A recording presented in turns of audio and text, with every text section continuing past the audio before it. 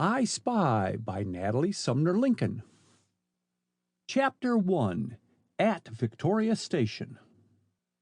The Allied forces, English and French, had been bent backward day by day until it seemed as if Paris was fairly within the Germans' grasp. Bent indeed, but never broken, and with the turning of the tide the Allied line had rushed forward, and France breathed again. Two men, seated in a room of the United Service Club in London one gloomy afternoon in November 1914, talked over the situation in tones too low to reach other ears. The older man, Sir Percival Hargreaves, had been bemoaning the fact that England seemed honeycombed by the German Secret Service, and his nephew, John Hargreaves, an officer in uniform, was attempting to reassure him. It was a farewell meeting, for the young officer was returning to the front. "Much good will all this espionage do the Germans," said the young man. "We are easily holding our own, and with the spring will probably come our opportunity." He clicked his teeth together. What price, then, all these suspected plots and futile intrigues? "Don't be so damned cocksure," rapped out his uncle, his exasperation showing in heightened color and snapping eyes. It's that same cocksureness which has almost brought the British Empire to the very brink of dissolution. His nephew smiled tolerantly and shifted his thick-set figure to a more comfortable position. Now, he cautioned, "remember what old Sawbones told you yesterday about not exciting yourself. Said you weren't to read or talk about this bally old war. Leave the worrying to Kitchener. He'll see we chaps do our part." "If everything were left to Kitchener," Sir Percival thumped the arm of his chair, "some of us would sleep easier in our beds, and I know you chaps at the front will do your part. Would to God I could be with you," glancing at his shrunken and useless left leg. "If I could only take a pot at the beggars." "According to your belief, the firing line will shortly be on English soil," chafed his nephew, avoiding looking at his companion. He knew the tragic circumstances surrounding his uncle's maimed condition, and wished to avoid anything touching upon sentiment. "If the plans to undermine England's home government are perfected and carried out, every man, woman, and child will have to band together to repel invasion." Sir Percival lowered his voice. "If there are any able-bodied men left here." "Don't be so pessimistic. Kirchner has built up a great army and is only waiting the proper moment to launch it in the field." "The best of England has volunteered," agreed Sir Percival, "but what about the slackers? What about the coal strikes, the trouble in our munition factories?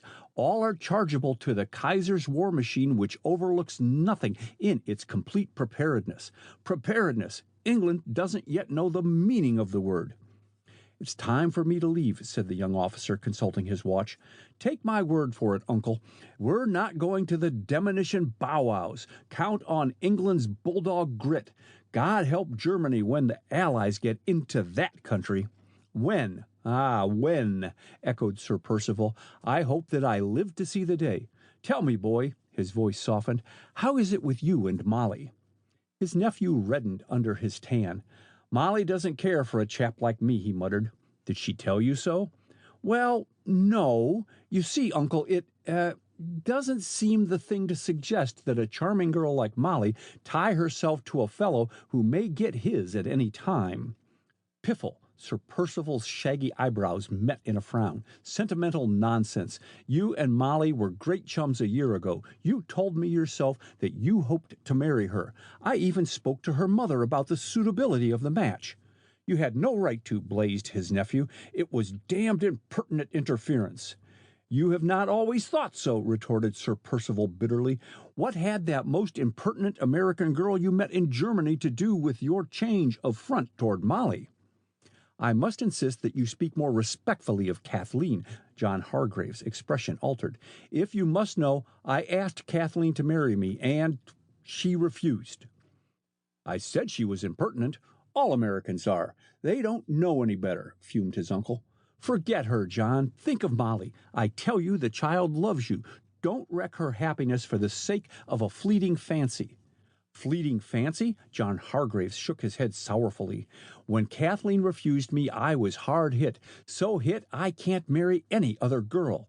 Don't let's talk of it." He smiled wistfully as he held out his hand. Time's up, Uncle. The train leaves in an hour, and I must get my kit. Goodbye, sir. Wish me luck." And before the older man could stop him, he was retreating down the hall. Sir Percival stared vacantly about the room. "The last of his race," he muttered. "God help England.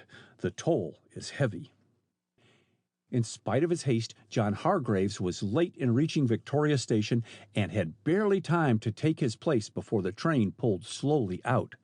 As he looked down the long train shed, he encountered the fixed stare of a tall, well-groomed man standing near one of the pillars. Hargreaves looked and looked again. Then his hand flew up, and leaning far out of his compartment, he shouted to a porter. But his message was lost in the roar of the more rapidly moving train, and the porter, shaking a bewildered head, turned back. The crowd of women and children and a few men which had gathered to witness the troop train's departure was silently dispersing when an obsequious porter approached the tall stranger, whose appearance had so excited John Hargreaves. "Ye keb's out 'ere, sir," he said. "This way, sir." And as the stranger made no move to follow him, he leaned forward and lifted the latter's topcoat from his arm. "Let me carry this 'ere for you, governor." Then, in a whisper that none could overhear, he said in German, "For your life, follow me." "Go on," directed the stranger in English, pausing to adjust his cravat, and made his leisurely way after the hurrying porter. The latter stopped finally by the side of a somewhat battered-looking limousine. "Here ye are, sir," announced the porter, not waiting for the chauffeur to pull open the door. "I most have missed ye," he rattled on. "Cotched the keb, sir, and tucked your boxes inside. Then I looked for ye at the booking office, according to directions. Let me tuck this here lap robe o'er ye." As the stranger stepped into the limousine and seated himself, the porter clambered in after him. "They're on," he whispered, his freckles showing plainly against his white face. "The chauffeur's one of us. He'll take you straight to our landing. This packet's for you. Good luck." And pocketing the sovereign offered, the porter, voicing loud thanks, backed from the limousine and slammed the door shut. The outskirts of London were reached before the man in the limousine opened the slip of paper thrust into his hand by the porter. It was wrapped about a small electric torch and a book of cigarette papers. Slowly he read the German script in the note. "Be at the rendezvous by Thursday. Hans the chauffeur has full directions. Do not miss the 17th. After rereading the contents of the note, the man tore it into tiny bits and, not content with that, stuffed them among the tobacco in his pipe. Striking a match, he lighted his pipe and planted his feet on the bag. He gazed long and earnestly at his initials stamped on the much-labeled buckskin. The slowing up of the limousine aroused him from his meditations, and he glanced out of the window to see which way they were headed. London, the metropolis of the civilized world, lay behind him. Catching his chauffeur's backward glance, he signaled him to continue onward as, removing his pipe, he muttered, "Gott strafe England." End of Chapter 1.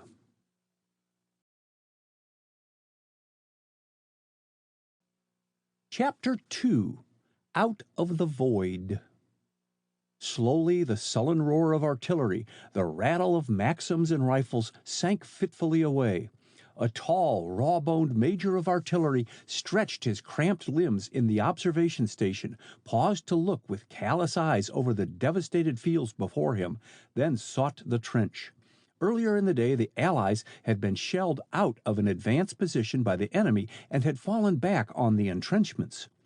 "Devilish hot stuff, shrapnel," commented a brother officer as Major Seymour stopped at his side. The major nodded absently and without further reply advanced a few paces to meet an ammunition corporal who was obviously seeking him. "Well?" he demanded as the non-commissioned officer saluted. "Only 20 rounds left, Major." The corporal lowered his voice. "Captain Hargreaves sent word to rush reinforcements here as soon as it is dark, sir." Major Seymour glanced with unconcealed impatience at his wristwatch. God, would night never come? "Can't we get our wounded to the base hospital, Major?" asked a younger officer. He had only joined the unit 36 hours before, and while he had faced the baptism of fire gallantly, the ghastly carnage about him shook his nerve. He was not fed up with horrors as were his brother officers. The wounded would stand small chance of reaching safety if the German gunners sighted them. They must wait for darkness, replied Seymour. Here, take a pull at my flask. Got potted yourself, didn't you? Noticing a thin stream of blood trickling down his companion's sleeve. Only a flesh wound, of no moment, protested the young man, flushing at the thought that his commanding officer might have misunderstood his question. I'm afraid Captain Hargraves is in a bad way. Hargraves? The major spun on his heel. Where is he? This way, sir. And the lieutenant led him past groups of men and officers. It was an appalling scene of desolation. The approach of night had brought a slight drizzling rain, and the ground, pitted with shell holes, was slimy with wet, greasy mud. Nearly all the trees in the vicinity were blasted as if by lightning, and along the right-hand side of the road was a line of ASS carts and limbers blown to pieces. One horse, completely disemboweled, lay on his back, the inside arch of his ribs plainly showing. His leader was a mass of entrails lying about, and on the other side lay 4 or 5 more, one with a foreleg blown clear off at the shoulder, one minus a head. A half-dozen motorcycles and over a dozen push-bikes lay in the mud with some unrecognizable shapes that had been riding them. Between the advanced trenches in no man's land, the ground was thickly strewn with corpses of Scotties killed in the charge. The Huns had us cold as to range, volunteered the lieutenant, loss of blood and reaction from excitement loosening his tongue. They outed 5 guns complete with detachments by direct hits. Here we are, sir. And he paused near a demolished gun emplacement. The ground about was a shambles. Major Seymour stepped up to one of the figures lying on the ground, a mud-encrusted coat thrown over his legs. Several privates, who had been rendering what assistance they could, moved aside on the approach of their superior officers.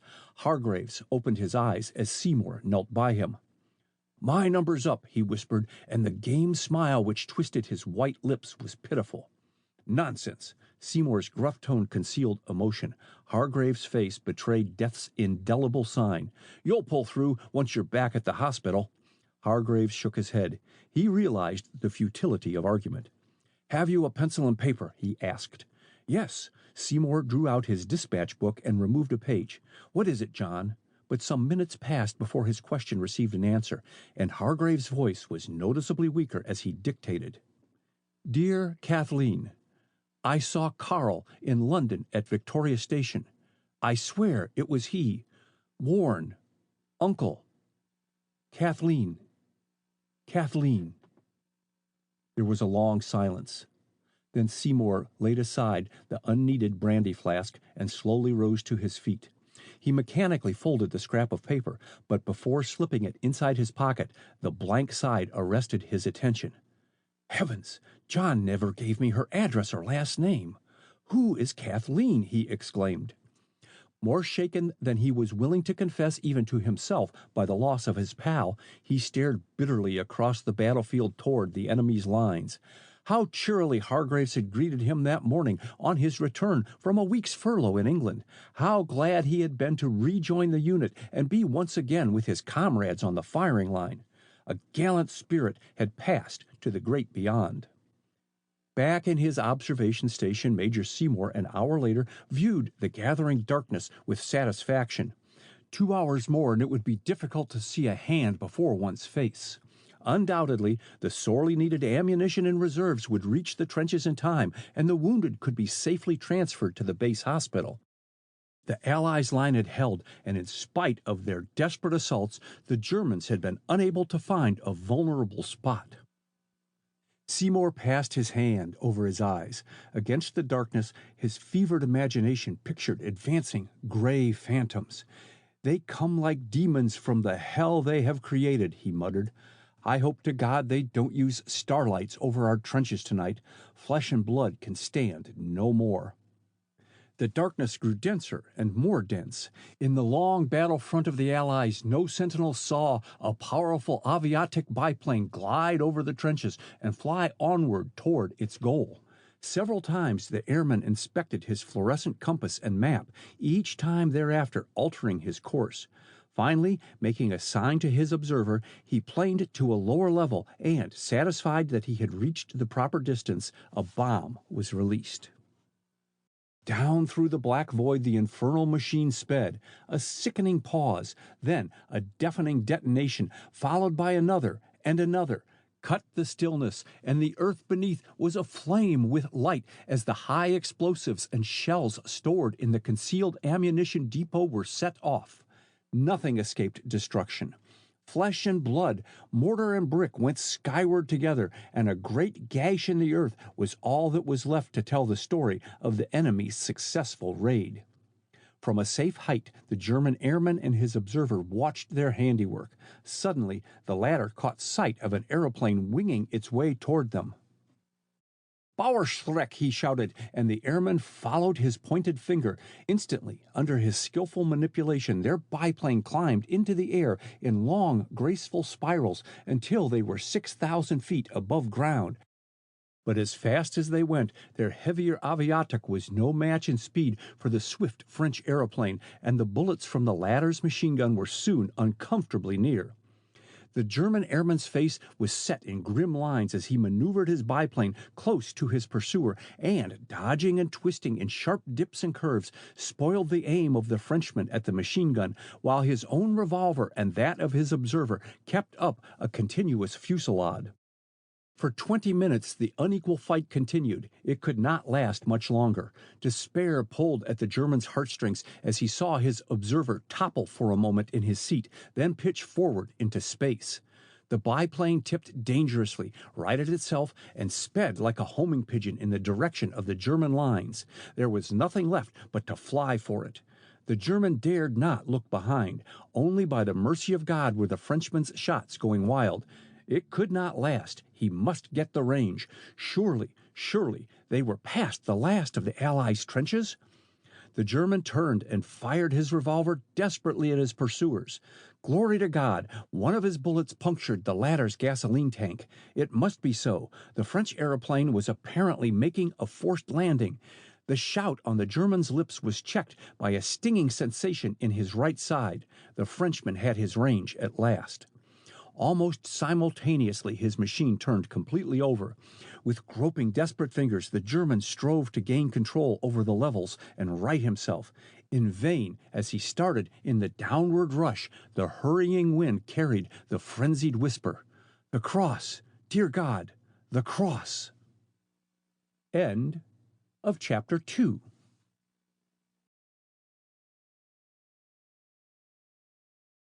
Chapter 3.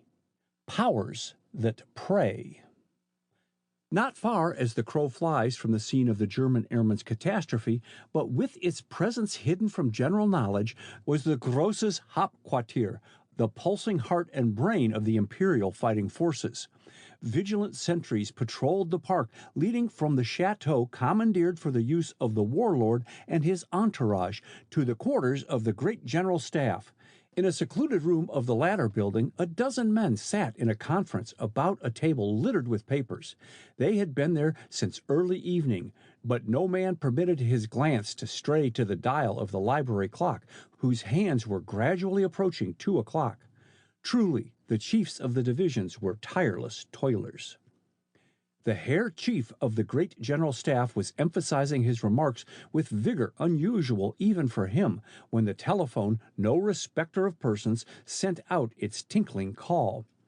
Hitching his chair closer to the table, the Herr Chief of the Aviation Corps removed the receiver from the instrument. A courteous silence prevailed as he took the message. Replacing the receiver, he turned and confronted his confreres. "And outpost reports," he began formally, "that Captain von Eltz in his aviatik biplane was pursued and wrecked by a French airman who was obliged to make a forced landing inside our lines. The French airmen were shot in their attempt to escape. Owing to the aviatik biplane catching in the branches of a tree and thereby breaking his fall, Captain von Eltz was rescued alive, although desperately wounded. The observer who accompanied him is dead. On regaining consciousness, Captain von Eltz reported that his mission was successful, the new ammunition depot having been completely destroyed by his bomb." A low hum of approval greeted his words. "Well done, gallant von Eltz!" exclaimed one of the hearers. "He deserves the Iron Cross." He will receive it, declared another officer enthusiastically. The information as to the location of this new ammunition depot, which von Eltz has just destroyed, came from the man of whom I have been telling you tonight, broke in Herr Chief of the Secret Service. He has been our eyes and ears in England. Gentlemen, is it your wish that he be entrusted with the delicate mission of which we have just been speaking? The eyes of the Herr Chief of the great General Staff swept his companions. Is it that I speak for all? A quick affirmative answered him. Then we leave the matter entirely in your hands. The Herr Chief of the Secret Service bowed. You know your agents. The selection is left to you, but see there is no unnecessary delay. There will be no delay, responded the Herr Chief of the Secret Service. My agent is not far from here. With your permission, I take my leave. And saluting, he hastened from the room. The sun was halfway in the heavens when a limousine drew up before a wayside inn near a semi-demolished city. Before the orderly sitting by the chauffeur could swing himself to the ground, a tall man had stepped to the side of the car and opened the door. For a second, the Herr Chief of the Secret Service and the stranger contemplated each other without speaking. Then the former motioned to the vacant seat by his side. "We can talk as we ride," he announced brusquely. "Your luggage is here," thrusting a much-labeled suitcase inside the limousine and jumping in after it. At a low-toned word from the Herr Chief of the Secret Service, the orderly saluted and quickly resumed his seat by the chauffeur. There was a short silence inside the limousine as the powerful car continued up the road. They were stopped at the first railroad crossing by a trainload of wounded soldiers. "Your pardon," and before the Herr Chief of the Secret Service could stop him, the stranger pulled down the sash curtains of all the windows. "You are well known. Being recognized is the penalty of greatness. It is to my interest to escape such a distinction." "I approve your caution, Herr Captain," observed the older man. "Will you smoke?" producing his cigarette case, and as the other smilingly helped himself and accepted a lighted match, he surveyed him critically. Paying no attention to his chief's scrutiny, the Secret Service agent contemplated the luxurious appointments of the limousine with satisfaction and puffed contentedly at his cigarette. His air of breeding was unmistakable, but the devil-may-care sparkle in his gray-blue eyes redeemed an otherwise expressionless face from being considered heavy. The spirits of the Herr Chief of the Secret Service rose. His recollection and judgment was still good. His agent, by men and women, would be deemed extremely handsome. "The new ammunition depot was destroyed last night by our airmen," he said with some abruptness. "Your information was reliable." "Pardon, is not my information always reliable?" interpolated the Secret Service agent. "So it has proved," acknowledged his chief cordially, but a mark was mentally registered against the Herr Captain. German bureaucracy does not tolerate presumption from a subordinate, and owing to your excellent record, you have been selected for a most delicate mission. Under the same conditions? The imperial government cannot be questioned, retorted his chief, his anger rising. I am different from other operatives. A puff of cigarette smoke wreathed upwards from the speaker's lips. A freelance. And you have been given a free hand. We have not inquired into your methods of procuring information, being content with the result. And does not the result justify not only your confidence, but promotion? The Herr Chief of the Secret Service considered before replying. Then he answered with a question. Have you been to Ireland? The Secret Service agent smiled grimly as he took from his pocket a book of cigarette papers. Counting them over, he selected the 17th paper and passed it to his companion, who examined the small blank sheet with interest. Just a moment, and the young man again slipped his hand into a vest pocket, this time bringing out a nickel flashlight. Pressing his thumb on the switch, he held the glass bulb against the rice paper. In a few minutes, a faint tracing appeared on the blank page, which grew brighter as the rays of light generated more heat. Hold it a moment, said the Herr Chief of the Secret Service. Keep it over the bulb. And taking out his notebook, he made several entries, then closed it with a snap. Finished? As he asked the question, the Secret Service agent replaced his pocket flashlight, drew out his tobacco pouch, poured a little in the rice paper, and proceeded to roll the cigarette with practiced fingers. "About Sheerness?" questioned the Herr Chief of the Secret Service.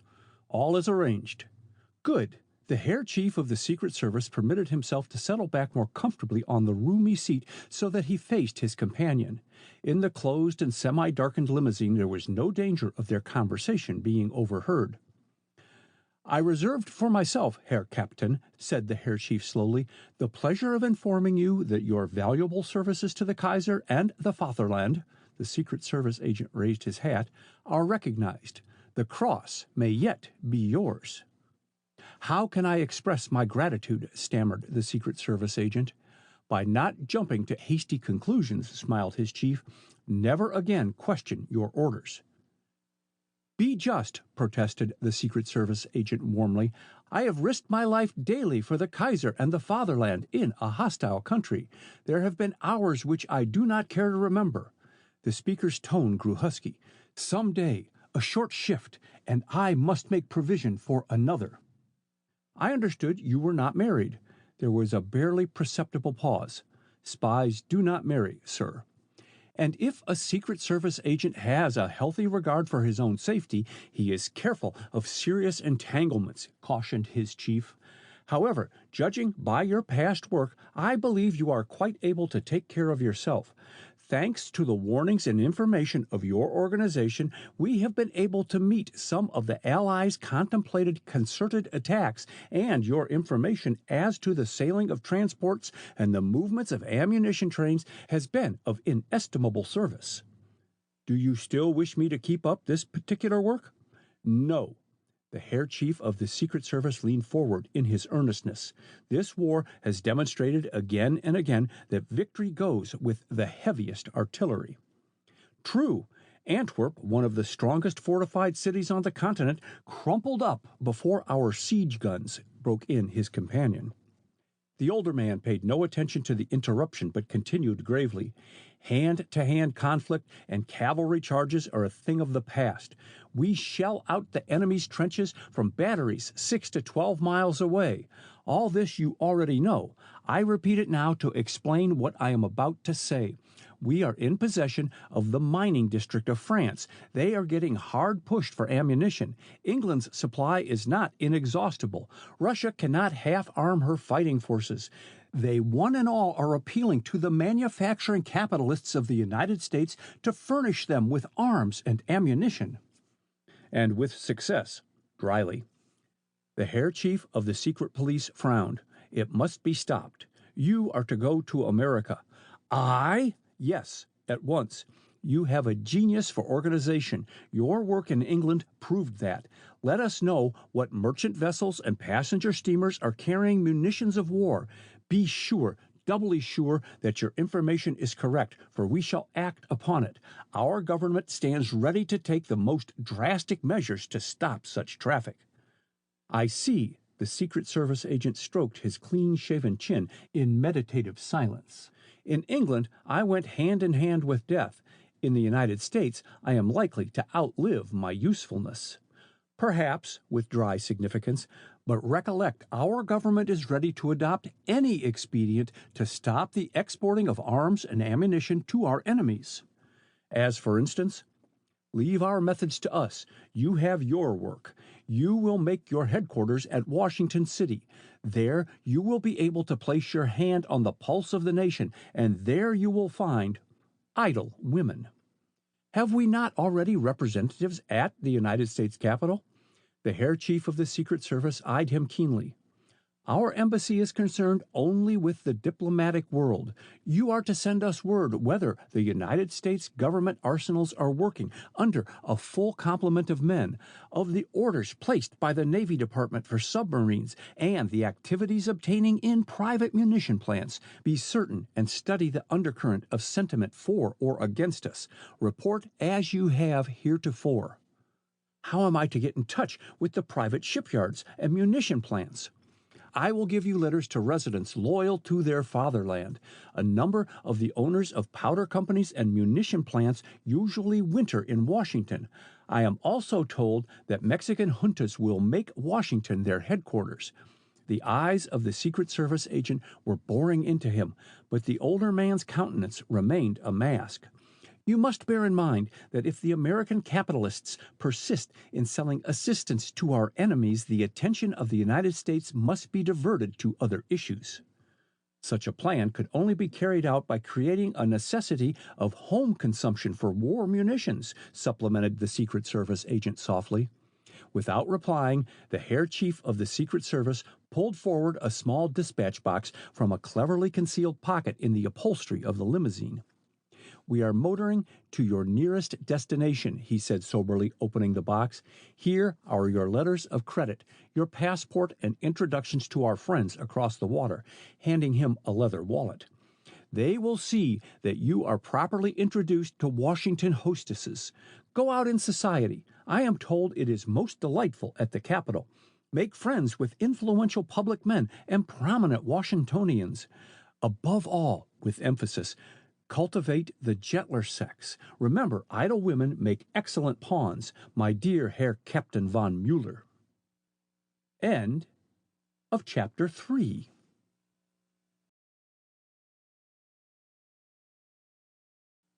Chapter 4. Should Old Acquaintance Be Forgot? Mrs. Winslow Whitney, gathering her wraps together, stepped from the limousine. I shall not need you again tonight, Henry, she said as the chauffeur sprang to the sidewalk to assist her. Very good, Mum, and touching his cap respectfully, he took from the limousine the heavy fur lap robe and hastened to ring the doorbell for his mistress. Halfway to her front door, Mrs. Whitney paused to scan the outward appearance of her home. The large colonial brick double house, with lights partly showing behind handsomely curtained windows, looked the embodiment of comfort, but Mrs. Whitney heaved a sharp sigh of discontent. The surroundings were not pleasing to her. Again and again she had pleaded with her husband to give up the old house and move into a more fashionable neighborhood. But with the tenacity which easygoing men sometimes exhibit, Winslow Whitney clung to the home of his ancestors. It had descended from father to son for generations, and finally to him, the last of the direct male line. Although business had encroached and noisy electric cars passed his door and even government buildings dwarfed the impressive size of the old mansion, he declined to give up his home, stating that he had been born there and there he would die. Very well, you and Providence can settle the point between you, Dad, answered Kathleen, his only child, who had been brought in to use her persuasive powers upon her irate parent. But as long as Mother and I have to inhabit this old shell, you simply must, put new works inside her. And Whitney, with the generosity which marked his every action to those he loved, rehabilitated and remodeled the mansion until it finally rivaled in up-to-date completeness the more ornate homes of the newly rich in the fashionable Northwest. Has Miss Kathleen returned? Asked Mrs. Whitney, handing her wraps to the breathless Vincent, who had hurried to answer the chauffeur's imperious ring. No, ma'am. When she does return, tell her that I wish to see her. Yes, ma'am. Is Mr. Whitney in his studio? Yes, ma'am. Shall I send Julie to you? Tell her to go to my room and wait for me. As she spoke, Mrs. Whitney crossed the broad hall and, passing the colonial staircase, entered the elevator. The automatic car carried her to the first bedroom floor, but, changing her mind, she did not open the door. Instead, she pressed the electric button marked Attic. Her slight feeling of irritation, aroused by not being met downstairs by any member of her family, was increased by stepping from the elevator into a dark hall. Winslow, she called. Meeting with no response, she walked over to the opposite wall and, by the aid of the light in the elevator, found the electric switch and turned it on. Not pausing to look about her, she went to the back of the large, high-roofed attic and tried the handle of a closed door. Finding that it would not open to her touch, she rapped sharply on the panel. She waited several seconds before she heard a chair pushed back and the sound of advancing footsteps. The inside bolt was shot back with distinct force. Well, What is it?" demanded Whitney, jerking the door open. "Oh, my dear," his tone changing at sight of his wife, "I had no idea you were returning so soon." "Do you call 6:30 soon?" asked Mrs. Whitney, following him into the room. Winslow, I warn you not to become too absorbed in your work." Whitney laughed somewhat ruefully. "Does the kettle call the pot black? What do you do but give up your time to the Sisters in Unity? I'm a secondary consideration. There, noting his wife's expression. "Don't let us dispute over trifles. I'm making headway, Mina, headway." "I congratulate you, dear." Mrs. Whitney laid a caressing hand on his tousled gray hair. "I never doubted that you would. But Winslow, such complete absorption in your work is not healthy. The doctor has warned you not to shut yourself up in this room for hours, and particularly that you are not to lock your door on the inside. Remember your recent attacks of vertigo." "McLean's an ass. The vertigo sprang from indigestion. Hereafter I'll be more careful what I eat," he protested. "There's nothing the matter with this room. It's well ventilated and heated, and I will lock my door. I won't be interrupted by any jackass servant wanting to feed me pap," pointing scornfully toward the hall where a tray laden with a teapot and tempting dishes stood on a table near the door. "Do you not yet realize, Mina, that this is my life work?" With a sweeping gesture he indicated the models, brass, wood, and wax, which filled every cranny of the sparsely furnished room. Mrs. Whitney sighed. The room was her bugbear. She had dignified it with the name of studio, but it looked what it was, a workshop. Winslow Whitney, considered in clubdom as a dilettante and known to scientists as an inventor of ability, frowned impatiently as he observed his wife's air of disapprobation. "My dear, we must agree to disagree," he said, lowering his voice. "My brain is carrying too much just now. I cannot be confused by side issues. Everything must wait until my invention is completed." "Is your daughter's welfare of secondary importance?" "What?" Whitney surveyed his wife in startled surprise, and her handsome face flushed under his scrutiny. "What is the matter with Kathleen's welfare? Do I ill-treat her? Is she refused money? Do I make her spend hours here helping me in this," sarcastically, "sweatshop? 4 years ago she took up this fad of painting. You encouraged her at it. You know you did," shaking an accusing finger at his wife. "You persuaded me to let her study in Germany, and she hasn't been worth a button since, as far as home comfort goes." "Winslow!" "It's true," doggedly. "Formerly, she was willing and glad to help me with my modeling, help me in making calculations, tracings. Now she spends her time philandering." "All young girls flirt, Winslow." "But Kathleen was always so shy." Whitney shook his head. "Now I'm asked at the club if she isn't engaged to this man and that. Will you never realize that Kathleen is exceptionally pretty, with the gift of fascination?" "A dangerous power," said Whitney gravely. "I do not entirely approve of the men whose attentions Kathleen encourages. As, for instance, young Potter and this Baron Frederick von Fink. You know, Mina, I do not approve of international marriages, and I'm very glad that Kathleen refused that Englishman, John Hargraves, whom she met in Germany." "I sometimes wonder if she regrets," said Mrs. Whitney musingly. "Kathleen hears from him occasionally, and at times she is so very odd in her manner." "Humph! I hope not. I don't want her to be a war bride," retorted Whitney. "And all Englishmen of family are at the front these days. You don't think, Mina," with quickly suppressed nervousness, "that Kathleen can be fond of Sinclair Spencer?" "Sinclair Spencer?" echoed Mrs. Whitney.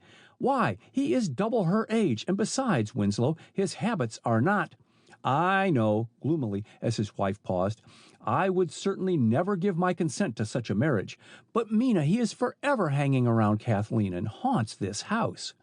"So much so that Kathleen is heartily sick of him," said Mrs. Whitney comfortingly. "She is not the girl to really care for a man of his caliber. After all, Winslow," unable to restrain the dig, "you are responsible for Sinclair Spencer's intimate footing in this house." "Intimate footing? Nothing of the sort. Just because I employed him as my patent attorney, you and Kathleen did not have to throw yourselves at his head and have him sitting in your pockets." Mrs. Whitney laughed outright. "My dear Winslow, neither Kathleen nor I encouraged him to come here. If you were afraid," her eyes twinkling, "that Kathleen considers his attentions seriously, I will sound her on the subject, and this brings me back to what I was going to say originally. You must inquire about the men Kathleen meets. She is at the impressionable age, and as apt as not to pick up an undesirable parti." "Why didn't Kathleen remain a schoolgirl?" fumed Whitney. "Then we only had to engage competent nurses and look up their references, and our responsibility ended." "Your responsibility is just beginning," said Mrs. Whitney cheerfully. "By the way, the days are short, and Kathleen should be at home by 5 o'clock at least. This is a rough neighborhood for a beautiful girl to walk through unattended." "My forefathers found no fault with this neighborhood," replied Whitney stiffly. "Then it was fashionable. Now it is a good, respectable business section, and if dividends continue to dwindle, you may thank your stars we are in a business section, for convenience sake. I will not give up this house, Mina, even to please you." "Dear Winslow, don't excite yourself." Mrs. Whitney laid an affectionate hand on his arm. "Remember Dr. McLean's advice, and dinner will be served in an hour. Please come down and get it while it is hot." And not waiting to hear his half-hearted promise, she walked from the room and closed the door. It was some seconds before Whitney resumed his interrupted work.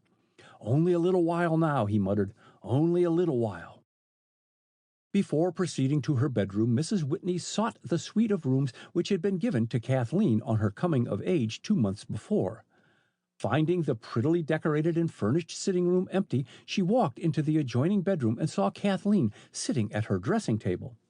"What detained you?" she asked kindly, as the girl turned on her entrance. "The symphony concert was not over until 25 minutes ago. Won't you sit down, dear?" pulling forward a chair. "I must go on with my dressing. My pink satin, Julie, thank you," as the French maid appeared. "Are you dining out tonight?" in surprise. "I thought you told me you had no engagement for this evening." "I hadn't, Mother. This invitation was quite unexpected," explained Kathleen, arranging her hair with care. "On my return from the concert, I found this note from Miss Chiamettia Gray, asking me to fill a place and prevent 13 at her dinner tonight." "I see." Mrs. Whitney inspected the dainty notepaper and forceful handwriting through her gold lorgnette. The word of Miss Chiamettia Gray was as law of the Medes and Persians to her many friends, and Mrs. Whitney had a high regard for the wealthy spinster who cloaked her warm-hearted impulsiveness under an erratic and often brusque manner. "You cannot very well refuse. Who sent you those orchids?" pointing to a handsome bouquet lying half out of its box on the bed. "Sinclair Spencer," briefly. "Be careful, Julie. Don't muss my hair." And discussing unimportant matters, Kathleen hurried her dressing as much as possible. "Not knowing you were going out, I told Henry he would not be needed tonight," said Mrs. Whitney, suddenly waking up to the fact that Kathleen was ready to go. "You had better order a Hedrick." "Oh," Kathleen gazed at her blankly, "and the dinner is at the Chevy Chase Club." "Pardon, madame." Julie, the maid, spoke in rapid French. "Mademoiselle Gray telephoned to ask if mademoiselle had returned, and said that she hoped she could dine with her. Knowing madame had no engagement this evening, I took the great liberty of telling Henry to be here with the limousine." "Quite right, Julie." Miss Whitney rose. "Don't forget your orchids, Kathleen." "I'm not going to wear them. Not meeting Mrs. Whitney's eyes, "they would stain my dress. Good night, Mother. I am likely to be late. Don't either you or Dad wait up for me." An hour later, her naturally rosy cheeks a deeper tint from the consciousness that she was late, Kathleen made a charming picture as she stood just within the entrance to the assembly room of the Chevy Chase Club, waiting to greet her hostess, who was at that moment marshalling her guests out to the private dining room. It was several minutes before Miss Chiamettia Gray discovered Kathleen's presence. "So very glad you could come," she said, squeezing her hand warmly. "Not only did I want to be helped over the 13 bugaboo, but I have such a nice dinner partner for you. Captain Miller, yes, Judge, you are to take me out. Kathleen, introduce yourself to the captain." "Am I to find him by the process of elimination?" laughed Kathleen, as Miss Chiamettia laid her hand on the judge's arm. "He is just back of you," she called, and Kathleen turned round. Every vestige of color left her cheeks as she encountered the steadfast gaze of a tall, broad-shouldered man in immaculate evening dress. "You," she blurted out, her white lips barely forming the word. "You." There was an agonizing pause. Then Captain Miller stepped toward her. "Suppose we go out to dinner," he suggested suavely. End of Chapter 4.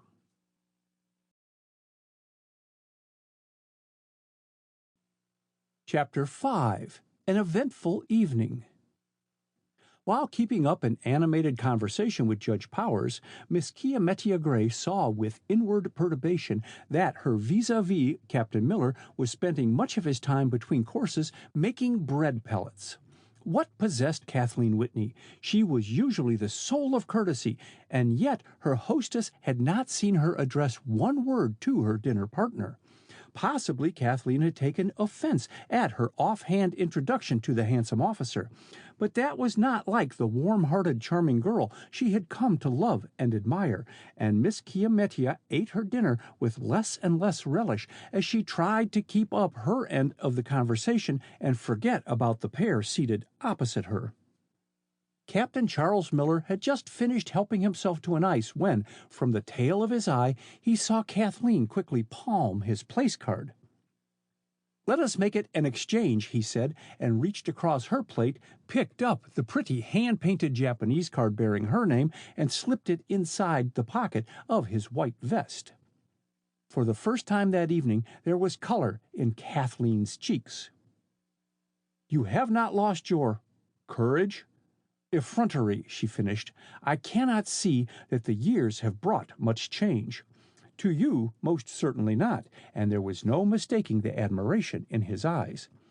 "I object to personalities," she paused, "and particularly on slight acquaintance." Miller bowed. "It is my loss that we have not met before," and he did not miss the look of relief that lighted her eyes for the fraction of a second. Swiftly he changed the subject. "Who is the man glaring at us from the end of the table?" "Baron Frederick von Fink." Her manner was barely civil, and that was all. Under his heavy eyebrows, Miller's eyes snapped. She should talk to him, and he squared his broad shoulders. "I have already met the young girl sitting next him," he said. "And who is her dinner partner?" "Captain Edwin Sayre, U.S. Army." "Of what branch of the service?" "Ordnance." "Is it true, Miss Kathleen," broke in the man seated on her right, "that Captain Sayre has resigned from the Army to take a position in the DuPont Powder Works?" "I believe so." "Is that not establishing a bad precedent, Mr. Spencer?" inquired Miller. He had met the lawyer on his arrival before dinner. "Suppose other officers follow his example? What will the Army do in case of hostilities with Mexico?" "Probably the officers will apply for active service." Sinclair Spencer, glad of the pretext that talking to Miller gave him of bending nearer Kathleen, turned his back on his dinner partner. That Kathleen had given him her full attention throughout the dinner had partly compensated for the fact that she was not wearing his orchids. It had been weeks since he had enjoyed so uninterrupted a talk with her. That her manner was distrait and her replies somewhat haphazard escaped him utterly. The drive to Chevy Chase was both long and cold, and while waiting for Miss Kiametia's other guests to assemble before he presented himself, he had enjoyed more than one cocktail. That stimulant, combined with Miss Kiametia's excellent champagne, had dulled his perceptions.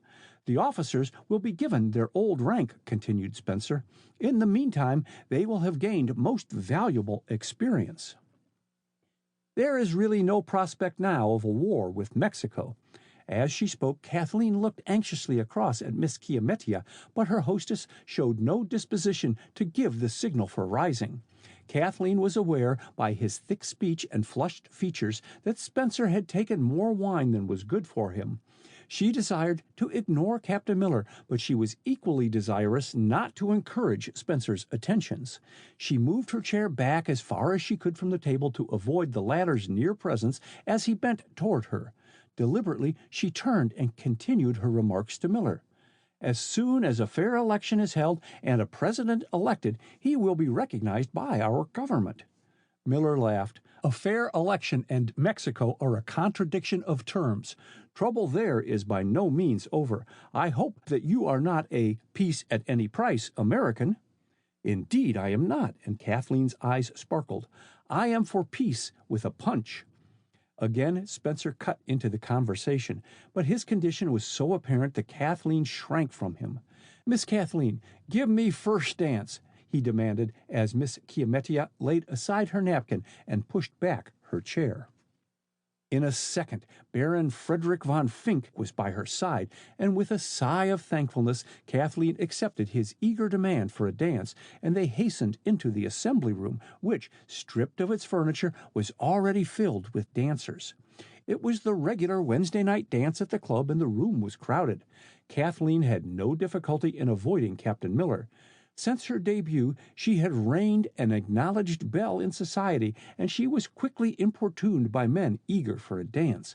But as she laughed and jested with her partners, she was conscious of lagging time and numbing brain. Could she keep up the farce much longer? From one of the doorways, Sinclair Spencer watched the gay scene with surly discontent. An attempt to dance, while its result had no effect upon his understanding, had caused his partner hastily to seek her chaperone. His only ray of consolation was that she had not been Kathleen Whitney. Come to think of it, she had never thanked him for his orchids. The oversight worried him, and he was about to attempt to dodge the dancers and cross the room in search of Kathleen when Baron von Fink stopped and addressed him. "She is very beautiful, your Miss Whitney," he said slowly. His English was not fluent, "but she has not the tact of her pretty mother. She would never have shown her avoidance of Captain Miller quite so plainly as did Miss Whitney during dinner." "'Twasn't voidance," protested Spencer. "I cut him out." "Then why postpone your wooing?" The foreigner permitted no hint of his secret amusement to creep into his voice as he glanced from Spencer to where Kathleen was dancing. Going to ask Kathleen tonight," replied Spencer with drunken dignity. "I'm no laggard. Speak to Whitney, too, though that isn't important. He won't refuse." He cogitated darkly for a moment. "If he does, I'll make things hot for him." "Hush!" Von Fink laid a heavy hand on Spencer's shoulder as he looked carefully about them. Apparently no one was within earshot. "Collect your wits. The time is not ripe for threats, Spencer. The invention is not yet completed. Until it is, no threats. We must not kill the goose before the golden egg is laid." "Wasn't making threats," stammered Spencer, startled by the angry gleam in his companion's eyes. "Now, don't get mad, Von Fink. Think of all I've done in that Mex—" "Comes this way." And with no gentle hand, the foreigner propelled Spencer down the hall, out of sight of the guests and out of doors. Miss Chiamettia Gray, enjoying watching the dancing as much as her guests enjoyed participating in it, was interrupted in her desultory conversation with two chaperones by one of the club attendants. Upon receiving his message, she made her way to where Kathleen and her partner had just paused after a breathless extra. "Having a good time, dearie?" she questioned. "It is a shame to interrupt your pleasure, but your father has telephoned that you must be at home by midnight." "And your car awaits, Cinderella," put in Spencer, who, suddenly returning, had overheard Miss Chiamettia's remark. He had a particularly hard time with the pronunciation of Cinderella. The spinster favored him with a frown and the back view of a sharp shoulder blade. To her mid-Victorian mind, Sinclair Spencer was not conducting himself as a gentleman should, and her half-considered resolve to drop him from her visiting list became adamantine as she observed his appearance. Slipping her hand inside Kathleen's arm, she led her to the cloakroom. "Catch me asking 14 to dinner again," she exclaimed. "It always dwindles to 13 at the last moment, and I have a nervous chill until the number is completed." "Whose place did I fill?" asked Kathleen, presenting her cloak check to the maid. "Nobody's, to be quite candid." Miss Chiamettia smiled ruefully. "My dinner was originally 12, but Captain Miller was so charming this afternoon that I asked him on impulse, and then sent for you to pair off with him." Thank you." The dryness of her tone was not lost on the spinster. There were times when she wished to box Kathleen's ears. She was a born matchmaker, and Kathleen's indifference to matrimonial opportunities was a constant source of vexation to her. "Never saw two people look so ideally suited to each other," she snapped. Kathleen started as if stung. "And I'm told mutual aversion is often a good beginning for a romance. I never saw you discourteous before, Kathleen. You simply ignored Captain Miller until dessert." "Possibly I had a good reason." Kathleen's color rose. "Where, pray, did you pick him up?" "Tut, tut! Don't forget you are talking to a woman nearly old enough to be your mother." But Miss Chiamettia's kind heart softened as she saw Kathleen felt her words. "There, dearie, don't mind an old crosspatch. Captain Miller was introduced to me by Senator Foster. You can see with half an eye that Captain Miller is a gentleman born and bred. All ready? Then I'll run back to my other guests. Come and see me Sunday." And with a friendly wave of her hand, Miss Chiamettia returned to the dining room, where the dancers had adjourned for supper. Kathleen found her limousine waiting at the entrance, and bidding the club attendant good night, she stepped inside the car. But as her chauffeur started to close the door, he was pushed to one side. "Foster telephoned I was to see you home," announced Spencer, striving to enunciate clearly. His haste and unsteady gait precipitated him almost on top of the girl as he endeavored to seat himself by her side. Don't get scared," placing a moist hand on her wrist. "Foster's orders. Ask Henry." The chauffeur touched his cap. "Mr. Whitney did telephone me to bring Mr. Spencer back with you, Miss Kathleen," he volunteered, and without waiting for further orders, he banged to the door and climbed into his seat. With an indignant exclamation, Kathleen leaned over, seized the speaking tube, and whistled through it. But apparently the roar of the open throttle drowned the whistle, for Henry did not pick up his end of the tube. As the car started down the drive, a man jumped to the running board, jerked open the car door, and without ceremony pushed Spencer into a corner and seated himself between the latter and Kathleen. "Hope I didn't keep you waiting, Miss Whitney," he apologized. "Sorry to have been late." Kathleen shrank back. She did not need the light from the lamp at the entrance of the club grounds to tell her the intruder was Captain Miller. She was too well acquainted with his voice, a voice she had hoped never to hear again. Spencer, considerably shaken by the force Miller had used in thrusting him back against the side of the car, muttered a string of curses, which ended abruptly as Miller's elbow came in sharp contact with his ribs. Too bewildered for speech, Kathleen rested her head against the upholstered back of the limousine.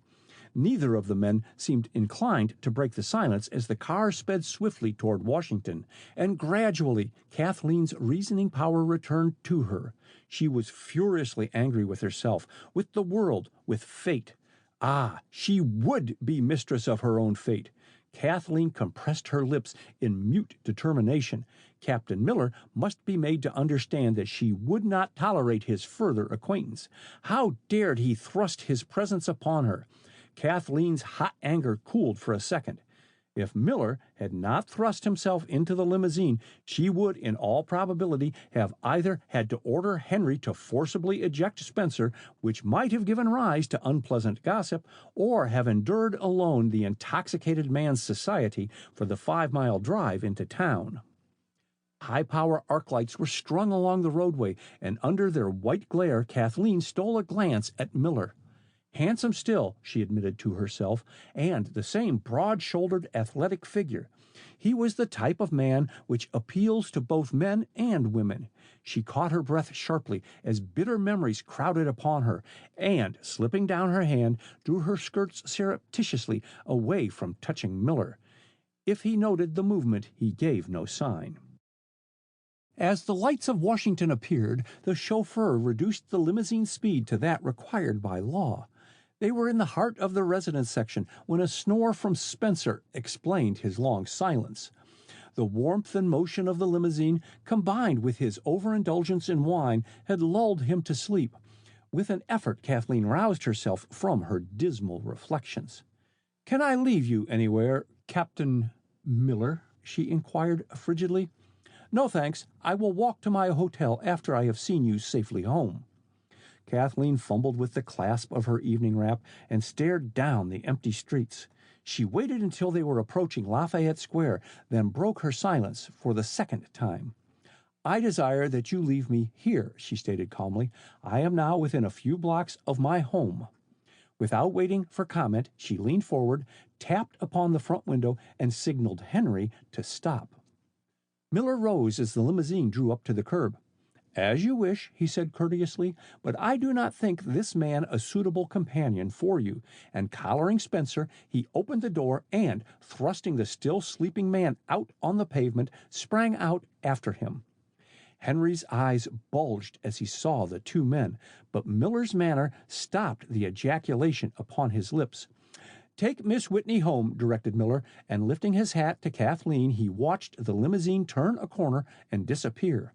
Then he glanced down at Spencer, sprawling on the pavement. A queer smile lighted his face as he stared at the lawyer.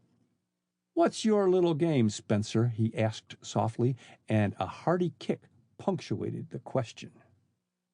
End of Chapter 5.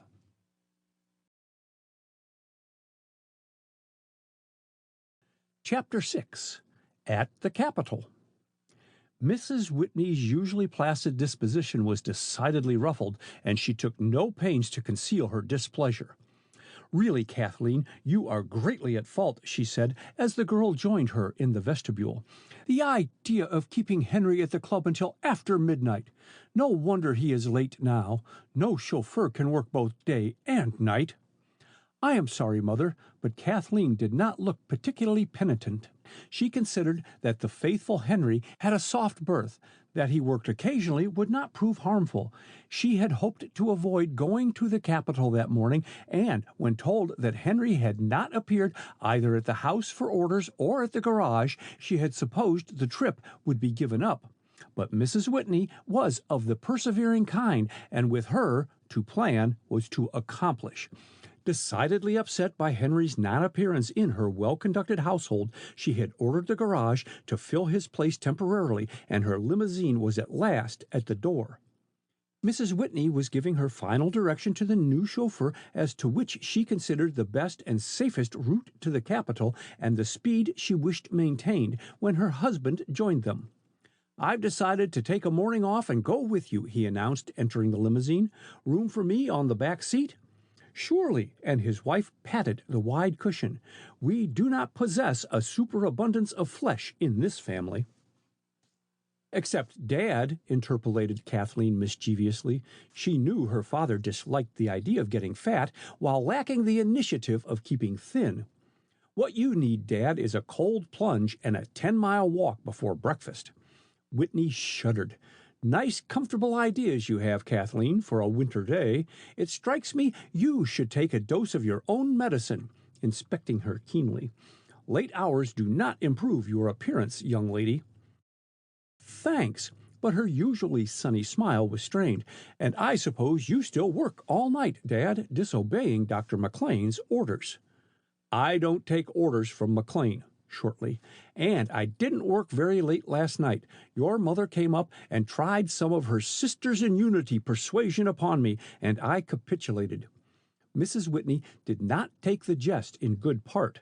While she reveled in society, she was essentially a club woman, and nothing delighted her so much as debating and delivering addresses. She was a capital extemporaneous speaker, and had held prominent offices in different clubs. Possessing no sense of humor, which her husband and Kathleen had in abundance, she seriously objected to their poking fun at her beloved organization, the Sisters in Unity, of which she was a charter member. Any allusion to it in fun she considered an offense in good taste. Therefore, withdrawing into dignified silence, she permitted Whitney and Kathleen to keep up the conversation. In fact, Whitney did most of the talking, and neither he nor his wife perceived Kathleen's inattention. "I'm on the high road to solving the last problem," he exulted. "The invention is simple, so very simple, but Mina, it will revolutionize many things in warfare. You won't be ashamed of your old dad, Kathleen, when the world acknowledges what I've done." I'm very proud of you now, and always have been, affirmed Kathleen, and leaning over, she placed a spray of lilies of the valley from her bouquet in his buttonhole. Who sent you the flowers, Kathleen? Inquired Mrs. Whitney. I don't know. I could find no card or note with them. Perhaps Sinclair Spencer has decided to send them anonymously. With a look of repugnance, Kathleen pulled the flowers off and, before her father could interfere, opened the door and tossed the bouquet into the street. Good gracious, Kathleen, don't take everything I say literally, exclaimed Mrs. Whitney. I am sorry I suggested. I am not, Mother. After last night, nothing would induce me to wear his flowers again, declared Kathleen with spirit. Father, what made you tell a— Here we are, broke in Whitney, apparently not hearing Kathleen's remark as the limousine drew up at the entrance to the Senate side of the Capitol. Jump out, Kathleen. Careful, Mina.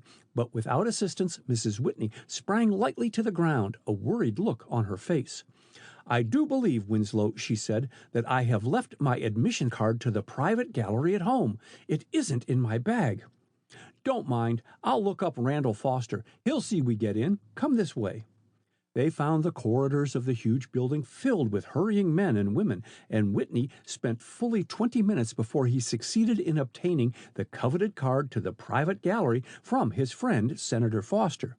To Mrs. Whitney's dismay, they found the gallery filled, but fortune favored them, for just after their entrance, 3 women seated in the front row rose and made their way out. With a quickness which showed her familiarity with conventions, Mrs. Whitney pounced upon the seats and sank into hers with a sigh of thankfulness. She had overcome a number of obstacles that morning to get there, and though it was a small matter, she hated to be thwarted in anything she undertook.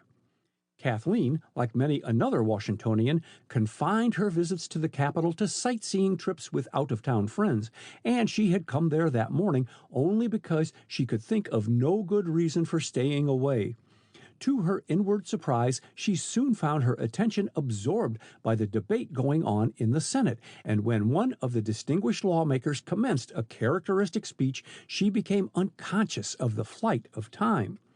As the senator ended his fiery peroration, she raised her head and, glancing toward the diplomat's gallery, recognized Captain Charles Miller sitting in the front row regarding her. Have you seen Medusa's head? Asked Whitney, tugging at her elbow. Wake up, Kathleen, unless you've been turned into marble. Your mother told you 3 times that Senator Foster has invited us to lunch with him. She is waiting for us in the corridor. Come along. As they joined Mrs. Whitney, a young man hurried up to them. I am Senator Foster's secretary, he explained. The senator has gone direct to the dining room on the ground floor. This way, please. And he piloted them to an elevator. On reaching the private dining room of the Senate, they found not only Foster, but Miss Chiamettia Gray awaiting them. This is my lucky day, exclaimed Foster heartily. First, you tell me your wife and Miss Kathleen are here, Whitney, and then I meet Chiamettia on the way to the gallery. Mrs. Whitney smiled covertly. The senator's courtship of the wealthy spinster was one of the most discussed topics in smart society. Couldn't resist the temptation to have you all lunch with me, added Foster. Won't you sit here, Mrs. Whitney, pulling out a chair on his right, and Chiamettia, indicating the chair on his left, and Whitney next to you. Miss Kathleen, it's not etiquette to place father and daughter together, but I have a stranger for your other hand. Ah, here he comes. Kathleen's back was to the entrance of the dining room, but a sixth sense warned her who the newcomer was, and her face was expressionless when Foster introduced his friend, Captain Miller, to Mrs. Whitney and her husband. After greeting Miss Chiamettia, Miller stepped to Kathleen's side. Good morning, he said quietly, and held out his hand. Kathleen drew back. Then good breeding mastered her indignation. A second later, her hand was laid in his and instantly withdrawn, but her fingers tingled from his strong clasp. Jolly party you must have had last night, Chiamettia. Foster's cheery voice enabled Kathleen to control her somewhat shaken nerves. Telephones Sinclair Spencer to stop and see me this morning, but his servant said he never showed up until noon today. Kathleen pleaded guilty to a sleepless night, volunteered Mrs. Whitney, to the girl's secret indignation. It was the lobster, answered Miss Chiamettia. I tried to warn you not to eat it, Kathleen. Well, your lobster won't account for the non-appearance of Henry, mourned Mrs. Whitney, her mind harking back to her own grievance. How do you do, Mrs. Sunderland, as an elaborately gowned woman swept by their table, barely returning their greeting. It is the regret of my life, announced Miss Chiamettia, her eyes twinkling, that I never kept a photograph of Mrs. Sunderland taken when she first came to Washington 10 years ago. It would provide a study in expression and expansion in social snobbery. Mrs. Whitney, conscious that she was perhaps rude by her silence, turned to Captain Miller, who had taken no part in the conversation. "Is this your first visit to Washington, Captain?" she inquired. "Yes, and I find its residence so delightful that I hope to prolong my stay." "What did you think of the speech today?" broke in Foster. "Capital! The senator is right. If this government ship purchase bill goes through, the country will indeed be buying a quarrel." "Quite right," agreed Whitney, laying down his fork. "The only people who fail to see it in that light are those advocating the bill's passage. Every nation thinks the same." "Except possibly Germany," argued Foster. "She would probably try and sell us the hundreds of interned ships in our seaports." "Well, why shouldn't she?" Miss Chiamettia, with recollections of her misgivings the night before, declined the lobster croquettes. "With the German steamships and freighters interned here, we should have a merchant marine ready to our hand, and thereby provide instant use for our navy," retorted Whitney. "Uncle Sam had better think twice before taking issue with the German submarines," grumbled Miss Chiamettia. Whitney's eyes lit with an angry sparkle, and he opened his mouth to speak, but his wife gave him no opportunity. "Are you pro-German, Chiamettia?" she asked in astonishment. "Well, I lean that way," admitted the spinster. "You know, I'm named for the sister of Pocahontas, and my drop of Indian blood gives me a good memory. It strikes me that this nation is overlooking the American Revolution, not to mention 1812. And I also recollect that England did not show us particular friendship during the Civil War." "The idea of waving the bloody shirt of '76, exclaimed Kathleen. "For shame, Miss Chiamettia. We Anglo-Saxons must stand together. And another thing, Germany may have wiped the Belgians off the map, but she's lodged them in every American heart." "And we'll wake up someday and find the Germans sitting in Canada," retorted Miss Chiamettia, looking at U.S. "Over the garden wall," quoted Whitney, laughing. "No, no, Chiamettia, wave the bloody shirt, but don't try to scare us with a straw man." "Straw or not, the Kaiser is the world's boogeyman. He has taught us a lesson in preparedness, which this country will be slow to imitate." "Uncle Sam is a good disciplinarian, but a poor student," acknowledged Whitney, fingering the table ornaments nervously. "Well, Foster, I've enjoyed myself immensely, but there's work awaiting me at home, and I really must run along." Mrs. Whitney, talking placidly with Captain Miller, looked considerably taken aback by her husband's precipitancy. Hastily draining the last drop of her demitasse, she added her thanks and goodbyes and followed her husband and Kathleen from the room. "I'll walk home," announced Kathleen as Whitney signaled to their chauffeur. "It will do me good. I need a constitutional." "But it's over a mile," protested Mrs. Whitney. "All the better," and waving her muff in farewell, Kathleen hastened off through the grounds in the direction of Pennsylvania Avenue. She found the cold, invigorating air a bracing tonic after the steam-heated atmosphere of the capital, and was thoroughly enjoying her walk when she became conscious that a figure was keeping pace with her.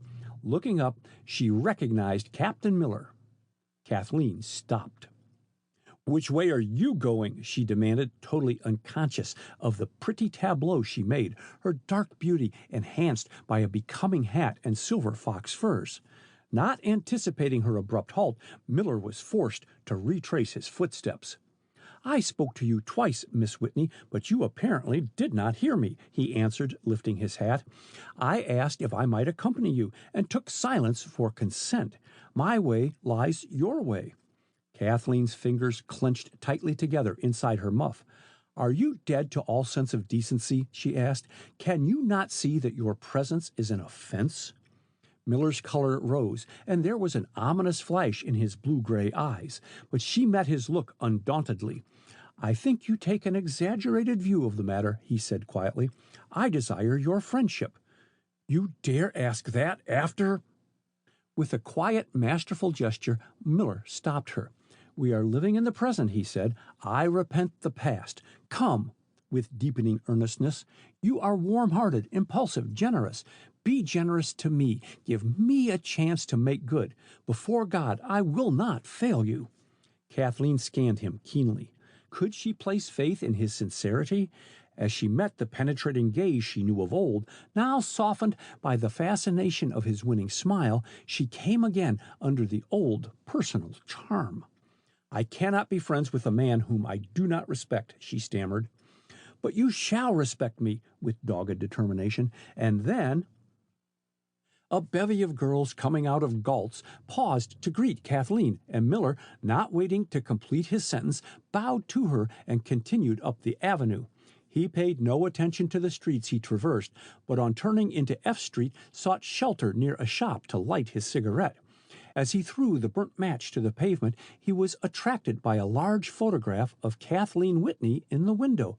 It was an excellent likeness, and Miller, studying the clear-cut features, the lovely eyes, and the soft rippling hair, felt his heart throb. He glanced at the sign above the window and found he was standing before Edmondson's photographic studio. On impulse, he entered the building. Miller's absorption in Kathleen's photograph had not gone unnoticed, and when he emerged from the studio, the observer accosted him. "Beg pardon, sir. I'm Henry, Mr. Whitney's chauffeur," he said. "Mr. Spencer, sir, was much put out to wake up this morning, sir, and find himself in a strange hotel." "Better that than being registered drunk and disorderly," smiled Miller. "Yes, Captain Miller, I told him, sir, that you had done him a service." "Ah, indeed. May I ask how you know who I am?" "I made out you'd have trouble with Mr. Spencer, sir, as soon as I left Miss Kathleen at home, sir. I ran the car back down by the park, sir, just in time to see you leading Mr. Spencer into the hotel. The doorman there gave me your name, sir." "I see," replied Miller thoughtfully. "I lunched with Mr. Whitney today, and it was mentioned that you had not shown up," and his eyes were guilty of a peculiar glint as he scrutinized the intelligent face and finely proportioned figure of the chauffeur. Henry reddened. "I wasn't feeling very well in the night, sir, and overslept," he explained. Captain," as Miller turned away, "I saw you looking, sir, at Miss Kathleen's picture. Did you get a copy in Edmondson's?" "No," curtly. "I thought not, sir. They never part with their photographs in there, sir. But there's an extra one in Mr. Whitney's library, sir, which I could... He stopped abruptly as he met Miller's gaze. After a pause, Miller slipped his hand into his pocket and, on pulling it out, disclosed a gold coin lying in his bare palm. "I see you are amenable to reason, Henry," he said serenely, and the chauffeur stammered his thanks. End of Chapter 6.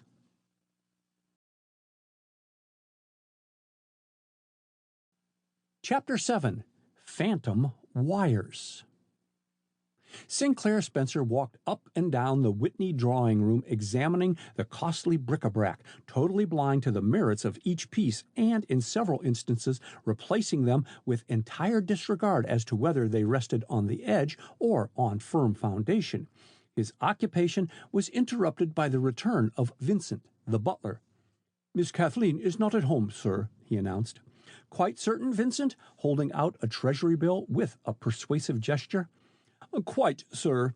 Vincent looked offended, but slipped the large tip in his pocket with inward satisfaction. He saw Spencer's crestfallen appearance and thawed. "Julie, the maid, says Miss Kathleen hasn't returned from the Red Cross meeting, sir, but that she's liable to come in most any time." "Well, perhaps.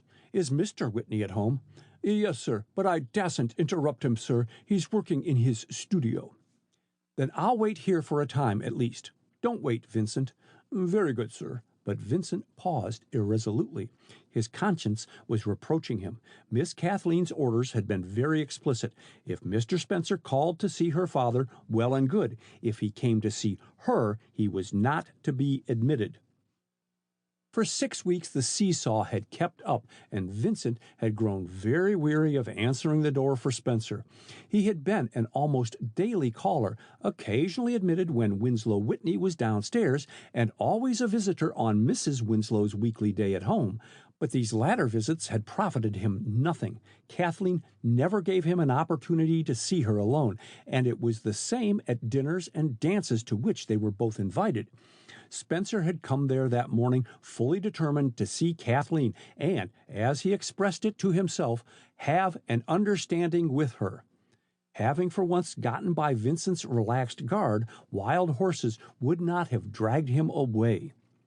Vincent's harassed expression altered to one of relief as he heard the front doorbell sound, but his feelings underwent a change when he saw Kathleen standing in the vestibule instead of Mrs. Whitney, who had announced that she would return early as she was walking and not using the limousine.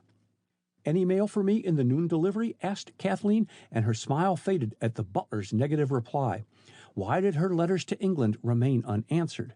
John Hargraves was the promptest of correspondents, and the question she had asked him required an answer.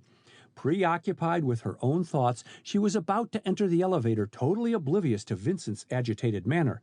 As she placed her hand on the elevator door, Sinclair Spencer walked into the hall. "How are you?" he said, his offhand salutation concealing much tribulation of spirit. Vincent caught one glimpse of Kathleen's face and discreetly vanished. "Do you wish to see my father, Mr. Spencer?" asked Kathleen, utterly ignoring his outstretched hand. "No, I came expressly to see you," and his air of dogged determination was not to be mistaken. Kathleen came to a sudden decision. "Suppose we go into the drawing-room," she suggested. "I can spare you a few minutes." But once in the room she did not sit down. "Why do you wish to see me, Mr. Spencer?" "To ask you to marry me." Sinclair's usually florid face was white, and his customary self-assurance had departed. "I thank you for the compliment," with icy politeness, "but I must decline your proposal." You refuse?" Spencer spoke as in a dream. "Yes, surely, Mr. Spencer, you cannot have expected any other answer, cannot have deluded yourself into thinking that I could possibly accept you. I have tried in every means within my power to discourage your attentions." "But why?" Spencer's air castles were tumbling about his ears, but he stuck to his guns. His affection for Kathleen, fanned by her indifference, had become all-absorbing. Courted and flattered by mothers with marriageable daughters, he had come to believe that he had but to speak to win Kathleen. "Why discuss the matter further?" asked Kathleen. She heartily wished the scene over. It had not been of her seeking. To wantonly hurt another's feelings was alien to her nature, and that Spencer was suffering his demeanor betrayed. "I must." Spencer came a step nearer. "Tell me why you refuse me." "Your habits." "I haven't touched a drop of wine since that night at Chevy Chase," triumphantly, "and if you don't approve, I'll not take another drink as long as I live." "I certainly think it would be better for you to stick to that resolution." Kathleen moved toward the hall door. "I do not see any object in prolonging this discussion." "But I do," following her. "I have perhaps startled you by my abrupt manner. I do love you, Kathleen." His voice shook. "Love you better than anybody. I know that I can make you care for me. I have money." "That makes no difference." "With you, perhaps not." But Spencer looked dubious. "I swear never to touch wine again. I will gratify your every wish." Kathleen shook her head, and he added heatedly, "What is there about me you don't like?" I cannot tell." Kathleen edged toward the door. "It's a case of Dr. Fell." "Fell?" Spencer turned red. His self-esteem pricked at last. "Is that another name for Captain Miller?" with insolent significance. Kathleen stepped back as if struck. "I think it time to end this conversation," she said, but her remark received no attention. "I see it all now," muttered Spencer. "Captain Miller has won your affection." "He has not." The contradiction slipped from Kathleen with more vehemence than she intended. Spencer brightened. In endeavoring to convince herself, she had thoroughly convinced him. "You are not engaged to him?" he asked eagerly. "Certainly not." Kathleen crimsoned with indignation. How dared Sinclair Spencer catechize her? I must insist that you leave, and, Mr. Spencer, please remember, I desire that you never again allude to your proposal of marriage. But I shall, doggedly. Then our acquaintance will cease. Her manner, even more than her words, roused Spencer to sudden wrath. No, it won't, he retorted, and I will make you understand, make you reconsider your refusal to marry me. Good morning. And without a backward look, he departed. Kathleen drew a long breath of relief as the front door closed behind him. Thank God he's gone, she said aloud, unconscious that her words were overheard. He is insufferable. I cannot understand why Father ever encouraged him to come to the house. Rapid walking soon brought Spencer to the corner of 17th and H Streets, and hailing a taxicab, he gave the chauffeur an address on 19th Street. 15 minutes later, he was ushered into the presence of Baron Frederick von Fink. "And how is the excellent Mr. Spencer this morning?" asked von Fink genially, offering his guest a chair. Spencer, however, remained standing and disregarded the question as well as the chair. "Who is this fellow, Charles Miller?" he asked in his turn. Von Fink laughed softly. "Consult your who's who, my dear friend. Do not come to me, an outsider." "You know why I come to you," with pointed accentuation. "I am determined to find out Miller's antecedents, and I am convinced you can tell me if you will." Von Fink shook his head. "You overrate my powers," he insisted suavely. "I have met Captain Miller as one meets any visitor to this cosmopolitan city. My acquaintance extends no further than our meeting at Miss Gray's dinner at the Chevy Chase Club 6 weeks ago." Spencer paused in indecision. For the moment, the foreigner's candid manner disarmed his doubts. "Quite sure you can't find out about Miller?" he persisted. "I can but question my few friends in Washington. Their information of Captain Miller may be of the vaguest." "Why do you not apply to Senator Randall Foster? He and the captain are what you call inseparable." "So they are, but I'm not going to Foster for anything." "No?" "No." The repetition was almost a roar. Spencer's temper, always uncertain, had been severely tried that morning and was rapidly giving way under the strain of bitter disappointment. "I ran up against Foster in those Senate lobby charges, and all of the cantankerous—" He paused expressively, then added, "I used to have a high regard for his sagacity and business judgment until he lost his head over that Gray woman. Because she don't choose to be decently civil, he's turned surly. You wait. I'll bring them to time, and Kathleen Whitney also. Ah, you may say all you wish, but I am going to marry that girl in spite of her refusal." "And how is that going to be accomplished if you have not the young lady's consent?" Spencer thrust his hands deep into his pockets and faced von Fink resolutely. "She idolizes her father. His word is law to her." "And you have his consent to the match?" "Not yet, but I mean to get it, if necessary, by moral suasion." "Gently, my dear Spencer, gently." Von Fink held up a warning hand. "Whitney must not be annoyed." "Indeed?" Spencer eyed his companion suspiciously. "And why not?" "His invention." Spencer's laugh was not pleasant. "How do you know it isn't completed and patent applied for?" "Is that so?" Von Fink walked over to his desk and seated himself. "Suppose we sit and talk." "No," defiantly. "The time for talking has gone by. You know, I'll bet my last cent that Whitney has patents pending in the United States Patent Office for his invention. All this waiting for him to finish his work is poppycock. Why are you protecting Whitney unless he's your tool?" Von Fink laughed. "You have strange ideas. Do sit and let us change the topic of conversation." "I won't." Spencer strode to the door. "I've done with your dirty work." "Tut, tut." Von Fink, who had been leaning back in his revolving chair, straightened up. "Your language, my dear friend, can be improved." "And so can my knowledge," significantly.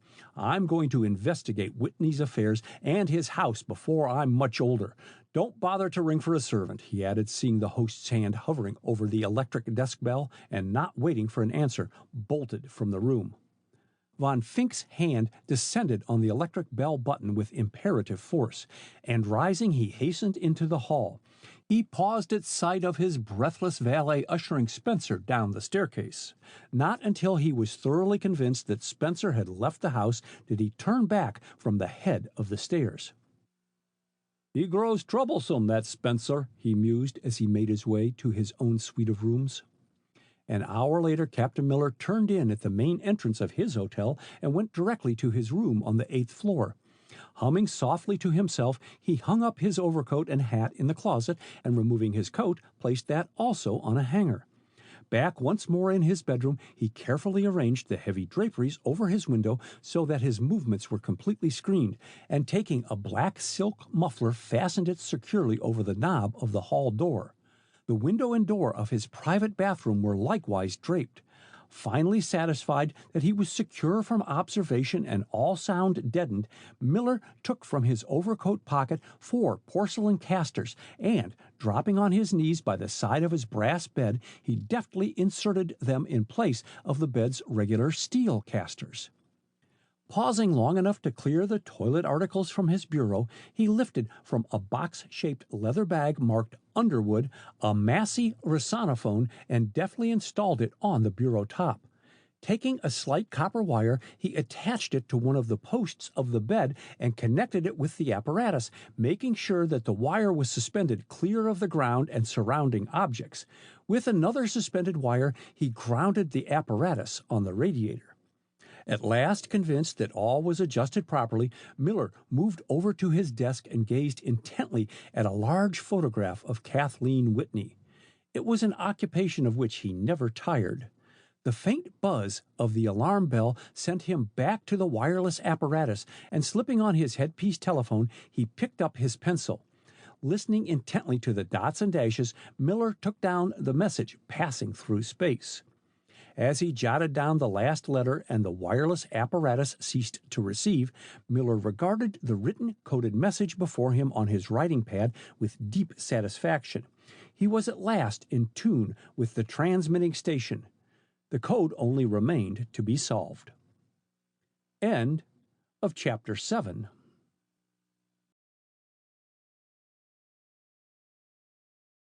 Chapter 8. Kaiser BLUMEN. Miss Kiametia Gray was having her last Tuesday at home before Holy Week, and the drawing-room of her apartment was hardly large enough to hold all her callers comfortably.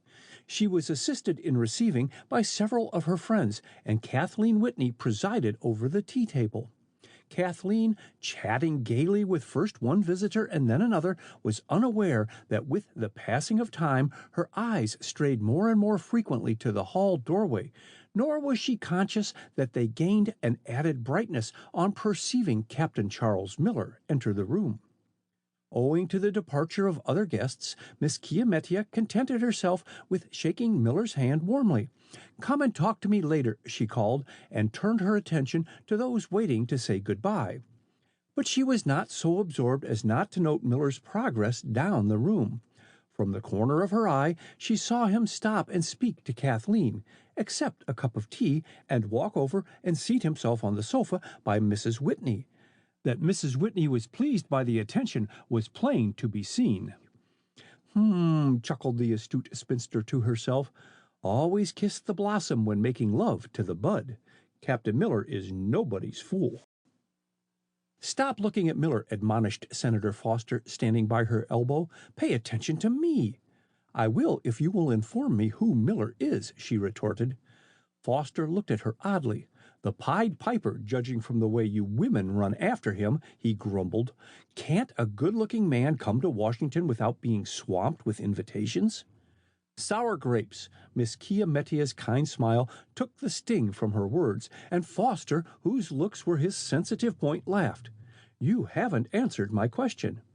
"He brought me letters from the president of a big munitions factory in Pennsylvania," he answered readily. "I gather, mind you, I know nothing positively and must not be quoted." "Quite so. Well, I'm no parrot." The spinster nodded her head vigorously. "You're safe. Go on."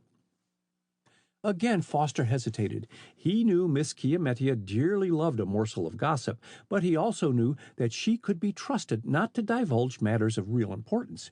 He, as well as the other members of the set in which the Whitneys and Miss Grey belonged, had observed Captain Miller's attention to Kathleen, had noted the gradual thawing of her stiff manner to him as the weeks went on, and he believed that Miss Chiamettia's questions were prompted by the affection she bore Kathleen.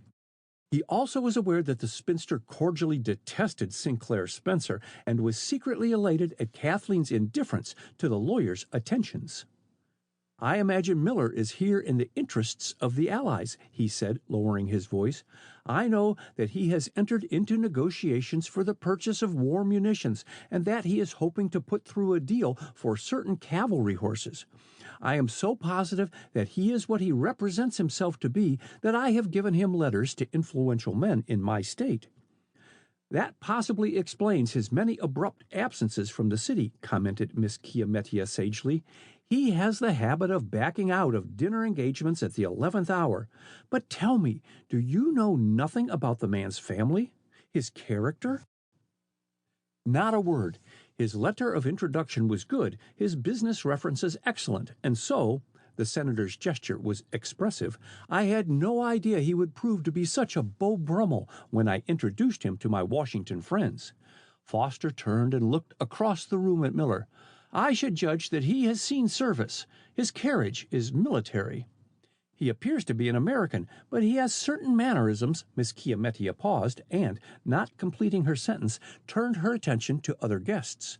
After their departure, she beckoned Foster to join her by the door. "Captain Miller piques my curiosity," she whispered. "You say you know nothing about his family?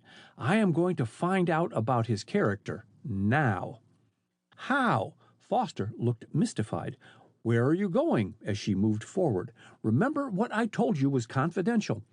"Trust me." And with a most undignified wink, Miss Chiamettia sailed down upon Mrs. Whitney and Captain Miller. "You can't escape me," she said to the latter as he rose on her approach. "You must come and be victimized." "In what way?" "By my latest fad, palmistry. Come, Mina, we'll go into the library," and laying a determined hand on Miller's arm, she led the way into the cozy room, followed by Mrs. Whitney and the highly amused senator. Miss Chiamettia was a good organizer, and she marshaled her three guests into seats by the library table, placing Miller between herself and Mrs. Whitney. "Is this a seance?" inquired Kathleen, watching the group from the doorway. Another of Miss Chiamettia's receiving party had taken her place at the tea-table. "Come and lend Captain Miller your moral support," called Miss Chiamettia, "while his character is being divulged. No, you are to sit still," as Miller made a motion to rise. "Kathleen can stand behind us and prompt me if my deductions go astray. She knows you better than the rest of us." Kathleen advanced with lagging steps into the room. She had turned singularly pale, and Miss Chiamettia, watching her closely, wondered if she was taking the game seriously. She stopped just back of Miller's chair and rested her hand lightly upon Miss Chiamettia's shoulder as the latter pulled the electric lamp nearer so that its rays fell full upon Miller's palm. "Has the size of the hand anything to do with the subject?" asked Miller, as the spinster picked up a magnifying glass. "Don't make suggestions to the oracle," laughed Foster. "Go ahead, Chiamettia." "Your lifeline is good," announced the spinster, "but as it divides toward the end, you will probably die in a country different from that of your birth." "Any particular time scheduled for the event?" questioned Miller skeptically, but Miss Chiamettia ignored the remark. "This branch from the headline to the heart, indicating it with a slender paper cutter, denotes some great affection which makes you blind to reason and danger." She paused irresolutely. "Pshaw! I'm reading from the left hand. Let me see the other." "Isn't the one nearest the heart the surest guide?" inquired Miller. "It is not," with decision, and Miller, smiling whimsically, extended his hand toward them. "The right hand of fellowship," he remarked, placing his palm directly under the light. "My theory is correct." Miss Chiamettia shot a triumphant look at Mrs. Whitney. "There are always more lines in the right palm than in the left. And see, here is a wider space between the lines of the head and life. Contact with the world, Captain Miller, has taught you self-reliance, promptness of action, and readiness of thought. Hello, what is that on your index finger? A half-moon? Yes. Miller smiled covertly. The spinster's seriousness amused him immensely. Isn't that according to Hoyle? No, nor according to Cairo either, tartly. Hold your palm steady so that I can see more clearly. It's a scar, isn't it? Yes. Mrs. Whitney and Senator Foster were closely following Miss Chiametia's words, and neither saw the perplexed frown which wrinkled Kathleen's forehead as she stared down at Miller's right hand. She was distinctly puzzled. The strength of your own individuality will carry you over many obstacles, finished Miss Chiametia, giving Miller's hand a friendly tap with the paper cutter. Read mine next, and Foster held out his right hand. Haven't time. Besides, the spinster's eyes twinkled, I know your character like a book. What is it, Sylvester? As her colored butler appeared, card tray in hand. More visitors? Oh, yes, the Peytons. I particularly want you to know them, Mina. No, you must not think of leaving yet. And with her accustomed energy, Miss Chiametia whisked Mrs. Whitney into the drawing-room, Senator Foster following. As Kathleen stepped toward the door, Miller stopped her. Don't go, he pleaded. His voice, though low, vibrated with pent-up feeling. Kathleen, my beloved, don't go. She placed an unsteady hand on the portiere. I must, she stammered. They need me. No, I am the one who needs you. My last chance of happiness lies in the balance, Kathleen. Give me a hearing. Slowly, reluctantly, she turned in his direction. Be wise. Leave things as they are. I cannot. Miller was white with the intensity of his emotion. I love you, love you. Kathleen's hand crept to her heart as if to still its wild throb. Don't. She looked beseechingly at him. Have you forgotten? Yes, boldly. I only realize you are all in all to me. In the dead silence that followed, the ticking of the small desk clock was distinctly audible. Why not leave well enough alone, she begged a trifle wildly. Because I cannot stand it, huskily, to see you day after day. Will nothing I say convince or move you? Am I outside the pale of affection? No answer. In the prolonged silence, Miller's self-control snapped, and stepping to her side, he drew her in his arms. For a second she struggled to release herself. Then her strength gave way, and she leaned limply against him.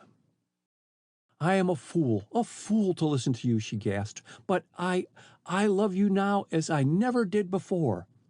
With a low cry of unutterable happiness, Miller bent his head, and their lips met in a passionate kiss.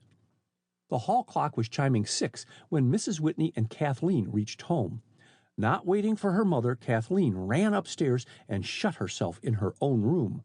Without troubling to switch on the electric lights, she made her way to a chair by the window and flung herself into it. Love, the all-powerful, had conquered reason. Against her better judgment, she had pledged her faith to Charles Miller. Her heart throbbed high with hope, and with dreamy, happy eyes she stared out of the window into the darkness. Slowly she reviewed the events of the past 6 weeks. Never intrusive, yet always by her side and at her beck and call, never at a loss to do and say the right thing, Miller had wooed her in his own masterful way, trampling down prejudice, suspicion, unbelief, until he had gained his heritage, love.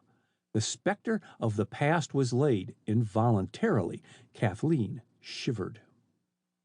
"Is mademoiselle here?" asked the French maid, peering in uncertainly from the hall door. She had rapped repeatedly, and getting no response, had gone downstairs to look for Kathleen, only to be told that she was in her own room. "Come in, Julie, and turn on the electric switch," directed Kathleen, and blinked as the room was suddenly flooded with light. Without rising, she removed her hat pins and handed her hat and coat to the maid. "Just the blue foulard tonight. What have you there?" "Some flowers, mademoiselle," handing the box to Kathleen. "Captain Miller left them at the door himself, and seeing me in the hall, asked that I would give them to you at once." With a Frenchwoman's tact, she busied herself in getting out the blue foulard and pretended not to see the blush and smile which accompanied Kathleen's opening of the box. She did not speak again, helping Kathleen with deft fingers to finish her toilette, and then stood back to contemplate the effect. "Will mademoiselle attend the meeting tonight?" she asked. "No, I am not a member of the Sisters in Unity. I had forgotten the club was to meet here. Perhaps mother will need you now. Don't wait." But the Frenchwoman lingered. "Mademoiselle," she began. "Mademoiselle." "Yes, Julie?" "Pardon." Turning abruptly, Julie opened the door and glanced up and down the hall, then gently closed and locked it. With equal quietness, she bolted the sitting-room door. Watching her with growing curiosity, Kathleen saw that her comely face was white and drawn. "Listen, mademoiselle." The Frenchwoman was careful to keep her voice low-pitched. "I dare to speak tonight for France." "For France," echoed Kathleen. "France." Julie's tone caressed the word. "My country needs your father's invention. Ah, mademoiselle, do not let him sell it to another. He will offer it first to our own government." "Will he, mademoiselle? Ah, do not be offended." But catching Kathleen's swift change of expression, "I dare speak as I do. For France. Think me not disrespectful, but others wait to tempt your father." "Nonsense." "I know what I know, mademoiselle. It has gotten abroad that Mr. Whitney has completed his invention. The test prove it successful, and mademoiselle, this house is watched." Kathleen looked at Julie incredulously. Had the maid taken leave of her senses? Between nervousness and anxiety, the Frenchwoman was trembling from head to foot. "Warn your father, mademoiselle. He will listen to you." "I will," with reassured vigor. "Tell me, Julie, what has aroused your suspicion?" "Many things. When it creeps out that Monsieur Whitney has succeeded, I say to myself, the Germans, they will be interested, and I wait. Then Madame engages Henri." "Henry, the chauffeur?" "But yes. I do not like Henri, mademoiselle. He is too much in the house for a chauffeur. I met him on the stairs, always on his way to the attic with some message to Monsieur Whitney, who works in his studio there. He laughs and teases me, that Henri. But wait." Julie's eyes were blazing. "And that Monsieur Spencer, I trust him not also. Ah, mademoiselle, do not let him be closeted with your father. He is the younger and stronger man." "Julie, are you quite mad?" exclaimed Kathleen, her eyes twice their usual size. "No, mademoiselle. I watch, yes, always. I watch and listen. Your father did well to have iron shutters on the windows and new bolts on the doors, but he knows not that I am within call on the other side of the door." Upon my word, Kathleen's brain was in a whirl. Was Julie's mind unbalanced? She knew that the Frenchwoman's fiancé and 2 brothers had been killed early in the war. Had grief for them and anxiety for her beloved country developed hallucinations? One thing was apparent. It would never do to disagree with her in her overwrought condition. Kathleen laid her arm protectingly about her shoulders and gave her a squeeze. She was very fond of the warm-hearted Frenchwoman. "Do not worry, Julie. I will see that father takes every precaution to safeguard his invention." She hesitated. "I, too, sympathize deeply with France." "God bless thee, mademoiselle." With a movement full of grace, Julie raised Kathleen's hand to her lips, then glided from the room, her slippers making no noise on the thick carpet. Left alone, Kathleen picked up her box of flowers and walked thoughtfully into her sitting-room. Her interview with Julie had depressed her. As she passed her desk, she saw a note addressed to her lying on it, but recognizing Sinclair Spencer's handwriting, she tossed it down again unopened. It would keep to read later. She walked over to the pier glass and began to adjust the flowers which Miller had sent her. More interested in his note which accompanied his gift, she had at first taken them for violets, but looking more closely at the corsage bouquet, she found it contained cornflowers. Again she read his note. "My darling, I send you the harbinger of spring, of hope, of happiness. Ever fondly, your lover, Charles." Back to Kathleen's memory came a vision of waving wheat in a field on the outskirts of Berlin, and scattered among the grain grew the cornflower. KAISER BLUMEN. She raised her hand to her hot cheeks. How came Miller to send her flowers, which he knew were connected with the past he so ardently wished forgotten? End of chapter 8.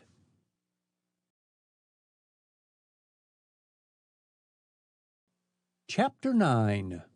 The Spider and the Fly. Whitney scanned the long drawing room and library beyond in comic despair.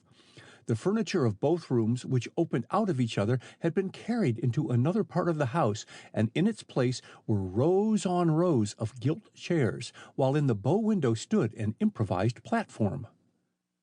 "Can I get you a seat, sir?" asked Vincent, placing a pitcher of ice water and tumblers on the speaker's table. "No, thanks. My days as parliamentarian are over, thank the Lord. I have learned, Vincent, that when the Sisters in Unity hold an election, it's safer to be on the other side of the bolted door." "Yes, sir." Vincent removed a cherished Sèvres vase from its customary abiding place on the mantel and tucked it carefully under his arm. "Miss Kathleen is looking for you, sir. I think I hear her in the hall now, sir." And he hastened into the library as Kathleen stepped into the drawing room. "Where have you been since dinner, Dad? I went from the top of the house to the bottom looking for you." "Had to go over to the drugstore to get a prescription filled. Can I do anything for you?" "Yes, come and spend the evening with me," she coaxed. Whitney laughed. "Can't, my dear. I have important work ahead of me tonight." "It must wait until tomorrow," coaxingly, stroking his cheek softly. "I don't like these lines, Dad. Your health is more to be considered than your work." Whitney's air of tolerance turned to one of determination.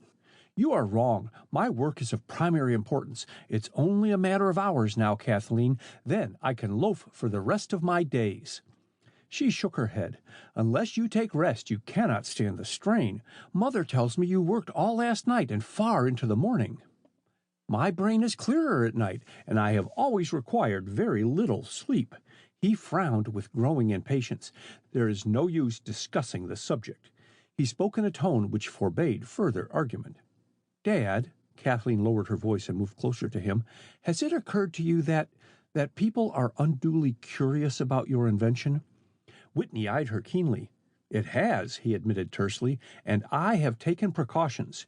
He stared at the clock and frowned impatiently. "Nearly 8. The meeting will commence soon. Let's get out of here." "Wait, Dad." Kathleen laid a restraining hand on his shoulder. "I cannot bear to think of you alone in the attic, so far away from—" "Sisters in Unity? The very best of reasons for going to the attic." "Let me come with you," eagerly. "I'll bring my own work and not say a word to you. I'm nervous, Daddy. I don't want to be by myself tonight, and there's something I want to—" Her voice broke. Whitney glanced at Kathleen in surprise. What had come over her? "Oh, come along," he agreed roughly. "Only remember, I won't be tormented with small talk." Kathleen's eyes brightened with relief as she accompanied him into the hall. As they appeared, the elevator door opened and Mrs. Whitney stepped out into the hall. "Why, I thought you were lying down, Kathleen. You said that you were too tired to come in later to our club meeting and hear Senator Foster's address on peace," she exclaimed, and not waiting for an answer, turned to Whitney. "Can you spare me a moment, Winslow? I wish your advice." And with a quick tilt of her head, she indicated the small reception room on the left of the front door. "Come in here." "Certainly, Mina. Do not wait for me, Kathleen." But the girl paused irresolutely. "Shall I go to the studio?" she asked. "No, you cannot get in. The door is locked. Go to your sitting room, and I'll stop for you on the way to the studio." "Honest Injun, Dad?"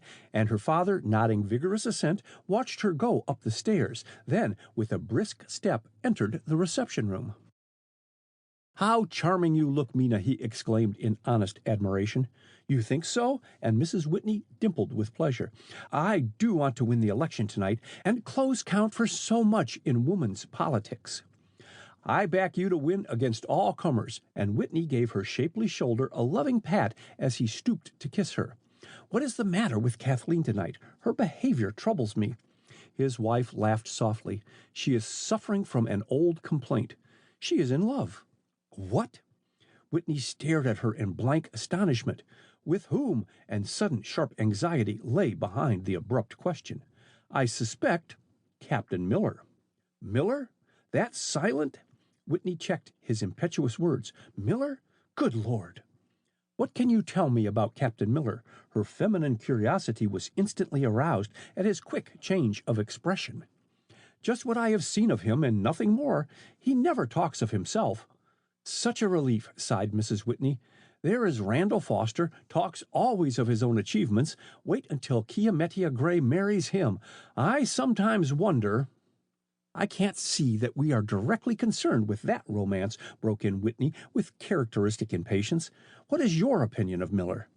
"I rather like him. He's very agreeable, good-looking, and seems to have plenty of money." "Then you favor his suit?" "Yes," tranquilly. "But heavens, Mina, you know nothing about Captain Miller's past."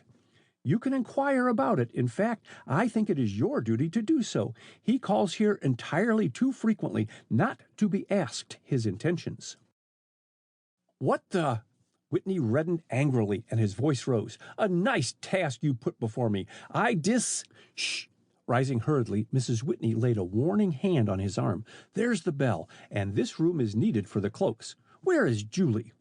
Paying no attention to her husband's apparent desire to say something more, Mrs. Whitney stepped into the hall. Whitney stood in deep thought for a brief moment, then hastened after her, but his hope to slip upstairs unseen was frustrated. Miss Kiametia Gray, enveloped in a heavy fur coat, promptly hailed him, and as he stood chatting to her in the hall, the front door opened again, and Henry, the chauffeur, who had been requisitioned to assist Vincent, ushered in Sinclair Spencer. "Good evening, Mrs. Whitney." Spencer's loud, cheery voice boomed through the hall, and under cover of his jovial manner he scanned Whitney and his wife. Had Kathleen spoken to them of his proposal of marriage that morning and her refusal? "Just dropped in to see your husband, Mrs. Whitney. Hadn't hoped for the pleasure of seeing you." "Hello, Whitney." "Evening, Miss Gray." But the spinster, with a stiff bow, slipped past the lawyer and into the reception room without seeing his outstretched hand. Spencer's florid complexion turned a deeper tint as he met Henry's blank stare, but a covert glance at the Whitneys convinced him they had not seen Miss Kiametia's rudeness.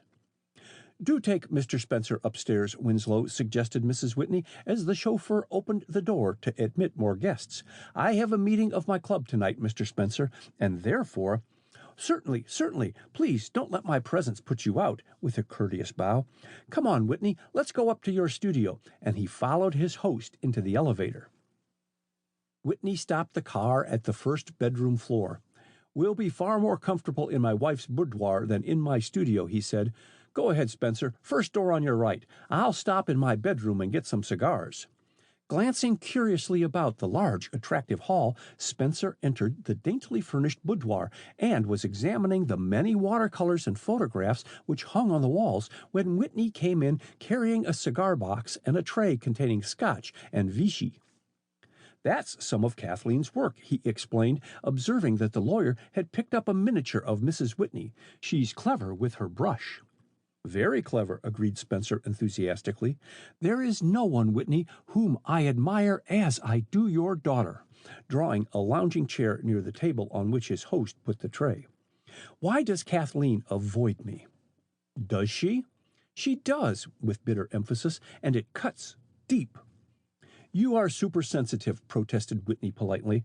"I do not for a moment believe Kathleen would intentionally hurt your feelings." Spencer did not answer at once, and chafing inwardly at being kept from his work in the studio, Whitney glared first at his guest and then at the clock, but the hint was lost. Suddenly, Spencer's right fist came down on the table with a resounding whack. "Kathleen turned me down this morning." Whitney's eyes were riveted on his guest, but he said nothing, and Spencer continued earnestly, "I want you to use your influence." "No." The monosyllable was spoken quietly, but the gleam in Whitney's eyes was a silent warning. "We will leave my daughter's name out of the discussion. Was there anything else you wished to see me about? If not," and he half rose. Instead of answering, Spencer lolled back in his chair and, taking his time, lighted a cigar. "Your note for $20,000 is due in 10 days, he announced. "Are you prepared to take it up?" There was a protracted pause before Whitney spoke. "Are you willing to let me curtail your note with a payment of $5,000, he asked. "No." Whitney's hand closed spasmodically over the bottle of whiskey, and he was livid with anger as he glared at the younger man. Spencer's good looks were marred by signs of recent dissipation, and the coarse lines about his thin lips destroyed the air of refinement given him by his well-cut clothes. Whitney cast a despairing look about the room, at the pretty knickknacks, pictures, and handsome furniture. All indicated a cultivated woman's taste. How his wife loved her belongings. With the curtailing of his income through the shrinking and non-payment of dividends, he had drawn upon his principal, and keeping up appearances was an expensive game. Every piece of property that he owned was heavily mortgaged, and every bit of collateral was already deposited to cover notes at his bank. Slowly, Whitney's fingers loosened their grip upon the bottle of whiskey. "Well," and his voice cut the stillness like a whiplash, "what is your pound of flesh?" Spencer knocked the ash from the end of his cigar into the tray with care that none should fall upon the polished mahogany tabletop. "Kathleen might reconsider, eh?" suggestively. "And, there is your invention, your latest invention." It was approaching midnight when Whitney stepped alone into the hall. The hum of voices rose from the room below. Evidently Vincent had neglected to close the drawing-room doors, or else the sisters in unity needed air. Listening intently, he judged from the direction of the voices that the women had not gone into the dining-room. Whitney walked toward the elevator, paused, then continued down the hall, and without rapping entered Kathleen's sitting-room. But he stopped on the threshold on beholding Kathleen sitting before her desk with her head resting upon its flat top, sound asleep. By her side lay paint-box and brushes and a half-completed miniature of Captain Miller. Without disturbing her, Whitney crept softly from the room. End of Chapter 9.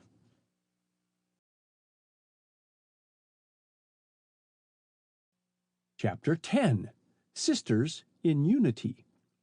It was a very much flurried Vincent who admitted Senator Randall Foster and helped him off with his overcoat. "They're still argufying," he said, indicating the closed drawing-room doors with a jerk of his thumb. "I'll get word to Mrs. Whitney, sir, that you have come." No, don't interrupt the meeting," hastily interposed the senator. "I may be a few minutes early. Can I see Mr. Whitney?" "Yes, sir. Certainly, sir. Come this way." And Vincent moved toward the elevator shaft. "I don't believe Mr. Whitney has gone to his studio yet, sir. He never takes anyone there, and I haven't seen Mr. Spencer leave." "Mr. Spencer?" Foster drew back. "Is he with Mr. Whitney?" "Yes, sir. So Henry told me." "After all, I don't believe I'll disturb Mr. Whitney, Vincent. Is there someplace I can wait downstairs?" "Yes, sir, the reception room." The butler led the way to it. "I'm afraid, sir, you'll find it very uncomfortable in here, sir," looking at the racks of coats and cloaks. "But," brightening, "here's a copy of the evening paper. Mr. Whitney must have left it. And this chair, sir."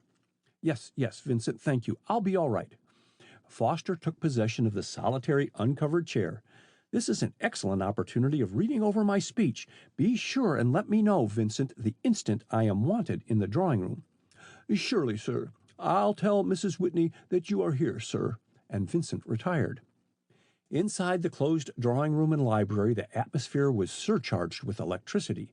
Mrs. Chiamettia Gray, who had locked horns with her opponents on numerous subjects, sat back, flushed and victorious. She was beginning to feel the fatigue incident to having borne the brunt of the discussion, and was secretly longing to have the meeting adjourned to the dining-room, where she suspected Mrs. Whitney had provided a bountiful supper. She felt the need of refreshments, if only a Roman punch. Mrs. Whitney was also feeling the strain. She had designated a sister official to occupy the chair when the nominating speeches were in order, and was awaiting the announcement of the result of the ballot with inward trepidation. Her composed manner and smiling face won Miss Chiamettia's admiration. She was herself of too excitable a temperament to keep her equanimity unimpaired, and she watched Mrs. Whitney's calm demeanor and unruffled poise, conscious of her own disheveled appearance. She missed Kathleen. The latter's presence had become an almost virtual necessity to the spinster. Despite the disparity in ages, their tastes were similar, and both had a keen sense of humor. It had added zest to the spinster's enjoyment of the season's gaieties to have Kathleen with her, and she had watched the girl's gradual absorption in Captain Miller with lynx eyes. The obliteration of Sinclair Spencer as a possible suitor had filled her with delight, but she had seen Spencer in the house that very night. What did that mean? What was he there for? Surely Kathleen had not. A stir from the back of the room recalled Miss Chiametia's wandering thoughts, and she leaned eagerly forward to hear the report of the chairman of the tellers. Mrs. Whitney was elected, and Miss Chiametia had also carried the day. Round after round of hearty applause greeted the announcement, and as it died out, the two successful candidates for the first and second place in the organization stepped to the platform. But after expressing her thanks, Miss Chiametia again resumed her seat among the members, while Mrs. Whitney took up the duties of presiding officer. As the regular business of the meeting drew to a close, one of the members rose and, on being recognized, announced that she had a resolution to offer and read in a high sing-song voice.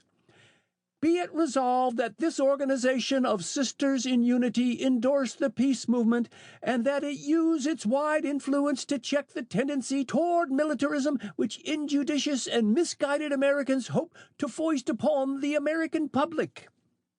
Applause greeted the speaker, and a gray-haired woman across the room demanded recognition from the chair. I would like to say a few words in favor of that resolution, she began, finally catching Mrs. Whitney's attention. Our wars with England, our mother country, were but as the wrangle of relatives. The leaders in the warring nations in Europe today are all related. Let us keep clear of all international entanglements. Let us have peace. Through peace, this country has achieved greatness. Peace and prosperity go hand in hand. Peace uplifts, war retards. Militarism is a throwback to feudal days. On its lighter side, militarism is an appeal for gold lace and brass buttons. A man puts on our uniform because it is a thing of show. In other words, conspicuous. Madam Chairman, her face flaming, an irate woman arose. No, I don't care whether I'm in order or not. I will be heard. Mrs. Lutz is quite right. The United States uniform is conspicuous and has been conspicuous on many a bloody battlefield since 1776. The uniform is honored alike in court and camp in every nation of the world. As she sat down, pandemonium reigned. Instantly, Miss Chiametia was on her feet, and her strident call, Madam Chairman! Madam Chairman!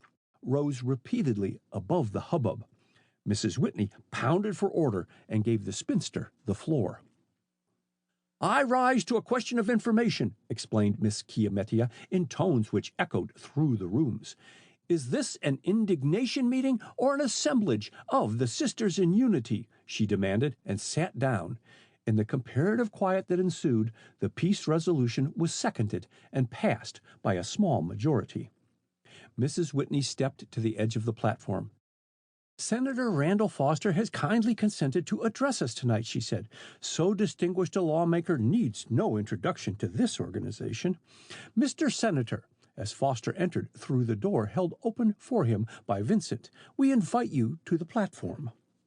Bowing his thanks, Foster joined Mrs. Whitney and immediately began one of those adroit, well-worded addresses which had made him a marked man in the Senate. I come to you a special pleader, he continued with growing earnestness, to spread the gospel of peace. It is your privilege to weld public opinion, and opinion can be as a yoke upon a man's neck. In this free America, opinion governs. Jingoes would try to plunge us into war. When a boy is given an air gun, his first impulse is to go out and shoot it off. Arm the men of this country, and their impulse will be the same. A small standing army does not tend to militarism.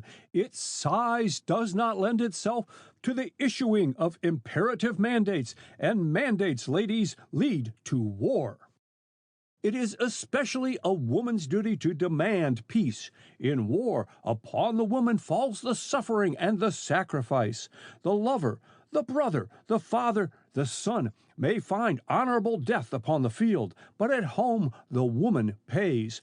God pity the woman left desolate and alone, her loved ones sacrificed on the altar of militarism. And mothers, what of your children and the fate of yet unborn generations? Are they brought into the world to be tools of militarism? Lift up your voice for peace. Carry the message. Peace on earth to the very portals of Congress. Make any and every sacrifice, but guard your man-child. As Foster stopped speaking, enthusiastic applause broke out, and a rising vote of thanks was given him. As the gratified senator stepped down from the platform, he found himself by Miss Chiametia's side. "I did it to please you, Chiametia," he whispered, holding her hand tightly. "Have I earned one kind word?" Miss Chiametia favored him with a quick, expressive look and a faint blush. "You are a staunch friend," she said warmly, and Foster brightened. Only, why did you lay such stress on the man-child? Nearly all are spinsters in this peace organization. End of Chapter 10.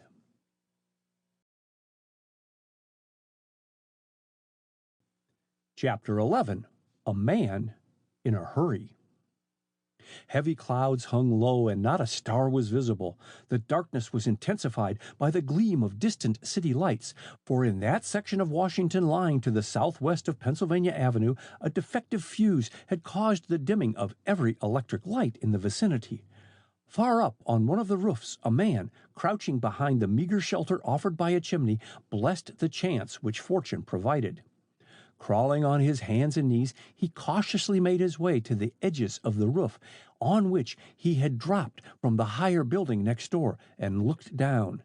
His eyes straining in the darkness, every sense alert to danger, he scanned intently each window ledge and cornice. No hope there. Not even a lead pipe or telephone wires afforded a hold for desperate, gripping fingers. Unlike the building adjoining on the south, the new house had no party wall, and a gulf too wide to jump separated it from its northern neighbor. The sheer drop to the garden beneath was suicidal. The man lay for a few seconds, striving to collect himself. He could not return the way he had come. He would be caught like a rat in the trap with the arrival of dawn, if not before. Perhaps his pursuers were on his trail already.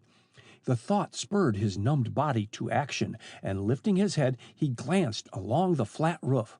Toward the center of it rose a box-like structure with apparently an arched skylight above it. A little distance away from the structure, he distinguished the outlines of what appeared to be a scuttle. Warily he approached it, and using every precaution to make the least possible sound, he attempted to raise the scuttle. A long sigh of relief escaped him as he succeeded. The scuttle was not locked. He paused long enough to glance keenly about him. There was no sign of another human being, but a sound smote his ear. Someone was moving on the pebbled roof of the building he had just left. Without an instant's delay, he groped about until his feet touched the rung of a ladder, and drawing to the scuttle behind him, he made his way down the ladder. On reaching the bottom, he paused in indecision. He could make out nothing in the inky blackness, and with every sense alive to danger, he waited. But apparently his entrance had disturbed no one, and taking heart of grace, he pulled out a tiny flashlight and pressed the button.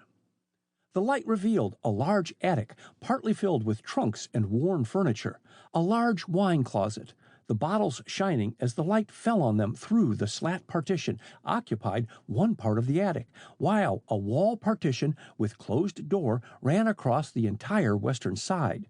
To his right, the man made out the head of a narrow staircase.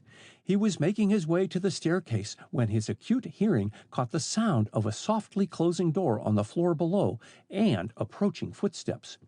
Casting a hunted look about him, he spied a closed closet door. He doused his light while making his way to the closet and jerked open the door, at the same time throwing out his right hand to better judge the depth of the dark closet.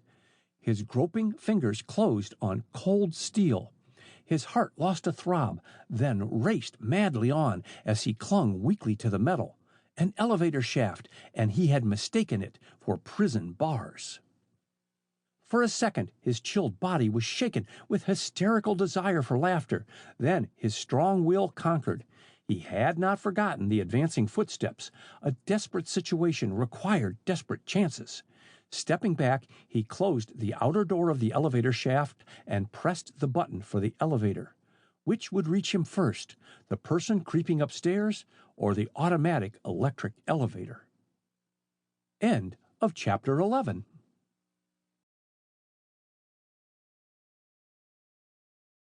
Chapter 12. A Sinister Discovery. Mrs. Whitney sat up in bed and contemplated her husband reproachfully as he entered her room. "Have you been working all night?" she inquired. Whitney nodded absently as he stooped to kiss her. "Now, don't worry, dear. Work will not injure me. I've just had a cold shower and feel 10% better, and all ready for my breakfast. You are the one who looks tired. That's a very becoming cap you're wearing, but you need more color here," pinching her cheek. "I don't like to see you so pale. Were the sisters in unity as strenuous as ever?" "Just about, but, oh, Winslow, I was elected." "That was a foregone conclusion, you modest child."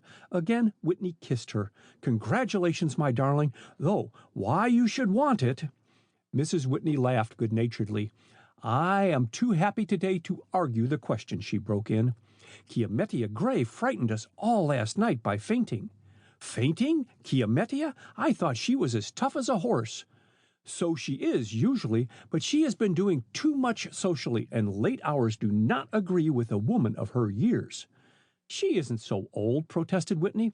"She is older than I, and I'm not so young." Mrs. Whitney, whose years sat lightly upon her, jerked a dainty dressing gown about her shoulders.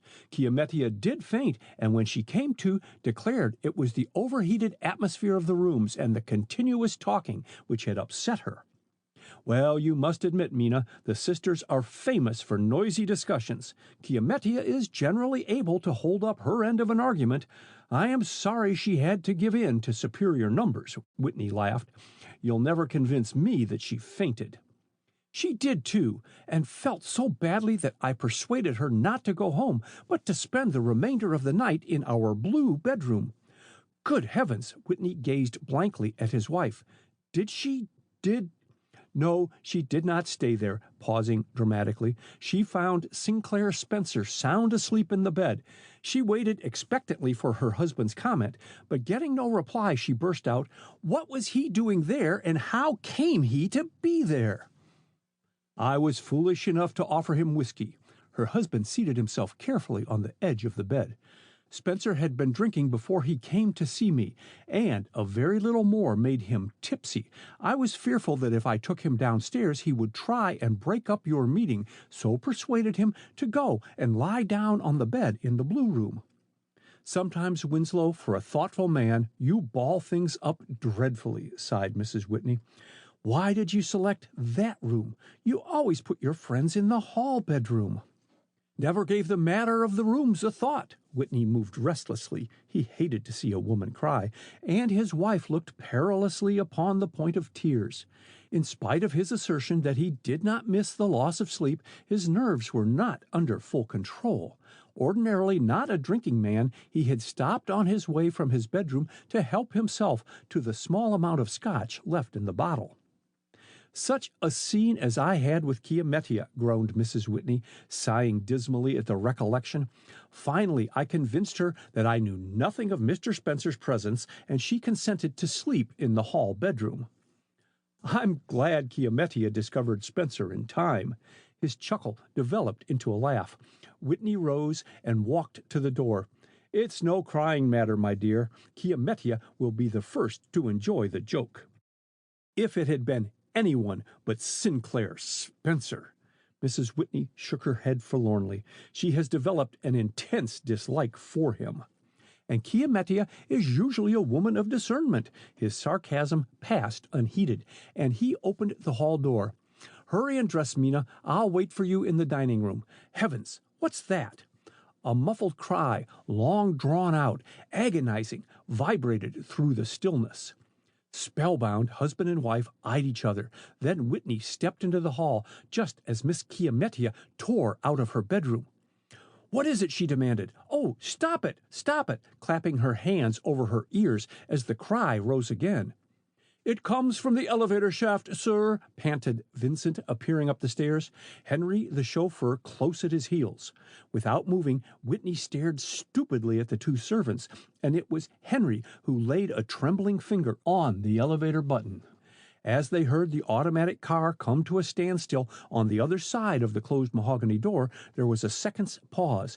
Then Miss Chiamettia, summoning all her fortitude, laid her hand on the doorknob and pulled it open.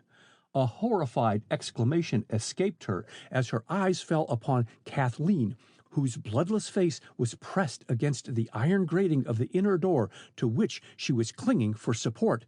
"Let me out," she pleaded, her eyes dark with horror. "Let me out." At the sight of his daughter, Whitney recovered himself. "Stand back, Kathleen," he directed. "Then we can slide open the door." He had to repeat his words twice before she took in their meaning. Releasing her hold upon the grating, she covered her face as if to shut out some terrifying spectacle. As Henry pushed back the door, she collapsed into her father's arms. "Bring Kathleen in here," called Mrs. Whitney from her doorway, where she had stood too frightened to move. "There are smelling salts on my bureau. What can have brought on this attack of hysterics, Chiamettia?" "The Lord knows. Perhaps the machinery's out of order and she's been stuck between floors." The spinster, suddenly remembering her extremely light attire, backed toward her room. Whitney, re-entering the hall, caught her words. "Go to Kathleen, Mina. She asked for you." And as his wife turned back into her bedroom, he added, "See if there is anything wrong with the elevator, Henry." Obediently, the chauffeur stepped through the narrow entrance to the elevator and into the steel cage. The next instant, he turned an ashy face toward his companions. "Look!" he gasped. "Look!" And his shaking hand pointed to that part of the elevator concealed by the solid wall of the shaft from the view of those standing in the hall. With one accord, they crowded into the elevator, and a stricken silence prevailed. Crouching on the floor at the far end of the shallow cage was Sinclair Spencer. The rays of the overhead electric lamp by which the cage was lighted showed plainly the gash in his throat, while crimson stains on his white shirt added to the ghastly tableau. Death was stamped upon the marble whiteness of his upturned face. "Good God!" Whitney reeled back, and but for Vincent's arm would have fallen. "Here, sir, sit here, sir," and the butler half lifted him to a chair in the hall. "Go get whiskey, Henry," noting the pallor of Whitney's face. "Quick, man!" "Telephone for a doctor, Vincent," directed Miss Chiamettia, pulling herself together. She had been the first bolt out of the elevator. "I will stay with Mr. Whitney until you get back." And flashing her a grateful look, the butler, relieved to have responsibility taken from his shoulders, fled downstairs after Henry. Miss Chiamettia laid trembling hands on Whitney's bowed shoulders. "It's awful, Winslow," she stammered. "Awful." As he paid no attention to her, but stared vacantly at the floor before him, she paced to and fro, always careful, however, never to go in the direction of the elevator. The exercise brought back some semblance of self-control, and her eyes were beginning to take on their wonted snap when Whitney rose unsteadily and stepped toward the elevator. Miss Chiamettia's voice stopped him on its threshold. "I wouldn't go in there again," she advised. "Wait until the coroner comes." "The coroner?" staring stupidly at her. "Yes. Hadn't you better send for him?" Whitney's hands dropped to his side with a hopeless gesture. "The coroner," he muttered. "God help us." "Winslow!" Mrs. Whitney appeared in the doorway, tears streaming down her white cheeks. "Kathleen is completely unnerved. Come and help me quiet her." At that moment Henry arrived, tray in hand. "I couldn't find the whiskey, sir," he explained, breathless with hurry. "But here's some cognac, sir. Let me pour it out." And he handed a filled liqueur glass to Whitney, who swallowed the stimulant at a gulp. "Shouldn't mind having some of that myself," announced Miss Chiamettia. "Bring the tray here, Henry," walking over to the table. "And Winslow, take a glass to Kathleen. It will do her good. Henry, did Vincent telephone for the doctor?" she added below her breath as Whitney and his wife disappeared in the latter's bedroom and closed the door. "Yes, Miss Gray, but he was out, so Vincent rang up the hospital and the coroner." "Good. Miss Chiamettia debated a moment whether or not to take more cognac, and ended by refilling her glass. "Stay right in this hall, Henry. Don't leave it for a moment until the doctor comes. I'm going in to dress." As the door closed behind the spinster, Henry stood in deep thought. Then, pouring out a glass of cognac, he hastily drank it. Setting down the glass, he tiptoed over to the elevator, but one look at the still figure crouching with head thrown back and sightless eyes turned to the ceiling sent him back into the center of the hall. Drawing out his handkerchief, he mopped his damp forehead. From Mrs. Whitney's bedroom came the murmur of voices, and Henry, darting a quick, searching look about the empty hall, slipped over to the door and applied his ear to the keyhole. The sound of approaching footsteps and voices warned him of the arrival of the physician, and when Vincent appeared, followed by two men, he was standing on guard near the elevator shaft. A quick word of explanation sufficed, and then the younger of the newcomers entered the elevator. He recoiled at the sight of Spencer, then advancing tested the dead man's pulse and heart. "This is a case for you, Penfield," he exclaimed, backing out into the hall, and without a word the coroner took his place beside Spencer. The young physician turned to Vincent. "Didn't you tell me that someone was ill and required medical assistance? Mr. Spencer is dead. I can do nothing for him." Without answering, Vincent tapped on Mrs. Whitney's door, and Whitney's voice bade him enter. "Dr. Hall, sir," announced the butler. "Want him to come in, sir?" "Yes, sir. This way, doctor," and he pulled to the door after the physician. The elevator drew Vincent's eyes as a magnet draws steel, and he started violently at the sight of the coroner beckoning him from its entrance. "Call up police headquarters," directed Penfield. "Tell them I am here, and ask to have Detective Mitchell and 3 plainclothesmen sent over at once. Be quick about it." And his peremptory tone caused the agitated butler to hasten his usually leisurely gait. Henry started to follow him, but the coroner called him back. "Explain to me exactly what happened when Mr. Spencer was found," he said, stepping into the hall. The tale lost nothing in Henry's telling, and Penfield was gnawing his fingernails, a trick he had if perplexed, when Vincent escorted the detective and plainclothes policeman into the hall. The coroner rose with alacrity. "Glad you could come, Mitchell," he said. "Let me put you in possession of all the facts so far known," and he repeated all that Henry had told him. Mitchell listened in silence. Only the gleam in his eyes attested his interest, as his face remained expressionless, and that gleam deepened as he stepped into the elevator and examined Spencer. When he came out, he was wrapping his handkerchief around a knife. Exchanging a glance with the coroner, he turned to Vincent. "Show my men over the house," he directed, "and you," addressing Henry, "inform Mr. Whitney that Coroner Penfield and I would like to see him at once." "I am here." Whitney, who had entered the hall unnoticed a second before, joined the group. "What can I do for you?" "Answer a few questions," and Penfield, observing the strain under which he was laboring, pushed a chair in his direction. "Sit down, Mr. Whitney." He turned back to Henry. "You need not wait," and the chauffeur reluctantly went down the stairs. The coroner waited an appreciable moment before again speaking to Whitney.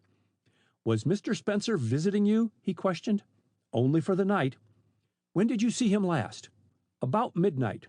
"And where was that?" "In the bedroom across the way," pointing to it, and the detective crossed the hall and entered the room, the door of which was closed. "And what was Mr. Spencer doing the last time you saw him?" asked the coroner, with quiet persistence. "Falling asleep," tersely. "Spencer was drunk," added Whitney after a pause. "His behavior led me to believe that he would intrude upon my wife's guests if he went downstairs, so I suggested that he spend the night here." Whitney drew a long breath. "Is Spencer really dead?" "Yes." Whitney shrank back in his chair.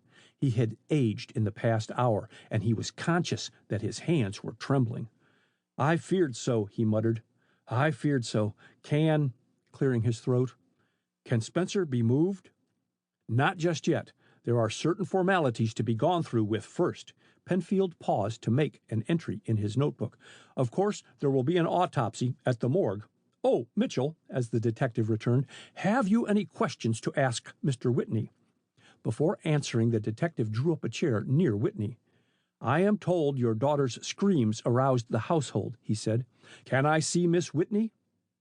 No, you must wait until she is composed. The doctor is just administering an opiate, replied Whitney hastily. Kathleen has been through a most harrowing experience.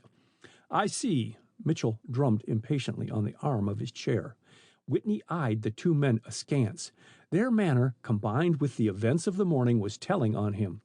At any price, he must break the silence. He could endure it no longer. I wish to God, he exclaimed, Spencer had chosen any other spot to kill himself in than our elevator. The coroner was the first to reply. The wound was not self-inflicted. What? Whitney sprang to his feet. Do you mean Spencer was murdered? Yes. Both men never moved their gaze from Whitney's ashen face. Were all members of your family on good terms with Mr. Spencer? They were. Whitney moistened his parched lips, and only the detective caught his furtive glance behind him. Did anyone besides your immediate family spend last night in this house, Mr. Whitney? He asked. No. Yes, confusedly. Miss Chiamettia Gray. Winslow. Mrs. Whitney, fully dressed, stepped into the hall from her boudoir. Pardon me, with a courteous inclination of her head as the coroner and Mitchell rose. Winslow, I've asked the servants, and they tell me she has disappeared. She? Who? Chorused the three men. Julie, my French maid. End of chapter 12.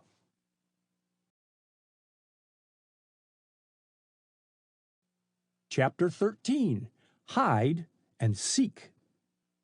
Charles Miller was generally an early riser, but the head waiter at the Metropole was surreptitiously scanning his watch before giving the signal to close the dining-room doors when the captain walked in and took his accustomed seat at a distant table. Miller had but time to glance at the headline, Stormy Cabinet Meeting Predicted at White House Today, in his morning paper when eggs and toast were placed before him. His attentive waiter poured the hot coffee and placed cream and sugar in his cup without waiting for instructions. Eggs all right, sir? He asked anxiously, a trace of accent in his pleasant voice. Yes, thanks. Miller looked at him casually. I haven't seen you before. Where's Jenkins? Transferred to the cafe, sir, smoothing a wrinkle out of the tablecloth as he spoke. I'll try to give satisfaction, sir. Miller nodded absently. Oh, it's all right, he said, stifling a yawn, and propping his newspaper against his coffee pot, ate his breakfast leisurely. So leisurely that the other habitués of the hotel had finished their breakfast and departed before he pushed back his chair. Turning, he signed to the waiter to bring his check, and, not appearing to do so, watched his approach with keen interest. Been a steward, haven't you? He inquired. Yes, sir. The waiter pocketed the tip with alacrity. Hamburg American line, sir. Thought so. Miller signed his name with careful attention to each stroke of the pencil. How many of you are employed here? 8, sir. The lines are tied up. We must have work, and it's hard to get good berths, sir, with so many ships interned. Quite so. Miller rose. Your name? Lewis. Just a moment, sir, as Miller started to cross the deserted dining room. Shall I reserve the table for you for luncheon, sir? Luncheon? Miller reflected. I rather think not. Thank you, sir. The waiter's manner was apologetic. I ask, sir, because, sir, today the cabinet officers lunch here, and... They require your undivided attention? Mildly. I quite understand, Ludwig. Their eyes met. Then Miller turned on his heel. Auf Wiedersehen, he exclaimed under his breath, and the waiter's stolid expression changed to one of relief. Miller, who had checked his overcoat and hat before entering the dining room, wasted no time but entered a public telephone booth. When he emerged, he was whistling cheerily, and the doorkeeper watched him hail a streetcar with curious eyes. Always running in and out, he muttered. It beats me when he sleeps. First stopping at a florist and then a jeweler's establishment, Miller bent his footsteps toward the Portland, and to his satisfaction found Senator Foster enjoying a belated breakfast in his apartment. I'm glad to discover a man keeping later hours than I, he remarked, accepting the chair Foster pulled forward. You must have an easy conscience to sleep so late in the morning. Or enjoyed the devil of a night, mayor. The senator's face was flushed, and his strong voice husky. You mistake. This is luncheon, not breakfast. Keep me company? No? Foster pecked viciously at his lamb chop. I've no appetite at all. Caught a beastly cold at the Sisters in Unity meeting last night. Cough all the time. Beastly climate, Washington. Why stay here? Oh, Congress. But that adjourned 3 weeks ago. Foster frowned, then smiled. A woman's whim. We are not always independent, Miller. A shrug completed the sentence. Change your mind and have some scotch? No, thanks. Miller drew his chair closer to his companion and lowered his voice. I called this morning, Senator, to ask some questions about Winslow Whitney. Foster's smile vanished, and the glance he shot at Miller was sharp. It depends on the questions, he began stiffly, whether they are answered or not. Quite right, with unruffled composure. I shall ask nothing which cannot be answered with propriety. Miller ceased speaking to light a cigarette. All Washington knows Whitney is a man of wealth. His keen eyes detected the sudden alteration in Foster's expression, of standing in the social and business world. But has he achieved success as an inventor? Yes, was the instant and unqualified response, and Miller's eyes lighted, but it was some seconds before he put another question. Are you familiar with his latest invention? You mean his camera for use in aeroplanes? Yes. Do you think it has any hope of success? I believe so. Whitney declares the experiments are entirely satisfactory. Have you seen results of the tests? Whitney showed me views of New York City and its environs taken from an airplane. They were wonderful. The senator puffed nervously at his cigar. Perfect maps.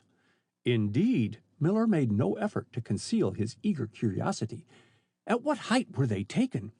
Ah, that I do not feel at liberty to disclose. How, when, and where this new camera can be utilized is of interest to all military men, but as Whitney's friend, I could not divulge details he may desire kept secret, even if I knew them. Pardon me, I thought you his most intimate friend. I am, but not his confidant, and as his friend, I cannot discuss his private affairs with you. I don't agree with you there. Miller tossed his cigarette stub into the iron grate. Would it not be a friendly act to place Whitney in a position to coin money? Ah, so that is why you take an interest in his invention. Foster laid down his cigar and contemplated his companion closely. You wish to buy... Exactly. Is the purchaser to be the same for whom you are collecting horses and ammunition? Yes. Foster did not answer at once, and Miller, without seeming to do so, took silent note of the handsome appointments of the dining room. The silver service on the sideboard, the cut-glass decanters, and liqueurs seemed somewhat out of place in a bachelor apartment. Somewhat puzzled, Miller looked more fully at his host, hoping to find an answer to his unspoken doubts. Careful of his dress, deportment, and democracy, Foster had early gained the sobriquet dandy, but there was nothing effeminate in his spare, though muscular form, and his long underjaw indicated bulldog obstinacy. Confessing to 50, Foster did not look his age by 10 years. I shall have to ponder your question, Miller. As he spoke, Foster rose. Frankly, I've been striving to interest our government in Whitney's invention, and that is one of the things which has kept me in Washington. Suppose we go and see Whitney now. I know that he is anxious to dispose of his invention. He is hard-pressed for money. Indeed. The pupils of Miller's eyes contracted suddenly. Possibly Whitney will give me a hearing, and I need not offer... He stopped, looked at his cigarette case, returned it to his pocket, and followed Foster out of the room. A large sum, he finished, helping the senator into his overcoat. Foster laughed shortly. You will get no bargain. Whitney's politeness is on the surface. Underneath, he is as hard as nails and suspicious. The senator's cough cut short his speech and echoed down the corridor as he closed the door to his apartment. Won't even let me look at the camera, much less let me examine the lens, specifications, drawings, plate, etc. In fact, refused to give me any details, although he knows I must have the information so as to interest others in his invention. But surely he has had the camera tested thoroughly. Oh, yes, it has leaked out that the lens is so powerful and the mechanical parts of the camera so perfect that maps of the country taken at a remarkable height depict fortifications to the minutest detail. No one knows the method employed to bring about such a result. That is the secret locked inside Whitney's studio and his brain. Whitney is a genius, and unlike others of his ilk, is extremely modest about his own achievements. He covers his real nature under a mantle of eccentricity. I doubt if his wife and daughter really gauge his capabilities. A violent fit of coughing interrupted him, and he did not speak again for some minutes. As the elevator reached the ground floor, Foster saw his chauffeur standing near the office. "My car at the door?" he asked as the man approached. "Yes, sir," touching his cap. "Will you drive, sir?" "Not today. Too much cold. Don't want pneumonia. Jump in, Miller." Foster signed to him to enter first. "Take us to Whitney's, Mason," he directed, and sprang into the tonneau. 5 minutes later they stopped in front of Whitney's house, and directing his chauffeur to wait, Foster accompanied Miller up the steps. But before either could touch the bell, the door was opened by Vincent, whose white face brightened at the sight of the senator. "Step right in, sir," he begged. "The master was just telephoning for you, sir." Vincent paused and looked doubtfully at Miller. "Did you wish to see Miss Kathleen, sir?" "Yes," taking out his visiting card. "Miss Kathleen is sick in bed." Vincent appeared still more confused, but Foster, standing somewhat in shadow, caught Miller's look of alarm, which the butler missed. "What is the matter with Miss Kathleen?" demanded Miller, and there was no mistaking the feeling in his voice and manner. "She had a shock, sir, a most awful shock." While speaking, Vincent tiptoed toward the library. He felt that he could never make a loud noise in that house again. "An awful shock," he repeated. "We all felt it." "What do you mean?" Foster laid an impatient hand on the old servant's shoulder. "Why, sir, he's dead." "Whitney?" The question sprang simultaneously from Foster and Miller. No, sir. Mr. Sinclair Spencer, sir. He was murdered." Vincent shuddered as the last word crossed his lips. His hearers stared stupidly at each other, and then at the butler. "Who murdered him?" asked Miller, the first to recover speech. "We don't know. They say Julie. Leastways, we only know for positive that Miss Kathleen was with him." Miller turned first white, then red, and an angry gleam lit his eye as he stepped nearer the agitated servant. "That will do. Go tell Mr. Whitney we are here." And his tone caused Vincent to hurry away in deep resentment. Foster gazed dazedly at Miller. "What can have happened?" he asked. "Was Spencer so foolish as to bait Winslow?" "Careful," cautioned Miller, his quick ear detecting a footstep in the adjoining drawing-room. An instant later, Miss Chiamettia Gray stepped into the library. "Thank goodness you have come," she exclaimed, darting toward Foster. "I've wanted you so much." "My darling!" Foster, forgetful of Miller's presence, clasped her hand in both of his.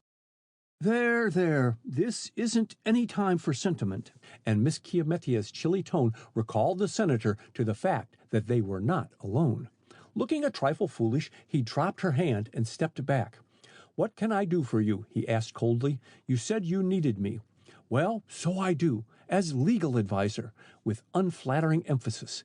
"Good morning, Captain Miller. I did not recognize you at first. I suppose you have both heard of Sinclair Spencer's tragic death." "Yes, but none of the particulars," answered Miller, "and also that Kathleen is ill.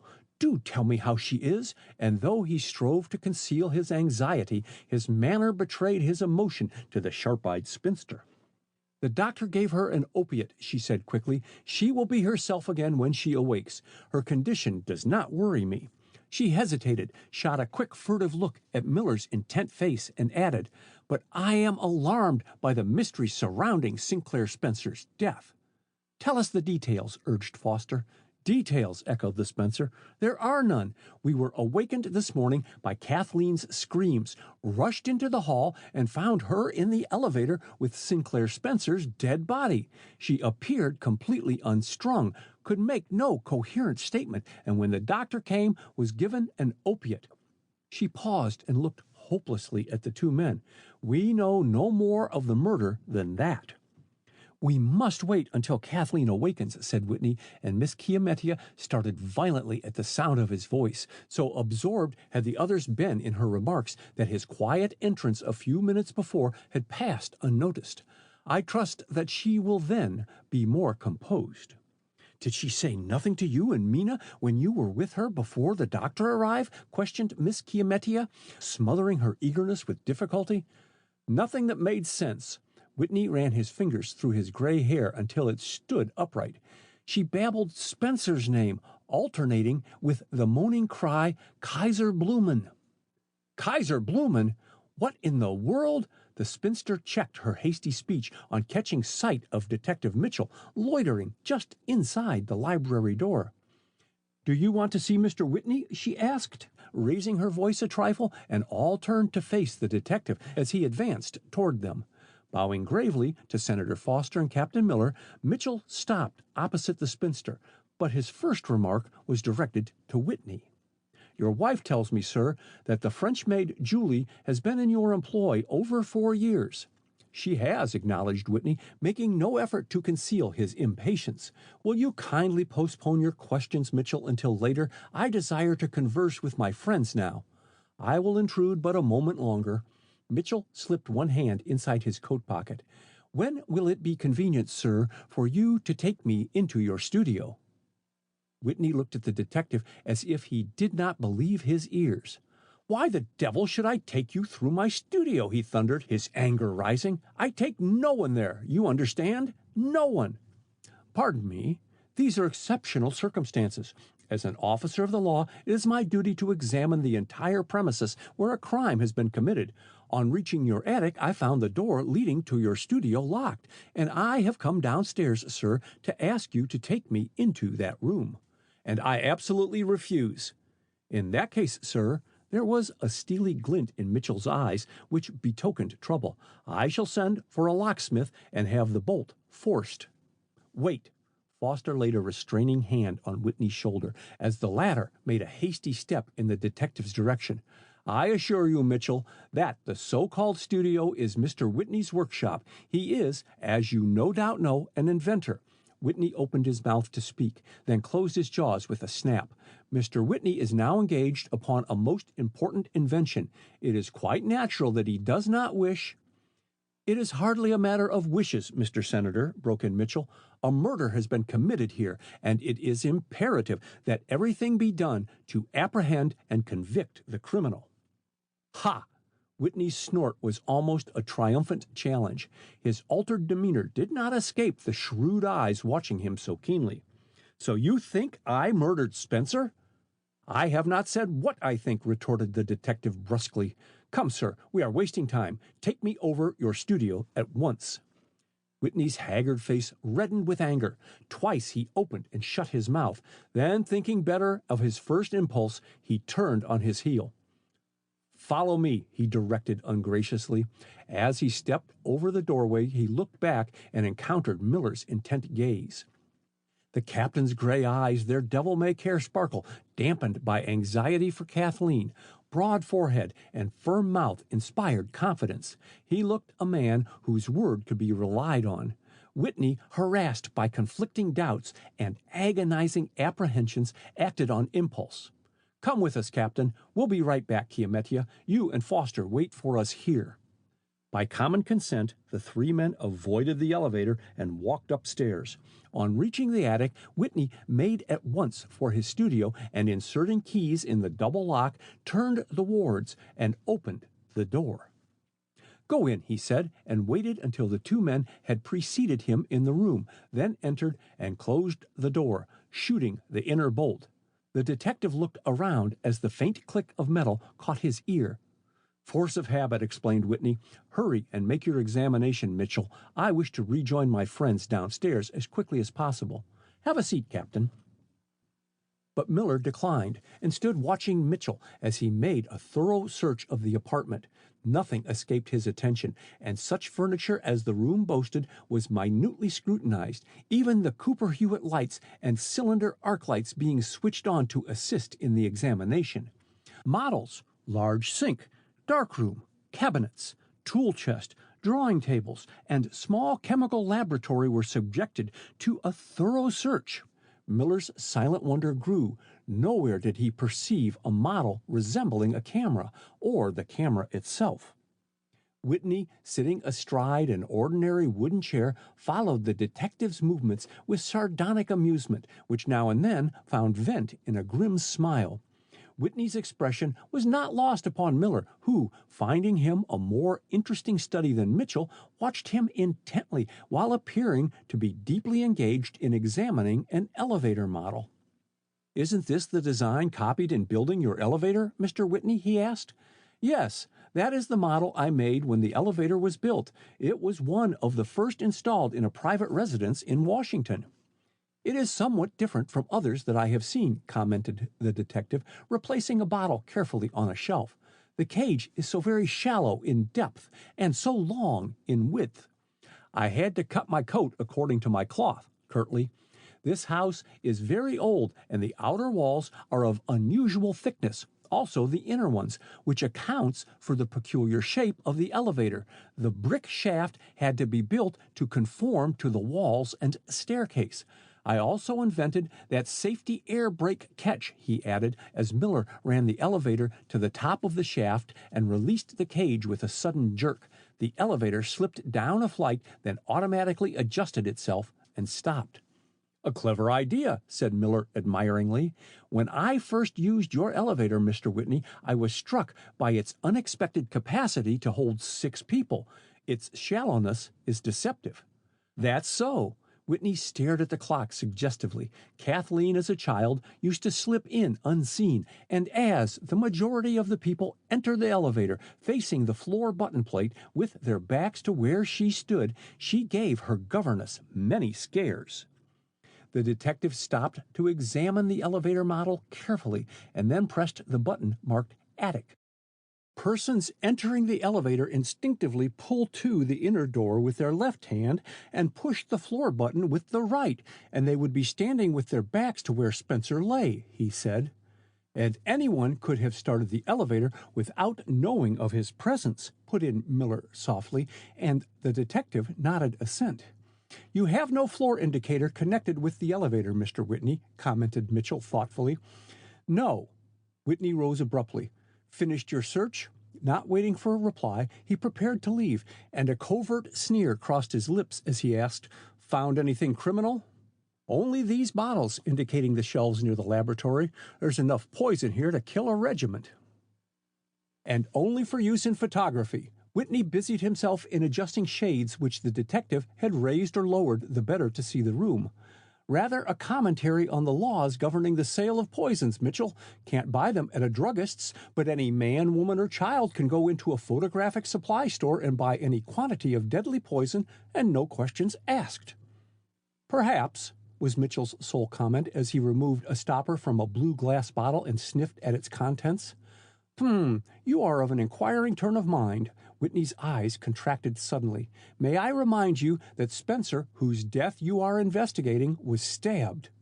"With a dull knife," answered Mitchell, setting down the bottle, "and it must have taken muscular force to drive the knife home." Whitney was suddenly conscious of both men's full regard, and his thin, wiry figure stiffened. His eyes snapped with pent-up feeling. "Is a man to be convicted of crime because it is physically possible for him to commit murder?" he demanded harshly, and not waiting for an answer, unbolted the door. "I fear, Mitchell, you have wasted both my time and yours. Remember this, sir." He stepped directly in front of the detective. "Those making a charge must prove it. Now go." End of chapter 13.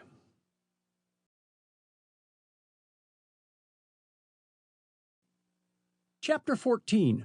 A Question of Loyalty. Miss Chiamettia Gray waited until the sound of Whitney's, Miller's, and the detective's footsteps had died away down the hall before addressing Senator Foster. "Suppose we sit over there," she suggested, indicating a large leather sofa, and not waiting for his assent, walked over to it and seated herself. The sofa stood with its back to one of the windows, and from its broad seat its occupants would have a complete view of the attractive library with its massive furniture, huge old-fashioned chimney, and bookcase-lined walls. Foster, following Miss Chiamettia, was startled by a glimpse of her face as she stepped into the sunlight, whose merciless rays betrayed the new lines about her closely compressed lips. A touch of rouge enhanced her pallor. Suddenly conscious of his intent regard, she seated herself, turning her back squarely to the light. "Sit there," she exclaimed pettishly, pointing to a Morris chair which stood close to the sofa. "I prefer to have the person I am talking to face me." Without remark, Foster made himself comfortable, first, however, pulling down the shade to protect his eyes from the glare of sunlight. "We can't be overheard," began Miss Chiamettia. "At least I don't think we can," and her sharp glance roved inquiringly about the room. What was Sinclair Spencer doing in that elevator? "Going downstairs," hazarded the senator. "Or up. Or waiting."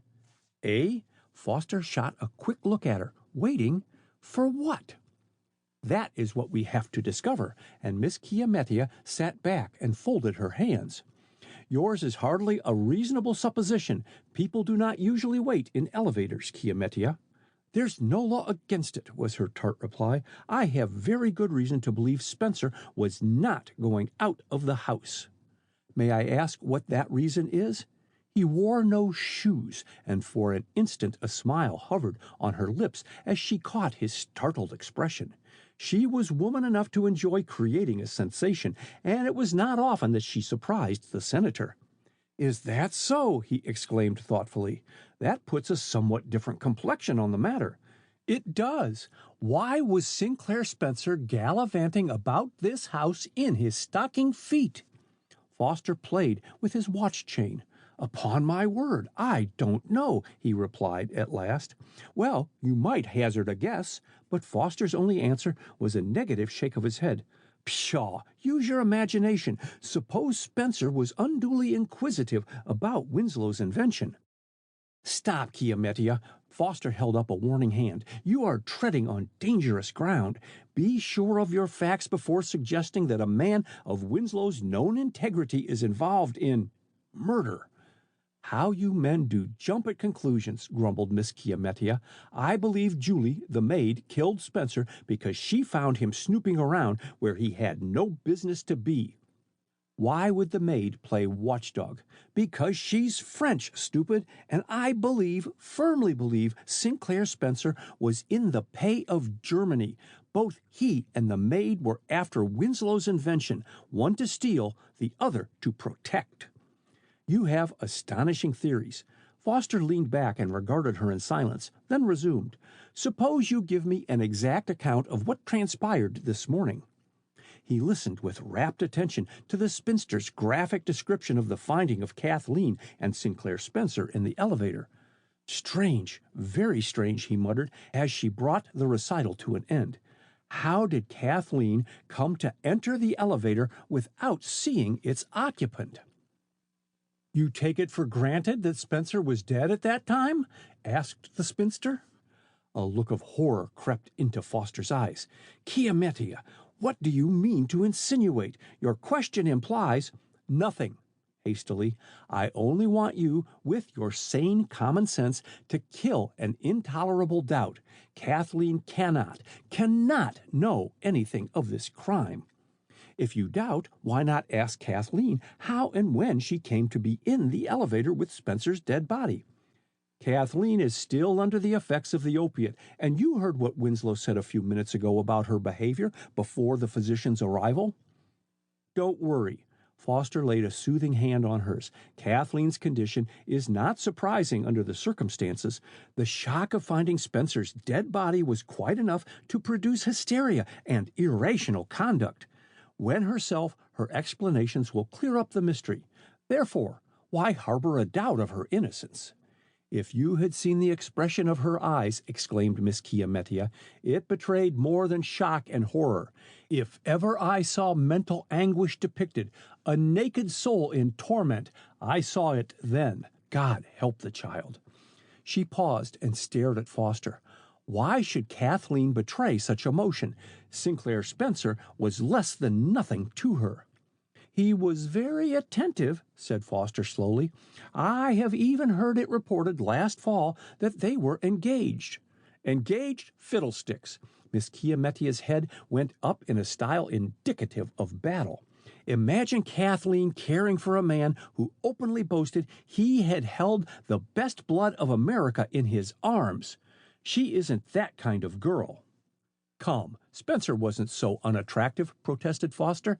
"I hold no brief for him. In fact, some of his business transactions were shady, but upon my word, he was exceedingly good-looking, and if I remember rightly, you encouraged him to come to your apartment."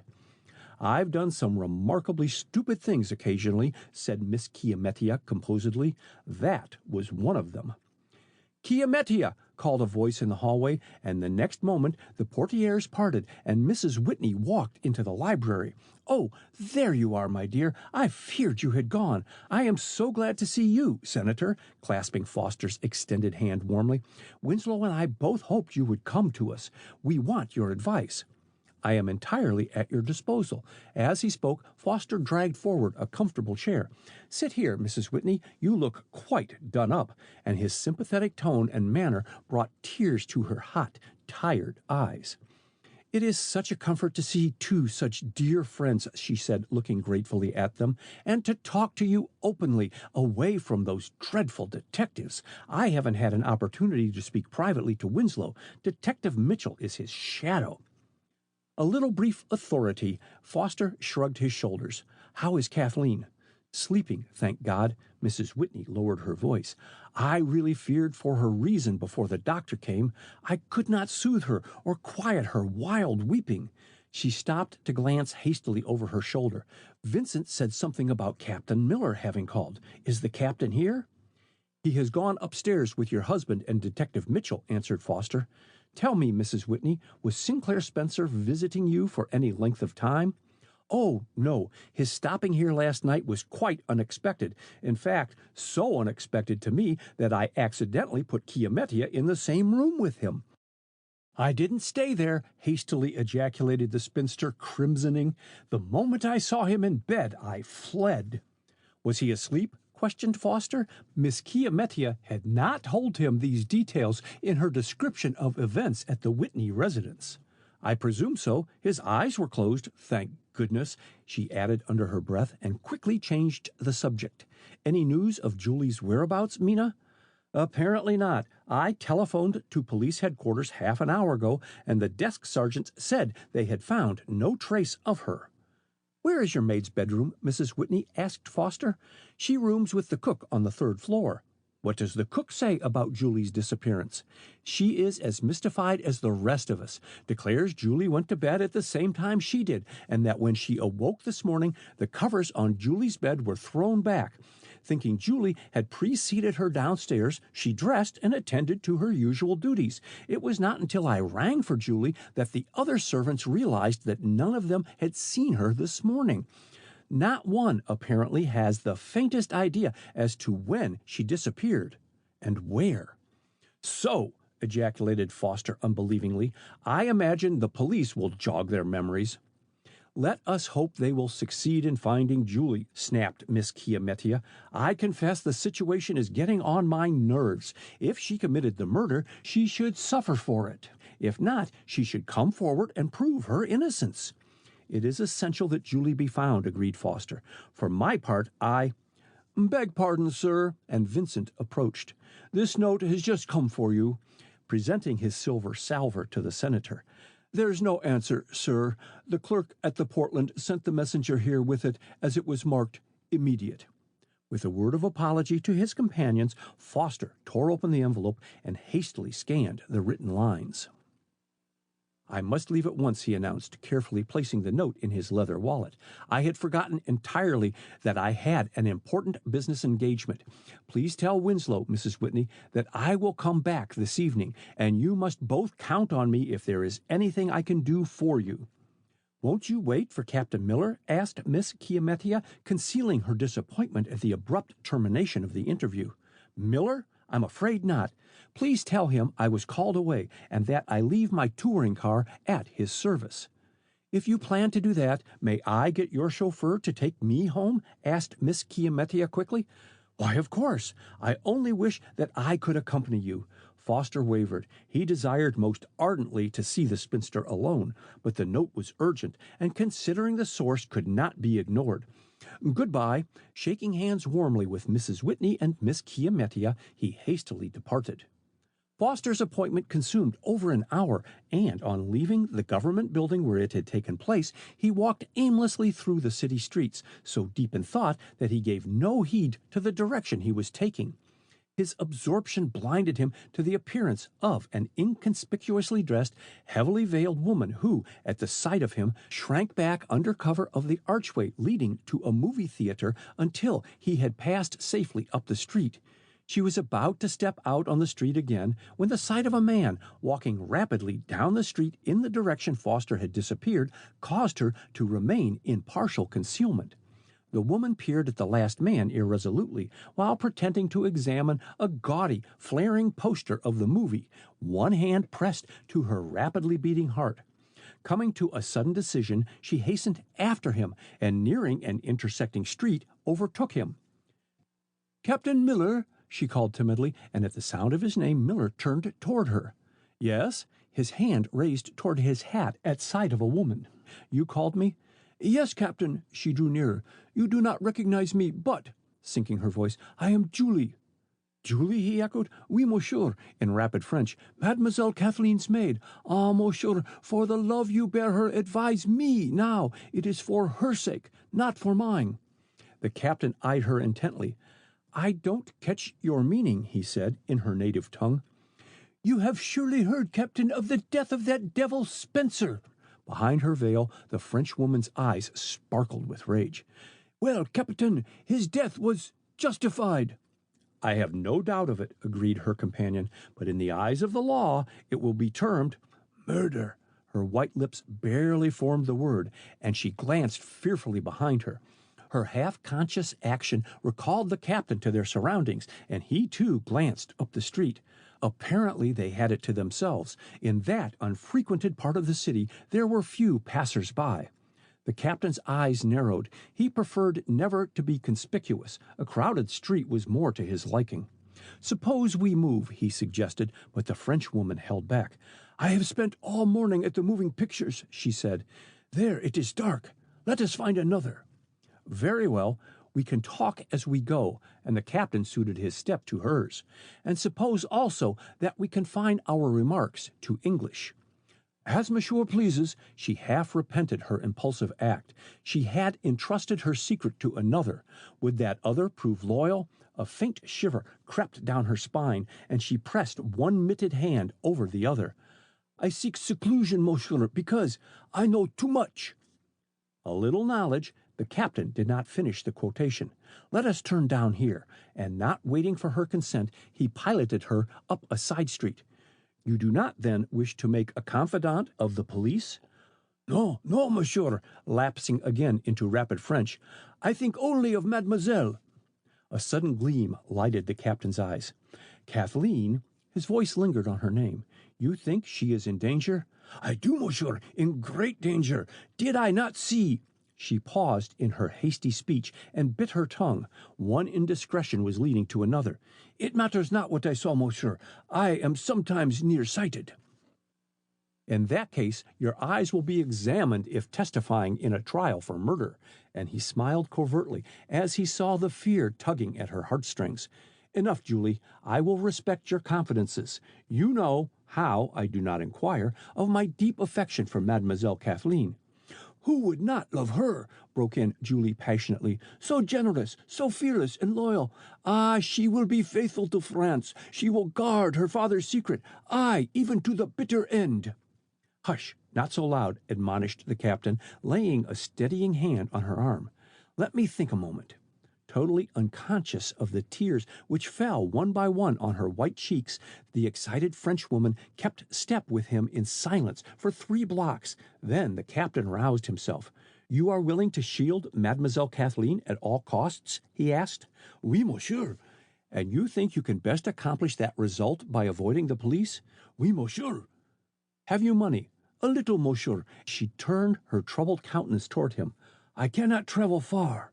It is wiser not to travel at all. The captain slackened his walk before an unpretentious red-brick residence. The landlady of this house takes paying guests and asks no questions. Here you can remain perdu, with emphasis, and no one inside will trouble you. But be cautious, Julie, how you venture on the street, day or night.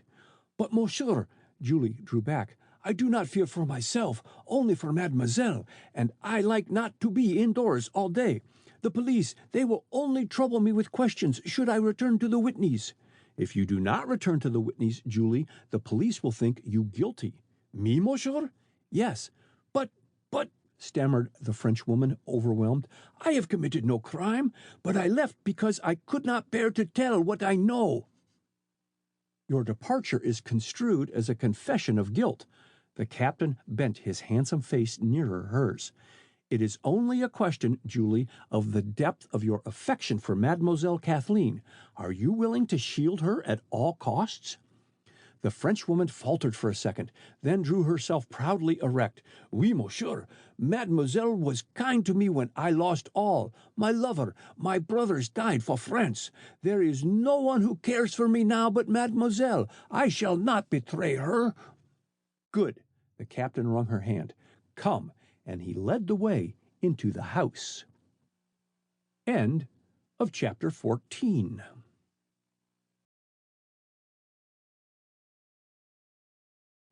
Chapter 15.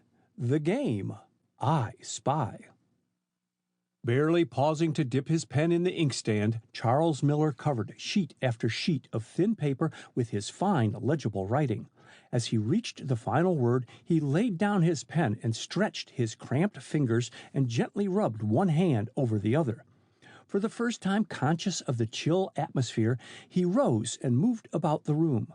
Stopping before the steam heater to turn it on, he walked back to his desk and carefully read what he had written, correcting a phrase here and there. Finally, satisfied with the result, he selected an envelope and, placing the papers inside, sealed and addressed it. For a second, he held the envelope poised over the unstained blotting paper, then, raising it gently, breathed on the still wet ink. At last, convinced that it was dry, he placed the envelope in the pocket of his bathrobe and, picking up his pajamas, went into the bathroom, which opened out of his bedroom, and closed the door. 5 seconds, 15 seconds passed. Then the long curtains before the window alcove gently parted, and a man looked into the empty room. With head and shoulders protruding, he waited until the sound of running water reached his ears, then advanced softly into the room. The desk was his objective point, and his nimble fingers made quick work of sorting its meager contents. His search was unrewarded. There was not a scrap of incriminating writing in any drawer, and the neat pile of blotting paper was untouched. The intruder's expression altered. Curiosity gave way to doubt. Without wasting time, he replaced every article where he found it, pausing occasionally to listen to the sound of splashing coming from behind the closed bathroom door. Convinced there was no immediate danger of interruption from that quarter, he walked swiftly to the closet and minutely examined Miller's clothing. Just as he was leaving the closet, a box-shaped leather bag marked Underwood attracted his attention, and pushing aside a bundle of soiled underclothing, he knelt down and inserted a skeleton key in the lock, and after a second's work forced back the wards and opened the lid of the box. The typewriter it contained proved uninteresting, and putting back everything as he had found it, he returned to the window by which he had entered.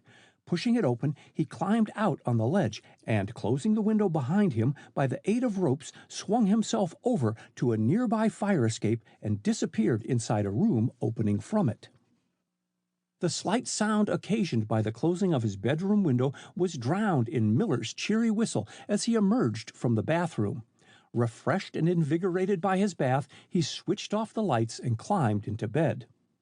The sunlight was streaming in the windows when he awoke, and it was a full minute before his sleepy senses grasped the fact that someone was pounding on the hall door. Hastily donning his bathrobe, he turned the key and opened the door. Henry, the Whitney's chauffeur, was standing on the threshold. "May I have a word with you, sir?" he asked. "Certainly, come in," and Miller, conscious of his negligee attire and that two pretty women were passing down the hall, precipitously retreated into his bedroom. "Shut the door after you." He waited until his order had been followed, then demanded impetuously, "How is Miss Kathleen?" "Better, sir." "Thank God!" The fervid exclamation escaped him unwittingly, and a faint tinge of red stained his cheeks as he met Henry's attentive regard. "Did you give her my note?" "I sent it to her by the nurse, sir. Miss Kathleen still keeps her room," said Henry respectfully. "Vincent tells me that she refused even to see her mother and father." "Have you an answer for me?" as the servant paused. "The nurse came to the kitchen and gave me these," pulling a letter and a package out of his pocket, "to deliver personally to you, sir. Miss Kathleen asked to have them sent at once." Taking them, Miller examined the addresses. The note was the one he had written Kathleen, and the package bore the label of a prominent jeweler, upon which was written Kathleen's full name in Miller's handwriting. Both were unopened. Miller placed them in his pocket with unmoved face. "Why did you not deliver them to me last night?" he asked curtly. "I started to, sir, but seeing you walking with Baron von Fink down Massachusetts Avenue, sir, I—" Henry's eyes wavered and fell before Miller's scrutiny. "Followed me?" prompted the latter, bending forward. "Only a little way," quickly. "I did not like to intrude, sir, and by following hoped to get a chance to give you Miss Kathleen's package and note. I lost sight of you at Thomas Circle, sir, and went home. That is the gospel truth, sir, as sure as my name is Heinrich." Miller viewed the chauffeur in silence. "So," he exclaimed, and a pleased smile brightened his face. "Naturalized or born in this country?" "Born here, sir, of naturalized parents." The chauffeur twisted his cap nervously.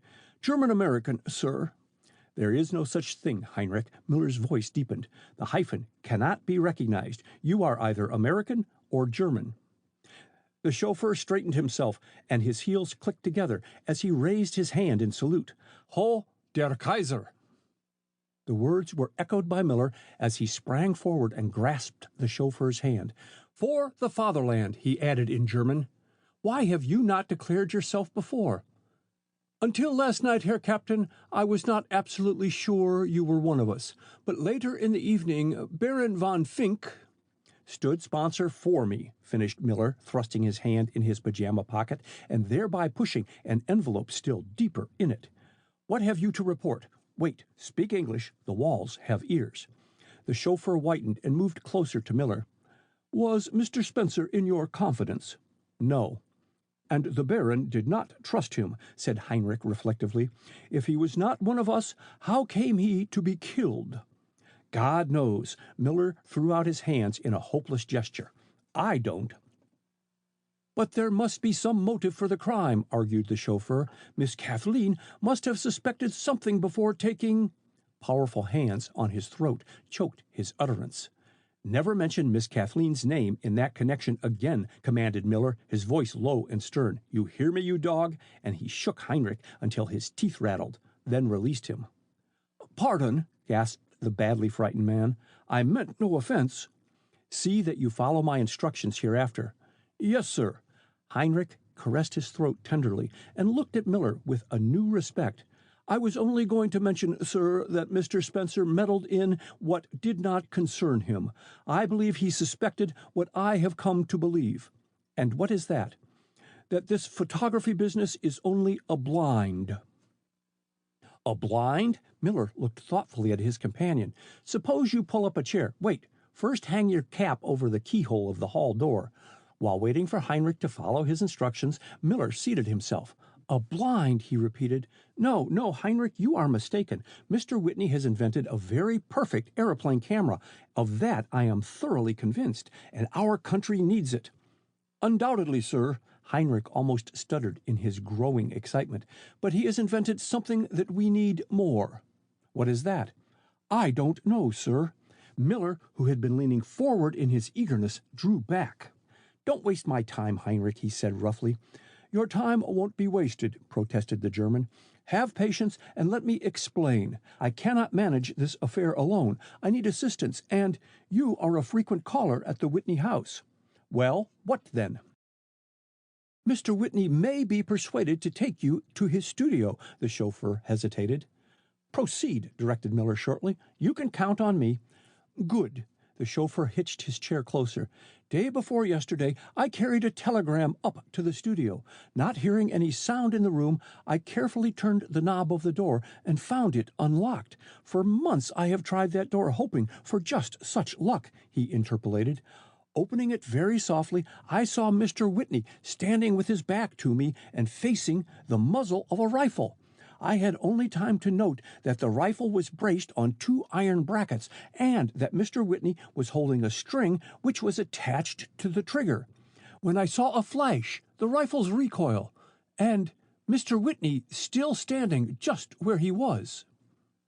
Miller stared incredulously at Heinrich, down whose face sweat was running. The man was obviously telling the truth, at least what he believed to be the truth. "Wake up, Heinrich," he said skeptically, and the chauffeur flushed hotly. "It's God's truth, I'm telling you," he declared solemnly. "For the sake of the fatherland, believe me." "I will," and Miller's fist came down softly on his desk. "Did you hear no report?" "None. There was a Maxim silencer on the rifle." "I see, and blank cartridges in the breech." "That is what I first thought on seeing Mr. Whitney still standing," admitted Heinrich. "I believed he was trying to commit suicide. Then I heard him explain. God be thanked, I've solved the problem. It stood the test." Hardly a suicide's speech. Miller stared at Heinrich. Probably he was testing the Maxim silencer. "No, Herr Captain." The chauffeur almost jumbled his words over each other in his haste. "An instant after I saw the flash, I saw Mr. Whitney sway upon his feet, recover his balance, and stand upright." "The blast of powder must have caused that." "He was fully the length of the room from the muzzle of the rifle. There were no powder marks on his vest and coat when he opened the door in response to my knock a few minutes later. You see, Herr Captain, as soon as I got back my wits, I closed the door. When Mr. Whitney pulled out his gold pencil from his vest pocket to sign for the telegram, I heard something drop on the floor, and letting the receipt slip fall, I stooped over and picked up with it this," and he laid on the desk a Mauser bullet. Miller examined it curiously. His companion was the first to break the silence. "It is flattened on one side, Herr Captain." "I see it is." Miller weighed the bullet in his hand. "You have something more to tell me, Heinrich. Out with it." "Yes, Herr Captain. That night I bribed Vincent to let me valet Mr. Whitney, and I found the vest he wore that afternoon. In it, over the heart, was a round hole." "Did the bullet fit it?" "Exactly." There was a protracted silence, which the chauffeur broke with a question. "What do you make out of it, sir?" Miller did not answer directly. "Was Mr. Whitney wearing his ordinary business suit?" he inquired. "Yes, Herr Captain." "Are you sure he wore nothing over it?" "Absolutely positive." Miller handed back the bullet. "It rather looks as if Mr. Whitney has invented some wearing apparel which Mauser bullets cannot penetrate," he said slowly. "Or else—" "Yes, Herr Captain?" "You are a great liar." End of chapter 15.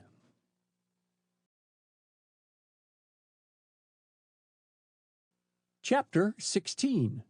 At the Morgue. Shortly before 3 o'clock on that same afternoon in which Heinrich had confided in Miller, dashing turnouts and limousines, their smartly liveried coachmen and chauffeurs, asking now and then the direction from street-crossing policemen, trotted and tooted their way down busy 7th Street toward the wharves. Their destination, a modest 2-storied stuccoed building bearing the words D.C. Morgue. The inquest on Sinclair Spencer was to be held there at 3 o'clock. Spencer's tragic death 24 hours before had indeed created a sensation in the nation's capital. The wildest rumors were afloat. Was it deliberate murder or suicide? The press, ever keen to scent sensational news, had devoted much space to the little-known facts and hinted at even more startling developments, all of which but whetted the curiosity of the public. The social prominence of the Whitneys had precipitated them still further into the limelight. Not often did the smart set have so choice a tidbit to discuss, and gossip ran riot. It had few facts to thrive upon, as both the coroner and the police refused to give out the slightest detail. "Good gracious," ejaculated Miss Chiamettia, as the touring car in which she and Senator Foster were riding threaded its tooting way through the many vehicles. "This street resembles Connecticut Avenue on Saturday afternoon. Where is the morgue?" "Right here," and Foster sprang out of the car with alacrity as it drew up to the curb. He had been, for his cheery temperament, singularly morose, and Miss Chiamettia's attempt to make conversation during their ride had failed. The spinster's talkativeness was a sure indication that her nerves were on edge. She usually kept guard upon her tongue. "Do you suppose the Whitneys are here?" she asked, adjusting her veil with nervous fingers as she crossed the uneven sidewalk. "Probably. I imagine we are late. Look out for that swing door." Foster put out a steadying hand. "This way," turning to the left of the entrance. "One moment, sir," and Detective Mitchell, who, with several others from the central office, had been unobtrusively keeping tab on each new arrival, joined them. "Miss Gray, being a witness, must stay with the others in this room. The inquest is being held in that inner room, Mr. Senator. Will you sit over here, Miss Gray?" But the spinster hesitated. She relied upon Foster more than she was willing to admit, and the promise of his presence had reconciled her to the prospect of a trying afternoon. "I prefer to go with you," she objected, turning appealingly to him. "But Chiamettia, you can't," interposed Foster hurriedly. "The law forbids it. I will be in the next room should you need me." He gave her hand a reassuring squeeze, then glanced hastily about the room. In one corner the Whitney servants, their inward perturbance showing in their white, scared faces, sat huddled together, but there was no sign of Mr. and Mrs. Whitney and Kathleen. Apparently he and Miss Chiamettia were earlier than he had at first thought.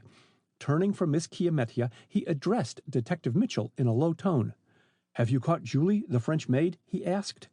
"All developments in the case will be brought out at the inquest," replied Mitchell politely, and Foster, his curiosity unsatisfied, walked away. He found the room used for inquests crowded to the doors, and made his way through the knot of men standing about to the reporter's table, where a seat had been reserved for him by the morgue master.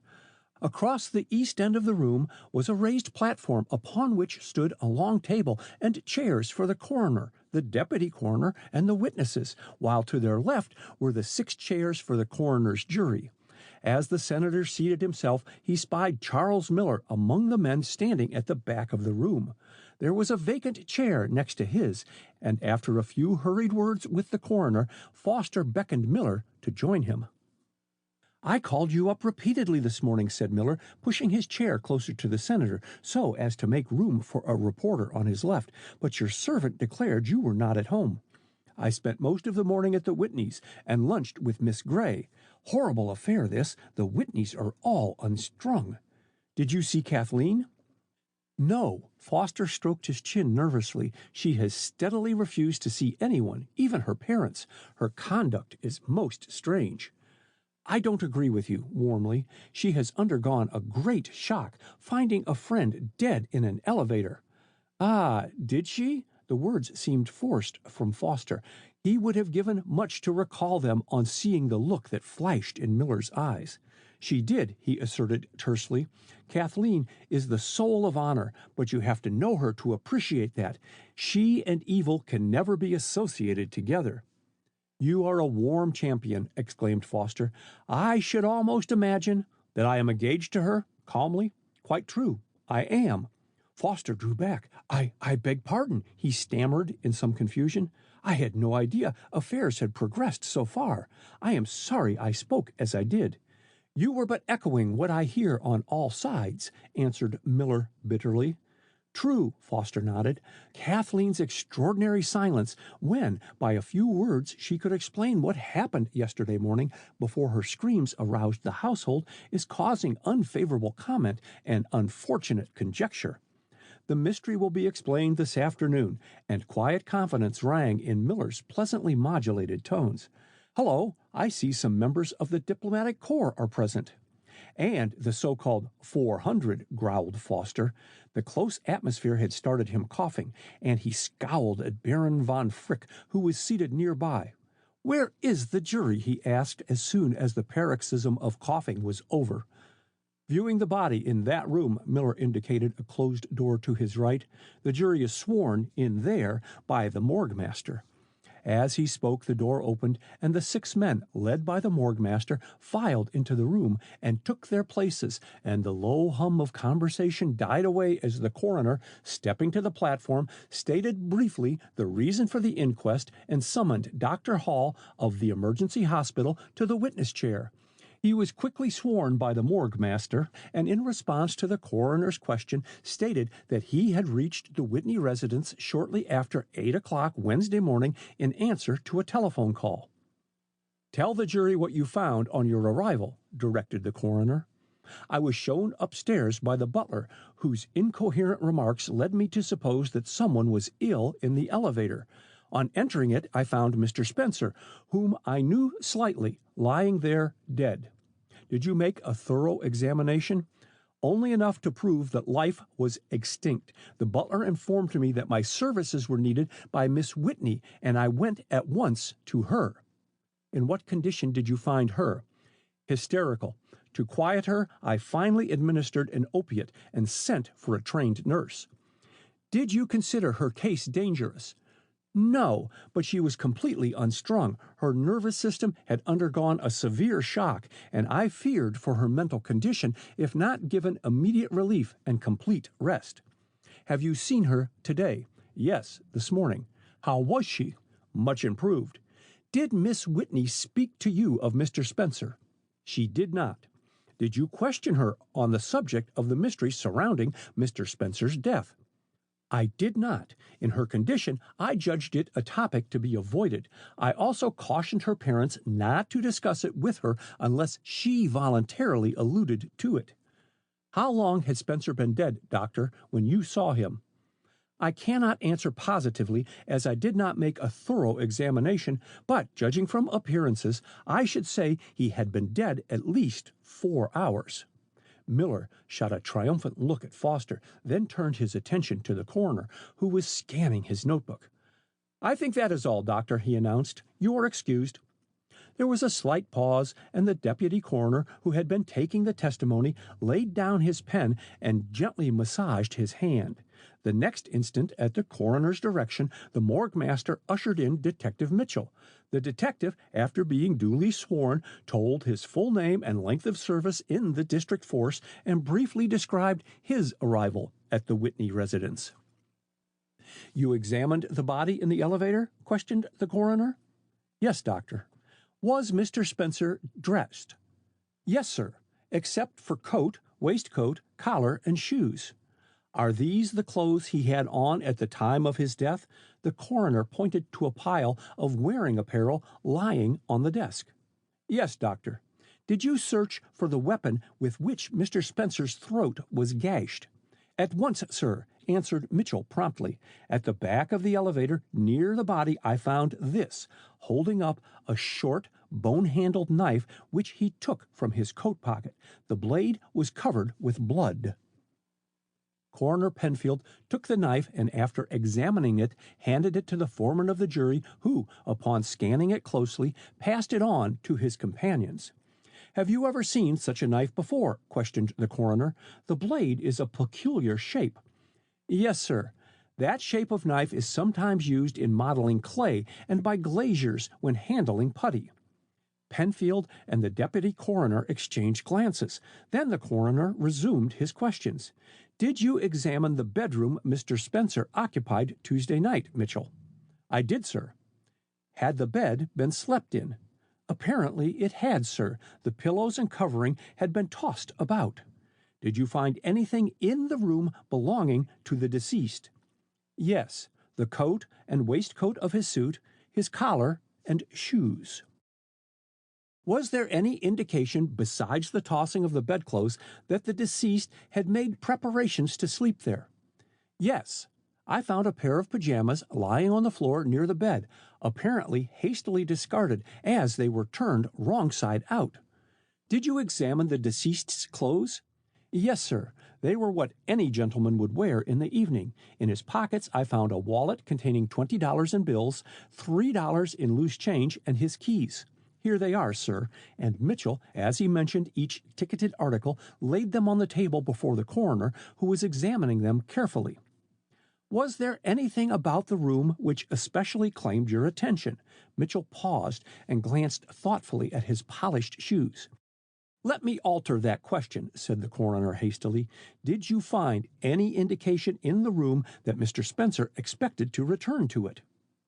His clothes were there, and the electric light by the bureau was burning, notwithstanding the fact that it was nearly 9 o'clock in the morning. The coroner consulted his papers. That is all just now, and Mitchell departed. Ask Mr. Whitney to step here, directed Penfield a second afterward. Beg pardon, sir, and the morgue master stepped before the platform. Mr. Whitney went back to his residence to escort his daughter here. Mrs. Whitney, however, is waiting in the next room.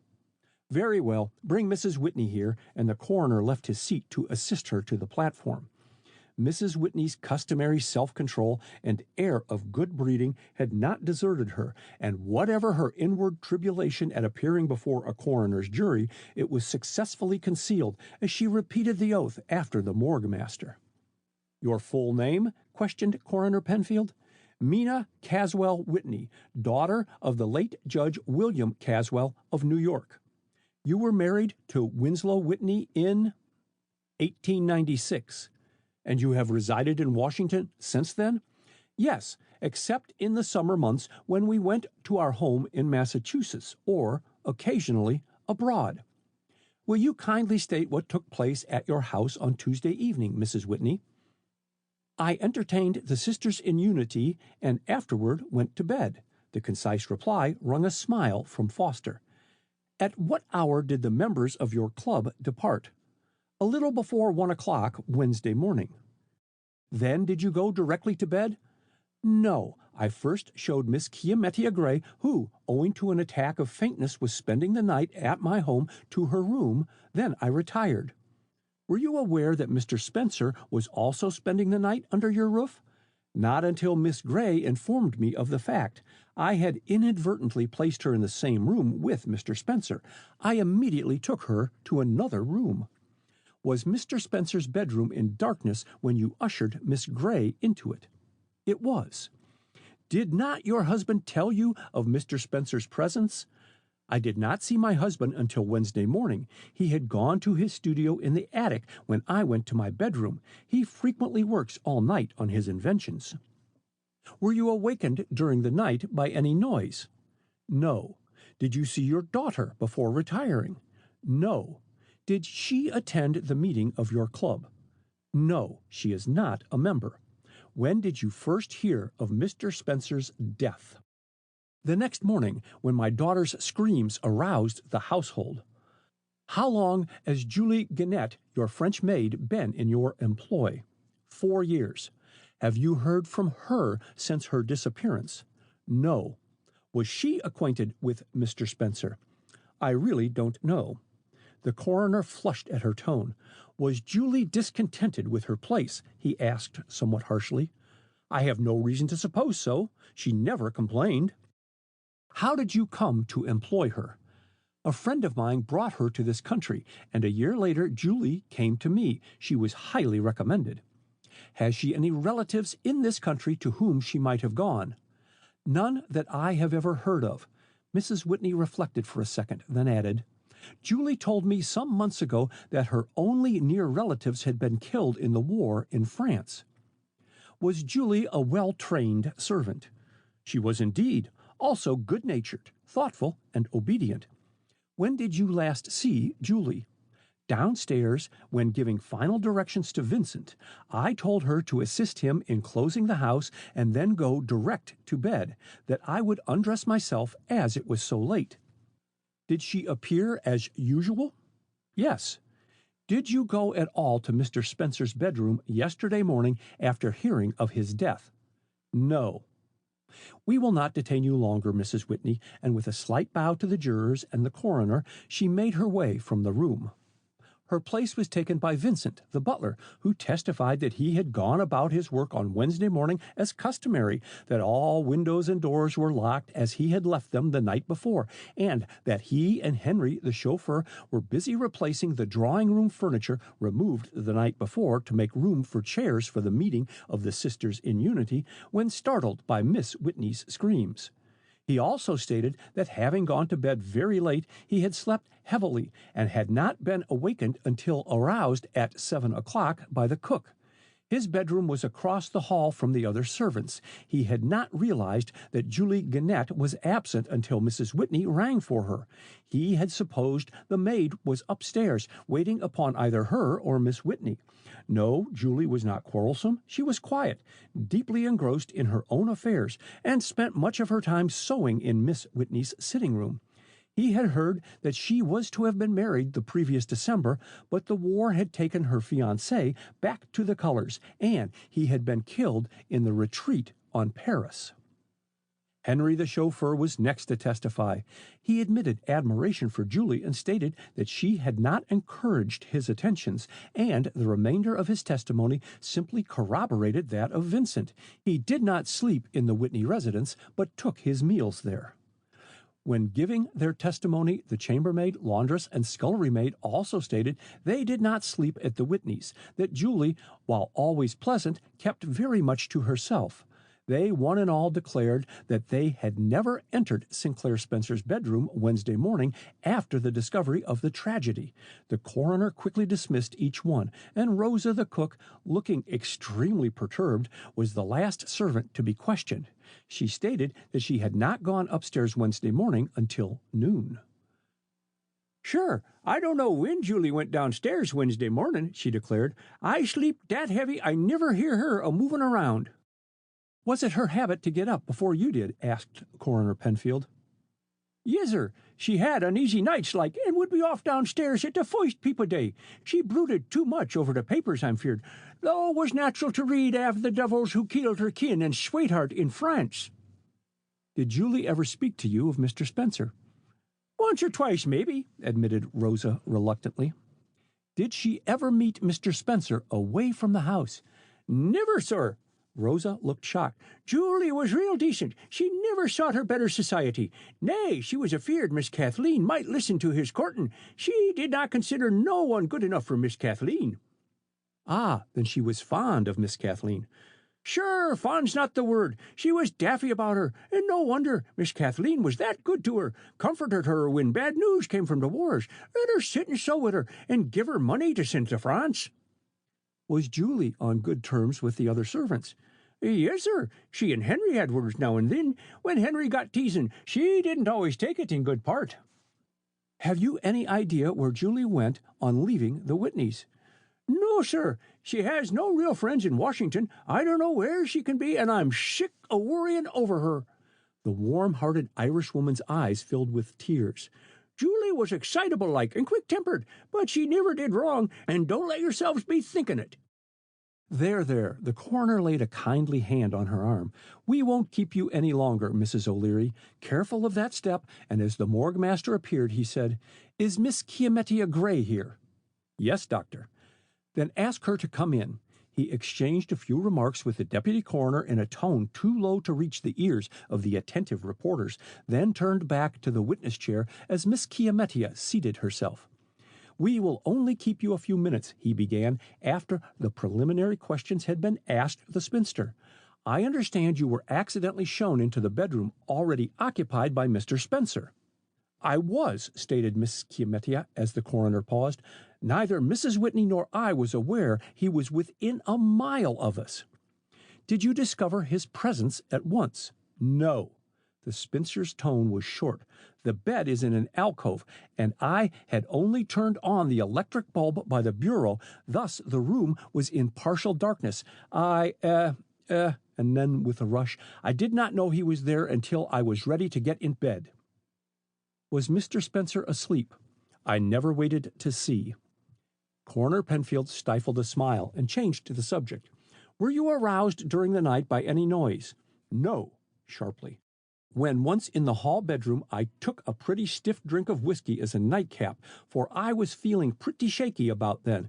Consequently, I slept soundly all through the night." "Was Mr. Spencer a great friend of yours?" "No," with uncomplimentary promptness, "but I did occasionally ask him to large entertainments." "Did you see Miss Whitney before retiring on Tuesday night?" "No, her mother told me she had gone to bed early." "Did you see Mr. Whitney?" "No." "Did you see Julie, the French maid?" "Not upstairs. Mrs. Whitney gave me the whiskey and a dressing gown."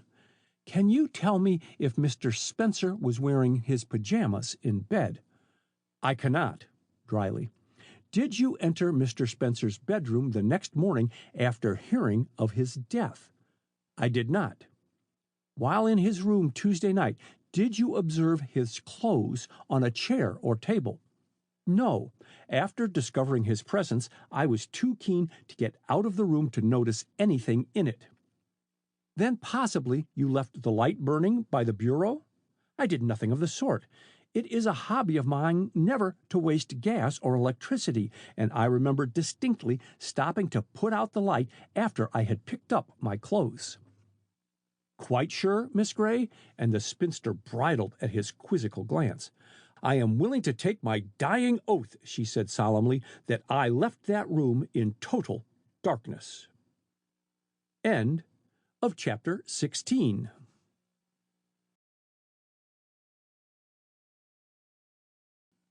Chapter 17. Circumstantial Evidence. "Mr. Winslow Whitney will be the next witness," announced Coroner Penfield, first signifying to Miss Kiametia Gray that her presence was no longer required in the witness chair, and the spinster, with an audible sigh of relief, picked up her gold mesh purse and its dangling accessories and hastily left the room. There was an instant craning of necks and raising of lorgnettes as the door opened to admit Winslow Whitney. Courteously acknowledging the bows of several friends seated near the entrance, he made his way to the witness chair with a firm tread, and his clear voice was plainly heard as, in answer to the morgue master's questions, he stated his full name, age, and length of residence in Washington, having first taken the oath to tell the truth, the whole truth, and nothing but the truth. Charles Miller, watching him intently, was relieved to find that the nervous twitching of the muscles of his face and hands, so noticeable on the day before, was missing. Though his haggard face testified to a sleepless night, Whitney was outwardly composed. "For how many years have you known Sinclair Spencer?" asked the coroner. "Fully 10. "Were you intimately acquainted?" "No, I knew him as I know dozens of other men. He was frequently at my house, and on several occasions he assisted me in protecting my patents in the law courts." "But you would not call him an intimate friend?" "Most assuredly not." "Was he in the habit of spending the night in your house?" "He sometimes stopped with me during the summer months when I was detained in Washington, and my wife and daughter were away." "Was he familiar with your house then?" "You mean architecturally?" "Yes." "Could he find his way about it alone in the dark?" "I presume he could, provided he was sober," dryly. "The arrangement of the rooms is not complicated, and one floor is very much like another." Coroner Penfield cleared his throat. "Was Mr. Spencer a welcome guest in your house?" "Certainly, otherwise I should not have invited him," replied Whitney with quiet dignity. "Let me amend my question." The coroner laid down his pencil. "Was Mr. Spencer on a friendly footing with each member of your household?" "I have every reason to believe he was." "Was Mr. Spencer's manner the same as usual when he called upon you Tuesday evening?" "No." "In what way was it different?" "He had been drinking." "Was he rough, boisterous?"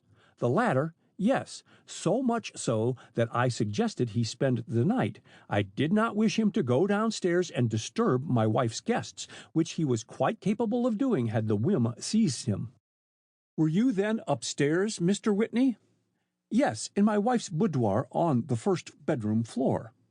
When did you last see Mr. Spencer alive? When I showed him into his bedroom and loaned him a pair of pajamas. Did you help him undress? No. He assured me with drunken gravity that he could manage it himself. Did you inform your wife and daughter that Mr. Spencer was spending the night in your house? No. My wife was downstairs entertaining her guests, and my daughter was asleep in her room. I did not see either of them until the next morning. Where did you go after leaving Mr. Spencer in his bedroom? To my studio in the attic. I remained there all night, absorbed in my work.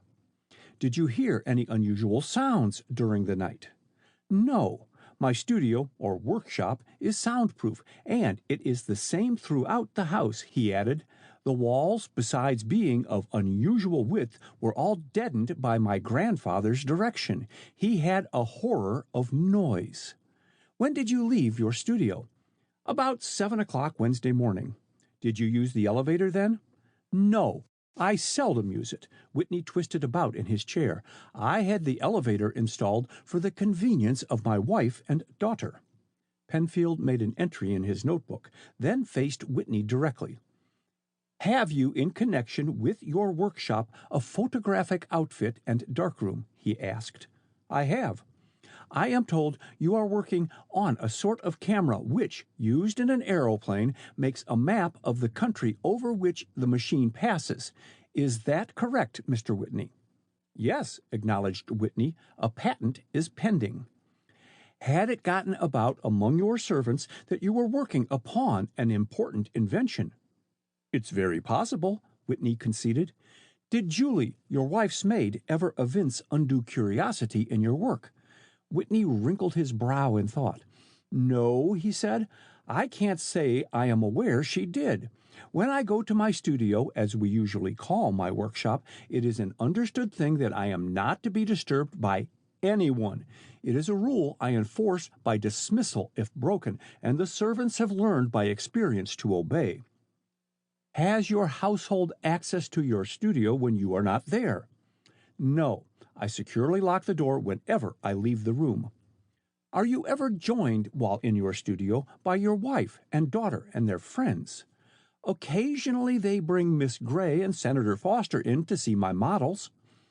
Did you confide the particulars of your latest invention to Mr. Spencer? I did not. Did he ever show deep interest in it?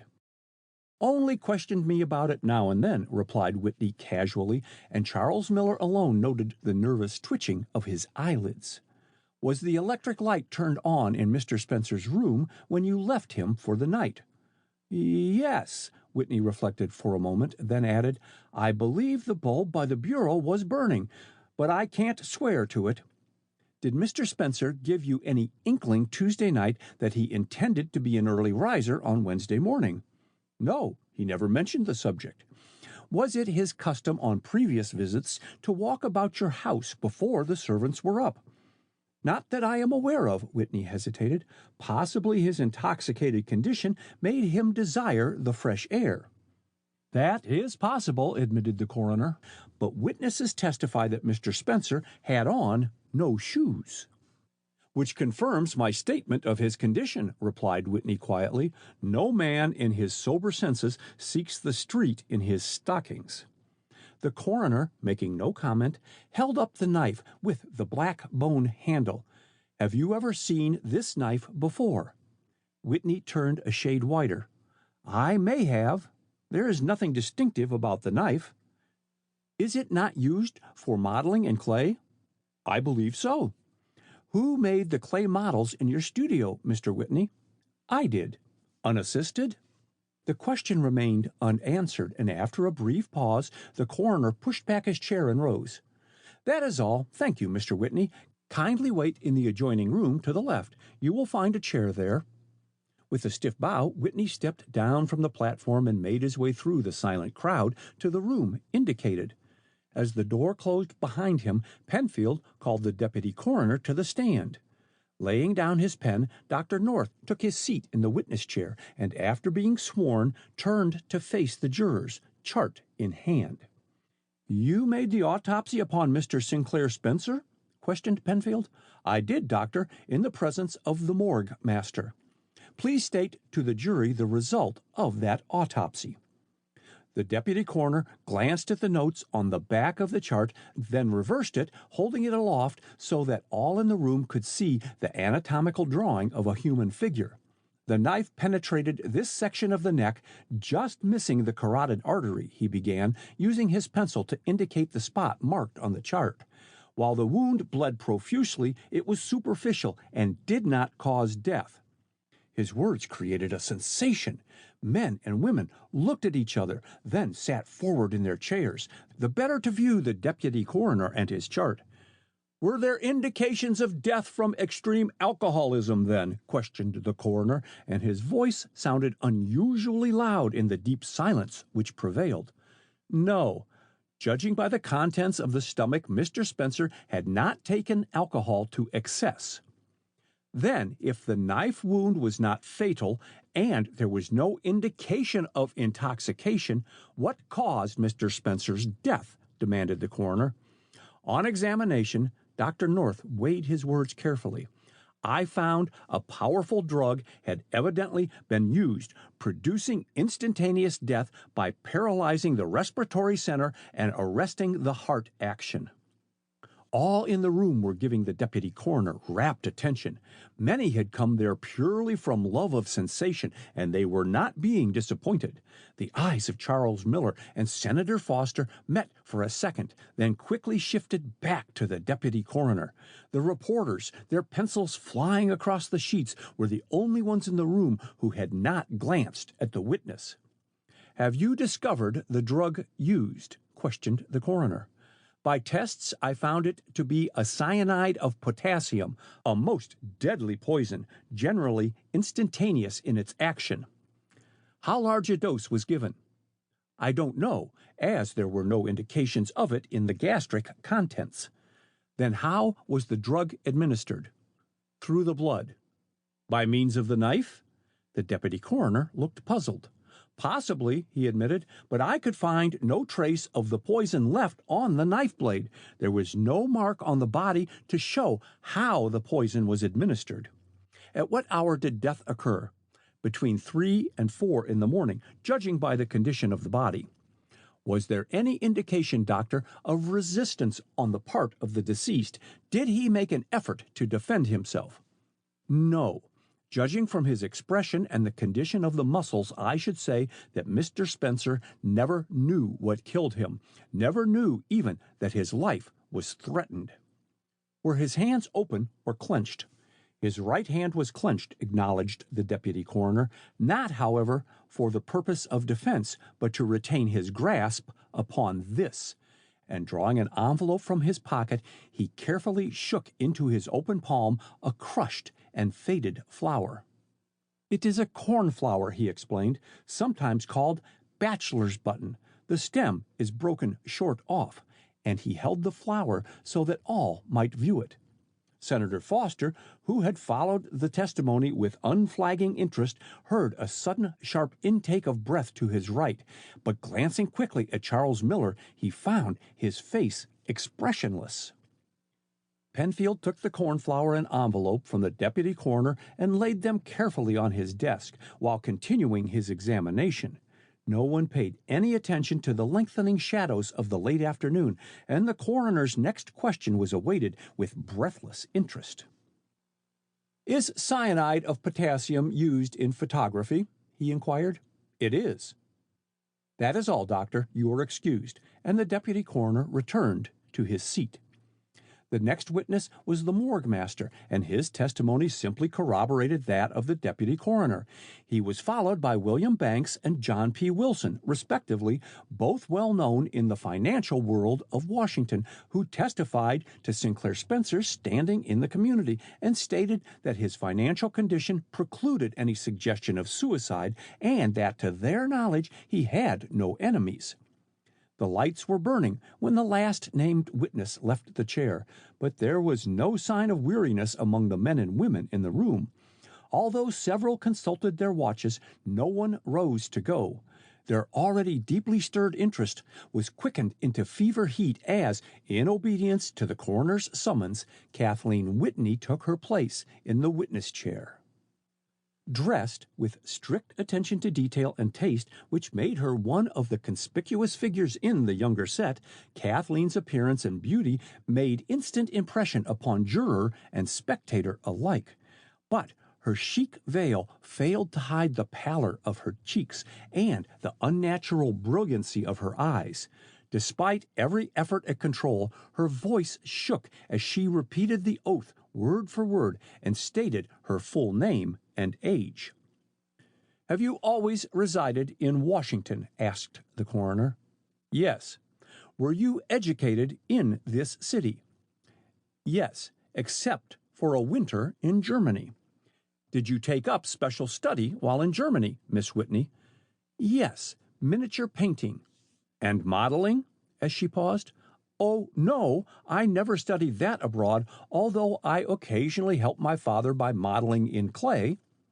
"When did you make your debut in Washington society?" "Last winter." "Did you then make Mr. Sinclair Spencer's acquaintance?" "No." She moved involuntarily at the mention of Spencer's name. "I had known him previously. He was one of father's friends, and much older than I." "Were you not reported engaged to him last fall?" Kathleen flushed at the question. "I never heard of it," she said coldly. "I do not encourage gossip." "Miss Whitney," Coroner Penfield surreptitiously scanned a small note handed to him before the commencement of the inquest. The handwriting was distinctly foreign. "Miss Whitney," repeated Penfield, "did you not refuse Mr. Spencer's offer of marriage on Tuesday morning?" For a moment, Kathleen stared at him in speechless surprise. "Where did you get that piece of information?" she demanded, recovering herself. "You have not answered my question, Miss Whitney," and the quiet persistence of his manner impressed Kathleen. "Yes, I refused him," she admitted. "Did Mr. Spencer make any attempt to persuade you to reconsider your refusal?" "Yes." Kathleen shot an impatient look at the coroner.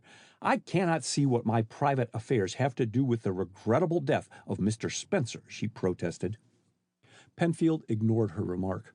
"Did Mr. Spencer communicate with you Tuesday by letter or telephone?" he asked and waited, but the question remained unanswered. To the disappointment of the reporters, he did not repeat it, but asked instead, "Were you aware on Tuesday evening that Mr. Spencer was spending the night at your house?" "No." "Did you see either your father or your mother that night before retiring?" "No."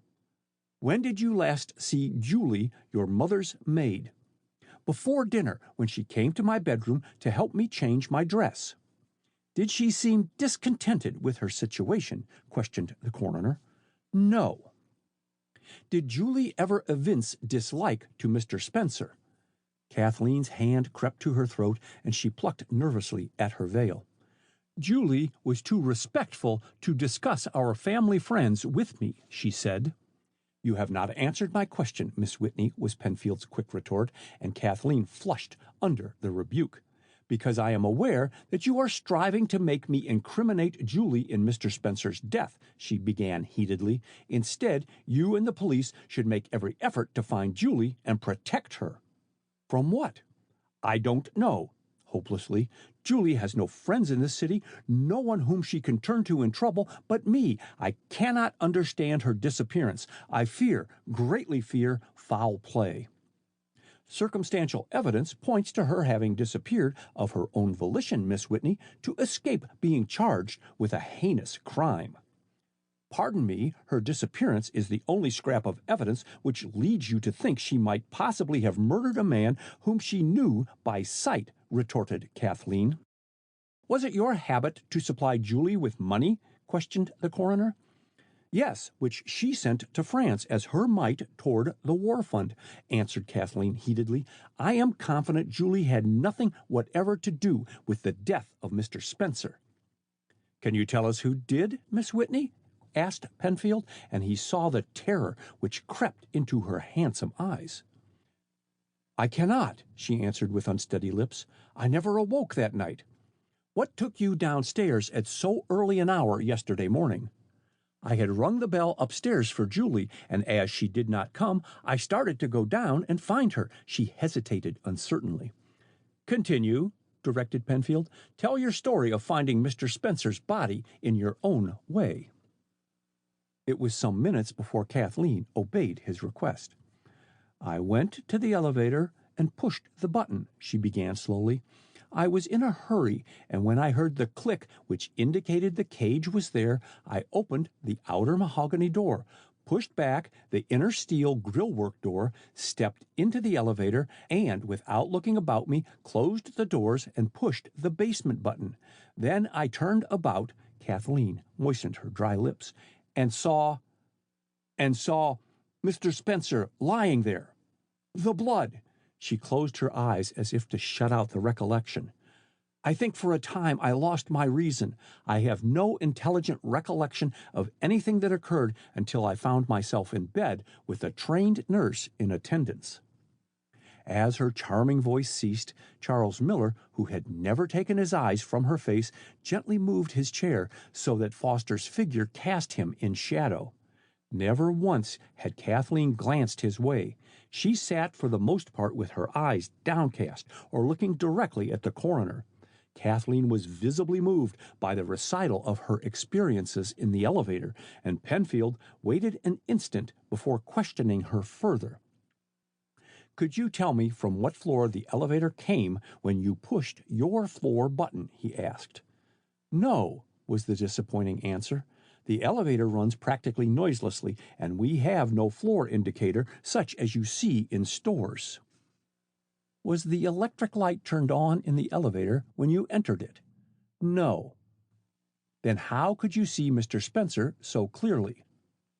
"The brick elevator shaft is lighted by a skylight," answered Kathleen. "The electric light is only needed at night." "Do you recognize this knife?" And Penfield held it up before her as he spoke. Kathleen's eyes did not shift their gaze, but her teeth met sharply on her lower lip. "I see that it resembles one that I have," she said. "You still have yours?" "Yes, you will find it in my desk drawer at home." "Have you only the one knife, Miss Whitney?" "I may have had others," indifferently. "I do not recall. I buy my painting and modeling supplies as I need them." The coroner replaced the knife without further comment. "You use Azuria perfume, do you not?" he asked. "Yes." "What was your object in trying to rub out a blood stain on the front of Mr. Spencer's white shirt, Miss Whitney, while you were in the elevator?" asked Penfield. Kathleen looked at him dully. Well, what did you say?" she stuttered. For answer, Penfield took from the pile of clothing on the table a white shirt and pointed to a discoloration on its glazed surface. "When I first saw this shirt on Mr. Spencer, it reeked of perfume," he said sternly. "Submitted to chemical tests, I found a blood stain was partially removed by Azuria. Again I ask, what was your object in attempting to remove the blood stain?" But Penfield spoke to deaf ears. Kathleen had fainted.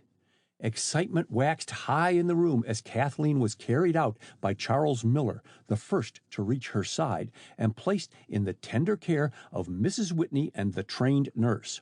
Waiting only to see her brought back to consciousness by Dr. Hall, Miller slipped back into the inquest room. Detective Mitchell was again in the witness chair.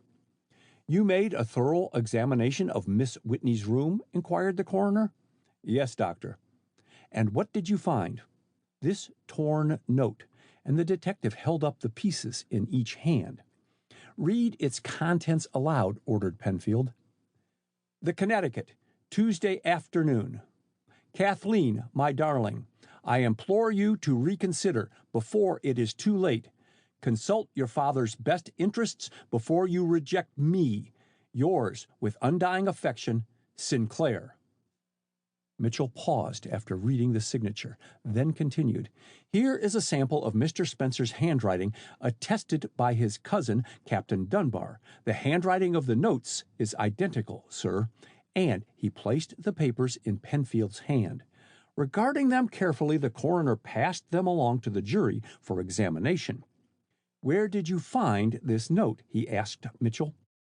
"Among Miss Whitney's painting materials in her sitting room." "What is that in your lap?" And the coroner pointed to a paper box. In answer, Mitchell raised the cover and displayed a bouquet of faded cornflowers. "I found it in Miss Whitney's sitting room also," he stated.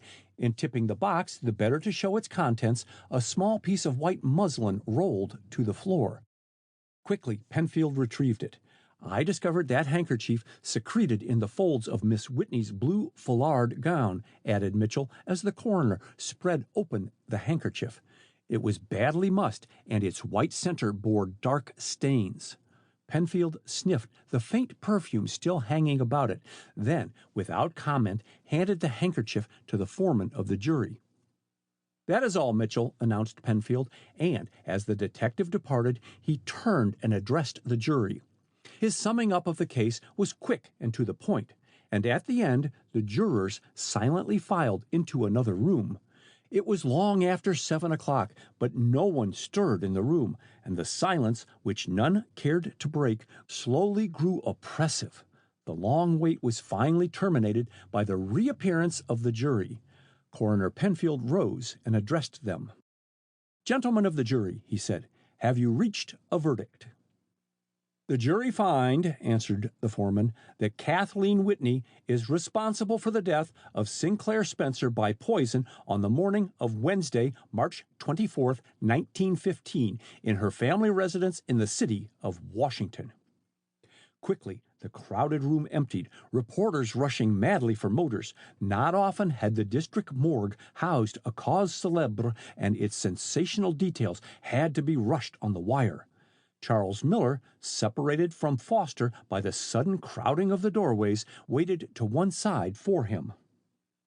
"Americans are an emotional people," commented a quiet voice at his elbow, and turning hastily, Miller recognized Baron Frederick von Fink. "One death more or less does not create a furor elsewhere." "That depends on who dies," retorted Miller. "True, if it should be a member of the imperial family." Von Fink's gesture was eloquent. "To them, all give way. We others are pawns." End of chapter 17.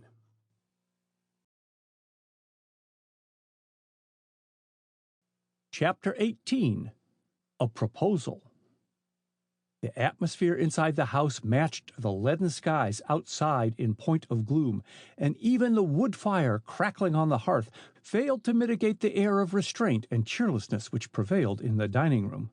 The rain, falling in torrents, had brought with it a penetrating cold wind, a last reminder of winter, and Vincent, passing noiselessly to and from the pantry with sundry savory dishes, was grateful for the heat thrown out by the blazing logs.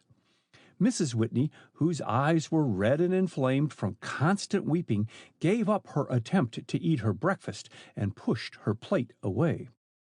"Let me give you some hot coffee, Winslow," she suggested. "Your cup must be stone cold, and you haven't touched your fish balls." Absorbed in his newspaper, Whitney did not at first heed her request, but the pulling back of the portieres aroused him, and glancing over his shoulder, he saw Kathleen entering the room. "Good morning, Dad," laying her hand for a second on his shoulder before taking the chair Vincent pulled out. "Just a cup of coffee, Mother dear, that is all," and Kathleen unfolded her napkin. "You told me upstairs you would remain in bed, Kathleen." Mrs. Whitney looked solicitously at her. "Are you prudent to tax your strength after all you were subjected to yesterday?" "I couldn't stay still a moment longer." Kathleen's slender, supple fingers played with a piece of toast. "You need not bother to conceal the newspapers, Dad," as Whitney surreptitiously tucked the Herald and the Post behind his back. "I read them up in my room." "My dearest, I'm sorry you did that." Whitney leaned over and clasped her hand tenderly. "I gave orders that—" "Vincent is not to blame," broke in Kathleen. "I borrowed the nurse's newspapers before she left." "There was no sense in your reading all this jargon," protested Whitney warmly, "and there is no need, Kathleen, of paying attention to one word published here. Your friends believe in you absolutely as we do." "Thank you, Dad." Kathleen returned the strong pressure of his hand and, leaning over, kissed Mrs. Whitney. "Bless both your dear loyal hearts." Her eyes brimmed with tears, and she dashed them impatiently away. "It was better that I should see the papers," she continued a moment later, "and know the world's unbiased opinion." "Unbiased opinion in a newspaper?" Whitney laughed mirthlessly. "That and the millennium will arrive together. Have you everything you want, Kathleen?" "Yes, Dad." "Then you need not wait, Vincent. Now, Mina, what did you ask me a few minutes ago?" "If you will have some hot coffee." "Yes? Then send me your cup." And Mrs. Whitney, taking it from Kathleen, poured out the coffee and hot milk. As she returned the cup and saucer, she glanced carefully about the room, but Vincent had departed to the kitchen.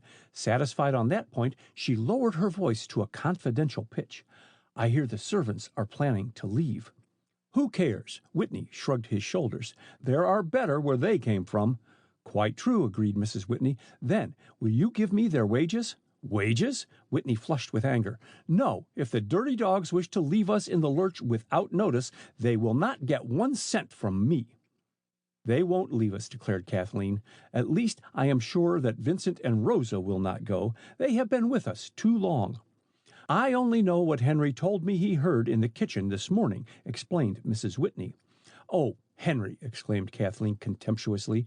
"I wouldn't put any faith in what he says. He is forever making trouble in the kitchen. He is—" The violent ringing of the telephone bell interrupted her. "I have finished my breakfast. I'll go," volunteered Mrs. Whitney, and she hastened into the pantry, where a branch telephone had been installed for the use of the servants. Before the swing door closed tightly, they heard her say, "Oh, Chiamettia!"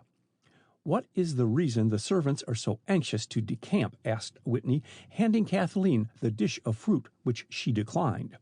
"You forget this house has become a chamber of horrors." Kathleen's voice shook, and she paused to take a hasty swallow of hot coffee. "Possibly the presence of the detectives makes them nervous." "Well, a sudden leave-taking from here will probably center the detectives' attention upon them more than if they stayed and did their work." "That is highly probable. Tell me, Dad," Kathleen regarded Whitney intently, "how is it that I'm not in jail? Did not the coroner's jury convict me?" "Their verdict read that you were responsible for Spencer's death, and, as such, you are under suspicion and will be held for the grand jury." "Oh," Kathleen shuddered slightly. "I had no difficulty arranging bail," continued Whitney. "The officials themselves must realize," he interjected with bitter force, "that there is little real evidence against you. The coroner's jury, the fools," the words escaped between his clenched teeth, "to place faith in circumstantial evidence." Whitney's clenched fist descended on the table with a force that made the goblets ring. "My dear, why did you try to whitewash Julie?" "Because I knew she had nothing to do with Sinclair Spencer's death." "You knew nothing of the sort," with subdued violence. "You are totally wrong. That Julie ran away is confession of complicity in the crime." "I don't believe Julie ran away. I do not," meeting her father's angry eyes steadily. "I believe she was enticed away. I tell you, Dad, if this mystery is ever to be cleared, you must find—" "Captain Miller," announced Vincent, drawing back the portieres from the doorway, and Miller, emerging from the hall, advanced into the room.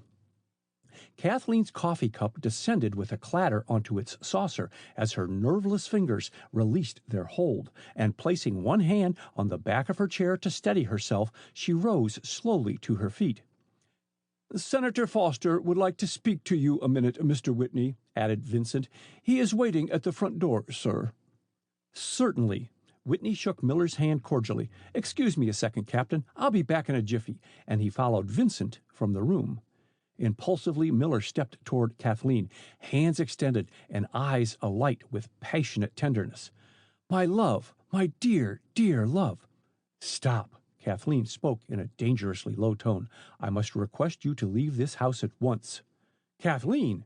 You understand the English tongue." Her cold, repellent manner caused him to pause in uncertainty. "Or shall I translate my request into German?" "I will not put you to that inconvenience," he retorted hotly. Then his manner changed. "Ah, Kathleen, do not let us waste the precious seconds bickering. Tell me what I can do for you."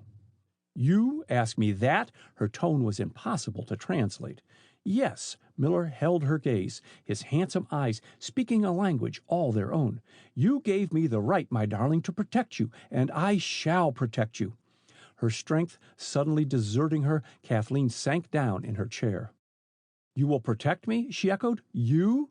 Her tone stung him to the quick. "Yes, I," he said slowly. "Do you not realize the depth of my love? I would willingly sacrifice my career, my life for you, and count it no sacrifice." "Would God I could believe you!" The cry was wrung from her, and she raised her trembling hands to brush away the blinding tears. Miller dropped on one knee beside her. "My dearest, my heart's desire," he whispered passionately, taking her hands prisoner. At his touch she shrank back, remembrance crowding upon her. "Go," she stammered. "I have kept faith. Go, before I say too much." Before Miller could answer, he heard his name called and the sound of rapid footsteps. With the bound, he was on his feet, and pausing only long enough to whisper, "Courage, Kathleen," he joined Winslow Whitney in the hall. But Kathleen was hardly conscious of his departure. With an exceedingly bitter moan, she dropped her head on her arms and cried as if her heart would break. Mrs. Whitney, entering from the pantry a second later, paused aghast, then, running to Kathleen, soothed her with loving word and hand back to some semblance of composure. Miller found Winslow Whitney walking rapidly up and down the hall. He stopped at sight of the latter. "Come into the library," he said. "I've given instructions that we are not to be interrupted," closing the door and also pulling to the folding doors behind the portieres leading to the dining room. "Make yourself comfortable, Captain," producing a box of cigars. "Don't mind if I walk up and down. I think better when moving about." "Same here." But Miller selected the most comfortable chair in the room and puffed slowly at his cigar, while never taking his eyes from his host. Neither man spoke for fully 5 minutes. Then Whitney pulled up a chair and sat down near his companion. "Have you seen Senator Foster today?" he inquired. "Not to talk to, but I caught a glimpse of him coming here as I entered." Miller knocked the gathering ash from the end of his cigar. "I was with him at the inquest yesterday." "I saw you both there." Whitney selected a cigar and, lighting it, sat back. "Did Foster happen to tell you that Sinclair Spencer had in his will made him executor of his estate?" "No." "Well, he came here today to tell me that, and also that Kathleen is mentioned in Spencer's will as residuary legatee." "What?" Miller's surprise was shown in his face, which had grown suddenly white. "Spencer evidently really cared for Kathleen," went on Whitney, paying no attention to his ejaculation. "A queer fellow, Spencer. I did not give him credit for possessing sincere feeling, except where he himself was concerned." "Was Spencer wealthy?" The question shot from Miller against his will. "Report says so. I never inquired myself." Whitney puffed a cloud of smoke, and as it cleared away, turned impulsively to Miller. "I'm damned if I like Foster's manner to me today," he burst out. "Why? What happened?" Miller bent eagerly forward. "I only asked him to postpone probating Spencer's will," began Whitney, laying down his cigar. Miller's eyes opened. "Did he agree to it?" "No. Refused curtly." Whitney's eyes flashed. "And the manner of his refusal rankles," he confessed. "Your request was somewhat singular," commented Miller slowly. "Nothing singular about it," retorted Whitney. "I was thinking of Kathleen when I made the request. Man, do you not see?" And with the haggard lines in his face deepening, "the instant that will is offered for probate, its contents become public, and its publication now will but strengthen the suspicion already centered about Kathleen by supplying a possible motive for Spencer's murder." "Suspicion cannot injure the innocent," protested Miller. "Oh, can't it? That's all you know about it," growled Whitney, wiping beads of moisture from his forehead. "So much for Foster's friendship when put to the test. I made it plain to him that my request was prompted by my desire to shield Kathleen from further publicity." "I understand, Mr. Whitney," said Miller gently. "Yes, I believe you do," went on Whitney feverishly. "That an old friend should be the first to go back on me. There's the sting.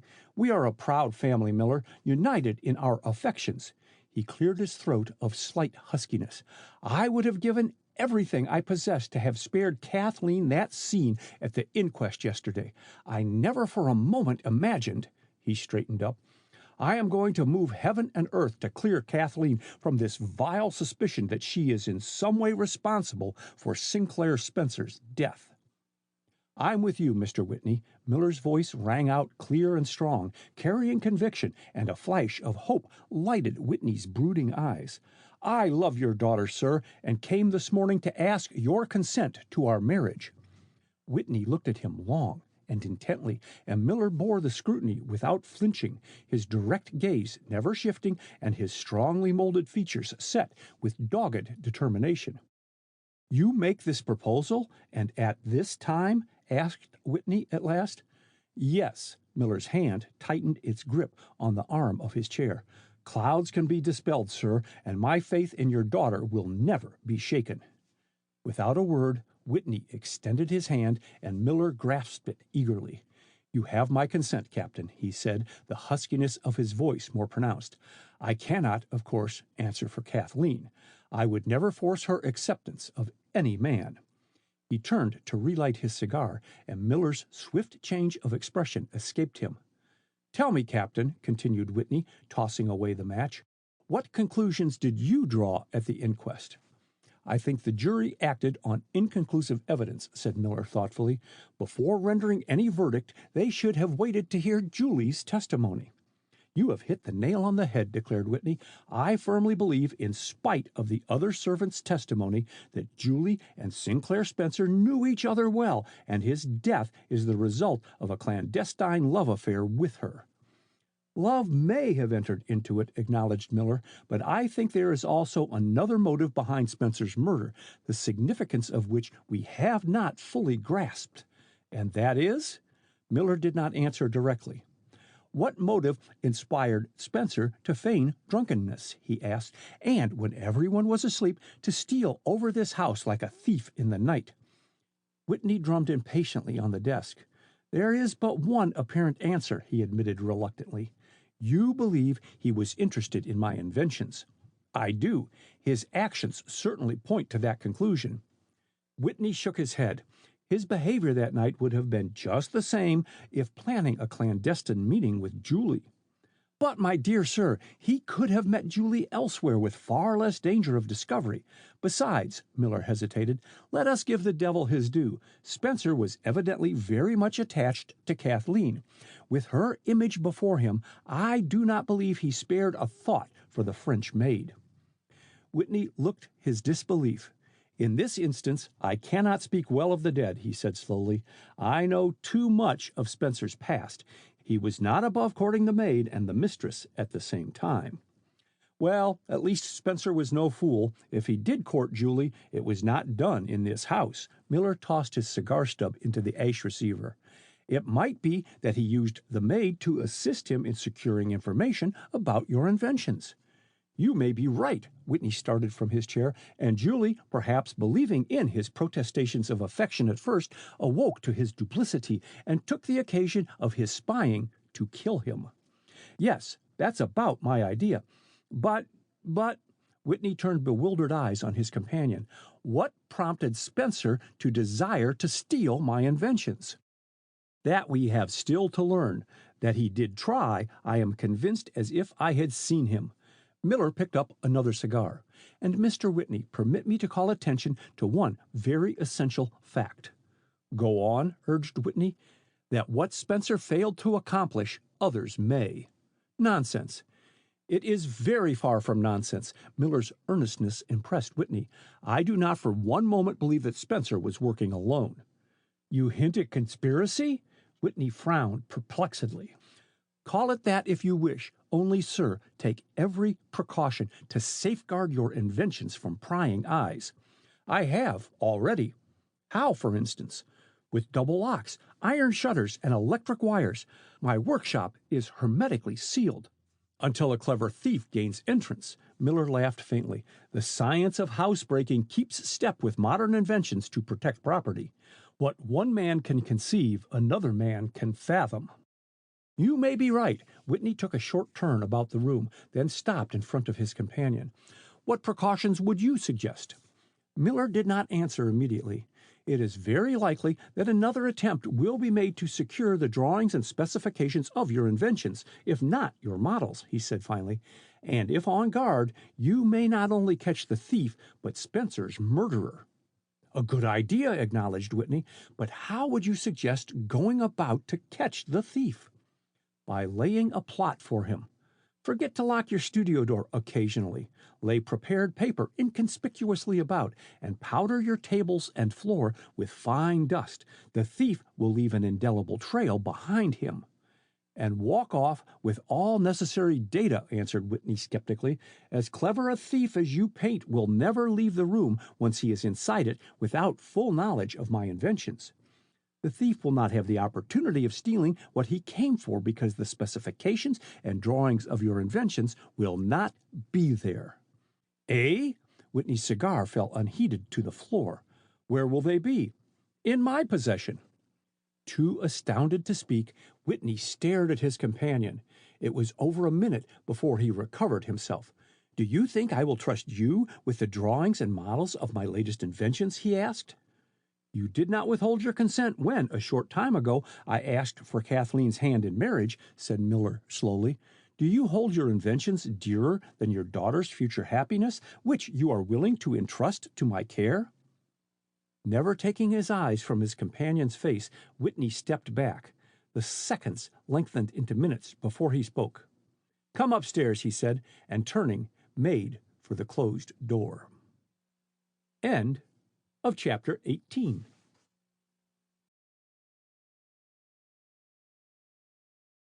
Chapter 19. The Yellow Streak.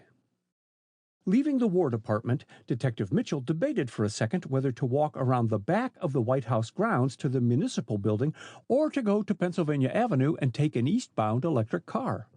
But there was no sign of let-up in the pelting rain, and pulling his coat collar up about his ears, he hastened toward the avenue, and at the sight of an approaching car broke into a run. The usually empty sidewalks were filled with hurrying government employees, anxious to get their luncheon and return in the prescribed half hour to the State, War, and Navy departments, and the detective had some difficulty in dodging the pedestrians. Seeing an opening among the lowered umbrellas, he stepped off the curb and dashed for the streetcar. He was almost by its side when the hoarse sound of a motor siren smote his ear, and glancing sideways, he saw a touring car bearing down upon him at full speed. In trying to spring backward, his foot slipped on the wet asphalt, and he sprawled forward on his knees. The automobile was almost upon him when strong hands jerked him safely to one side. Scrambling to his feet, Mitchell turned to look at the man whose strength and quickness had saved him from a nasty accident. Much obliged, Captain Miller, he said. I owe you a great deal. Miller stooped over and picked up the detective's hat. Why don't you chaps arrest such speeders? He inquired, pointing at the vanishing car. We do in most cases, returned Mitchell, brushing the mud from his trousers and limping back to the sidewalk. However, the driver of that car is exempt. Why? We can't arrest a United States senator. Ah, then you got his number. Miller led the way to the sidewalk. That car doesn't need a number to identify it, grumbled Mitchell. Its color and shape are too distinctive. We on the force call it the Yellow Streak. The car belongs to Senator Randall Foster. When he's at the wheel, the Lord help the pedestrians. So it would seem, dryly. Where are you going, Mitchell? Observing the detective's rather shaken appearance. To the municipal building. Suppose you come and lunch with me first at the Occidental, and the smile which accompanied the invitation was very persuasive. It's near where you are going. Mitchell had not lunched, and a hurried breakfast had been consumed before 6 o'clock. It was his hunger which had occasioned his haste to reach the municipal building, and later a nearby cafe. His official business was not very pressing, and since meeting Miller at the Whitneys 2 days before, he had heard of his attentions to Kathleen Whitney. The rumor had interested him as much as Miller's personality. Promptly he accepted Miller's invitation, and the two men boarded the next downtown car. Within a short time they were both eating an appetizing lunch in the attractive restaurant of the Occidental. Just before the arrival of coffee and cheese, Mitchell sat back in his chair with a sigh of physical content. The martini had warmed his chilled body, and the lassitude which comes after a hearty meal was stealing over him. Miller had proved an agreeable companion, able to talk upon any subject except one, in spite of the detective's hints in its direction. Their table was in one corner apart from the others, and there was no danger of their conversation being overheard. Taking in their isolated position at a glance, the detective changed his tactics. "I saw you at the Spencer inquest," he said abruptly, applying a match to his cigar. "What do you think of the verdict?" "What every sane man thinks," answered Miller, "that the prosecution will have to secure more material and tangible proof before it can secure an indictment by the grand jury." "I'm not so certain of that," responded the detective, ruffled by Miller's casual manner. "Our evidence against Miss Whitney was pretty conclusive. It would have been just as conclusive if applied to any other inhabitant of the Whitney house that night." "Hardly." Mitchell smiled broadly. "I fear your friendship blinds you to the danger in which Miss Whitney stands." Miller refrained from answering until their waiter had served the coffee and cheese and departed. "Circumstantial evidence will not always convict, fortunately," he said, helping himself to the camembert. "What have you proved?" "That Spencer was Miss Whitney's rejected lover," broke in Mitchell. "That the knife belonged to her. That she tried to remove incriminating bloodstains on his shirt with her perfumed handkerchief. And that he held in his hand a flower, possibly broken from a bouquet which she was wearing at the time." "It sounds formidable," commented Miller quietly, "but there are a number of flaws. You have not positively proved that the knife belonged to Miss Whitney, only proved that it is probable she might have owned it.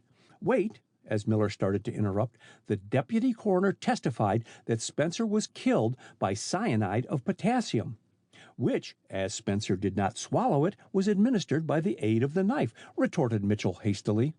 "The deputy coroner said he found no trace of the poison on the knife blade." Miller paused to refill Mitchell's coffee cup. "Secondly, cyanide of potassium is not a drug which Miss Whitney would be apt to have around. I saw a half-filled bottle of it in Whitney's workshop last Wednesday." "Quite true. I saw it there myself," admitted Miller. "I also saw that Whitney kept his studio workshop under lock and key." "To outsiders, but it is just as possible he is not so strict about the members of his household, his testimony to the contrary," argued Mitchell. "The point is not well taken, Captain, and even if it were," he stirred his coffee thoughtfully, "Miss Whitney did not need to enter her father's workshop to secure the cyanide of potassium.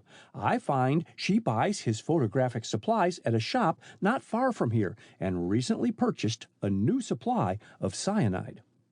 "Purely circumstantial evidence," responded Miller, keeping his expression unaltered by an effort. The detective's last statement had startled him. "In regard to the flower which Spencer held in his hand, you say it was probably broken from the bouquet which she wore at the time of committing the crime. I am, for the sake of argument only, admitting that she might be guilty. The medical evidence went to prove that Spencer was killed between 3 and 4 in the morning. It is straining probabilities to claim that a young girl, in donning her wrapper, pinned on a bouquet of flowers." "How do you know she was not fully dressed? It was not so late in the morning. She could have gone to bed after the crime, or she may not have gone to bed at all." "All supposition," scoffed Miller. "Not quite all." The detective, nettled by his jeering smile, spoke hastily. "On further inquiry, I learned from one of the servants today that Miss Whitney had on the same dress Wednesday morning, when her screams aroused the household, which she wore at dinner the night before." "Ah, indeed." Miller's smile had ceased to be skeptical. It was strained. "And which servant imparted that information to you?" "Henry, the chauffeur." For a chauffeur, Henry seems to know a great deal about what transpires inside the Whitney house, observed Miller thoughtfully. Tell me, Mitchell, what motive do you attribute to Miss Whitney for the killing of Sinclair Spencer? Mitchell looked uncomfortable, and it was not until Miller repeated his question that he spoke. I believe Spencer persuaded Miss Whitney to meet him clandestinely that night and threatened to compromise her if she refused again to marry him. Oh, come! Miller spoke more roughly than he realized. Wake up, Mitchell. You've been reading penny dreadfuls. Try and think up a motive which will hold water. The detective flushed. That is quite motive enough, he said. If Miss Whitney takes the stand in her own defense, she can, on that motive, enter a plea of killing to protect her honor. And any jury in the country would acquit her, broke in Miller. She would thus escape the gallows, finished the detective. But I can suggest an even better solution of the problem, put in Miller suavely, although his fingers itched to choke his companion. And that is that the detective force find the guilty party. Mitchell suppressed a smile. And where would you suggest that we hunt for this guilty party, he asked, provided he or she is still at large and not out on bail under indictment? Search among the men and women who spent Wednesday night at the Whitneys, servants as well as guests. Captain, in his earnestness, Mitchell leaned across the table. It is contrary to all records of crime that a man or woman will commit murder without motive. You forget homicidal maniacs. True, but they do not belong in this category, protested Mitchell. No person in that house except Miss Whitney had a motive for killing Spencer. Motives are not always on the surface. I advise you to investigate. Yes? Eagerly. Is it true that arc lights have been installed at the United States Navy yards and arsenals which make them as light as day on the darkest night? I believe so. Mitchell glanced perplexedly at his companion. Why was he changing the conversation? And that visitors are not encouraged to loiter on government reservations? I believe such an order has been issued, conceded the detective. Also, visitors are forbidden at the government radio station at Arlington. Yes. And still there is a leak. Government secrets are secrets no longer. How do you know that, Captain? And the detective shot a look full of suspicion at him. I only know what Senator Foster has told me, carelessly. I believe Foster's advice has been sought in the matter. And why did he confide in you? He desired my help, responded Miller. Seemed to think my opinion might be worth something. But honestly, Mitchell, I can't see anything to this secret leak business. The Secret Service operatives are putting a scare over on the government. It's more than that, sir. No more coffee. And the detective, his sudden doubts dispelled by Miller's sunny smile, leaned back once more in his chair. It seems that officials here are awakening to the realization that government secrets are being betrayed. If the American troops are ordered to a certain point on the border, the order is known in Mexico before it is executed. It is the same with coded communications to foreign powers. The movements of our fleet are known to foreign naval attachés even before the maneuvers are carried out. The whereabouts of the smallest torpedo boat and submarine is no secret to any but the American people. Is that so? Miller looked politely incredulous. And is the Secret Service not investigating the matter? Sure, they'll handle it all right. Mitchell twisted about in his chair. At present, Captain, my entire attention is claimed by the Spencer murder. Where would you suggest that I begin my search among the Whitney household for a motive which will explain the murder? Why not try and find Julie, the French maid? The eagerness died out of Mitchell's face. We are trying, he said, but we can convict Miss Whitney without her evidence. So you think Julie's testimony will implicate Miss Whitney still further in the crime? I do. I have no doubt she is accessory after the fact and, provided with funds by Miss Whitney, stole away so as not to give evidence against her. You have a curious conception of human nature, Mitchell, was Miller's only comment as he signed to their waiter to bring his check. He did not speak again until he and the detective were in the street. You have overlooked a very important point, Mitchell, in your investigation of Spencer's murder. What is that? You apparently believe that Miss Whitney murdered Spencer between 3 and 4 in the morning and then went back to her bedroom. Go on, urged Mitchell. At the inquest, all witnesses testified that Miss Whitney was the first to find Spencer and that she was in the elevator with him. Miller spoke with impressiveness. Even the most hardened criminal would not have deliberately walked into that elevator and shut himself in with the man he had murdered a short time before. And yet, you argue that a highly strung, delicately nurtured girl did exactly that. It's preposterous. It does sound cold-blooded, admitted the detective. It is just possible that after committing the crime, she lost consciousness and remained in the elevator all night. Talk sense, ejaculated Miller disgustedly, and, without waiting to hear the detective's thanks for his luncheon, turned on his heel and hurried up 14th Street. Miller watched his tall, erect figure out of sight with absorbed attention. I'd give a lot to know who he suspects murdered Spencer, he muttered under his breath, and started for the municipal building. As Miller approached his hotel, he thought he saw Foster's yellow touring car move away from the ladies' entrance. After procuring his mail, he went at once to his room. He was about to open his letters when his eyes fell on an open drawer of his desk. Putting down the bundle in his hand, he carefully investigated every pigeonhole and drawer. The papers he looked for were missing. Rising quickly, Miller examined the windows of his room and bathroom. They were securely fastened on the inside. In deep thought, he went out into the hall where the floor chambermaid and a companion were sitting in full view of his door. "Have you been here long?" he asked. "Yes, sir," replied the elder girl. "I've been on duty here ever since noon, and Mary," laying her hand on her companion, "was here all the morning." "Has either of you seen anyone enter my bedroom?" "No, sir. Only yourself, sir," answered the first speaker, and Mary echoed her words. End of chapter 19.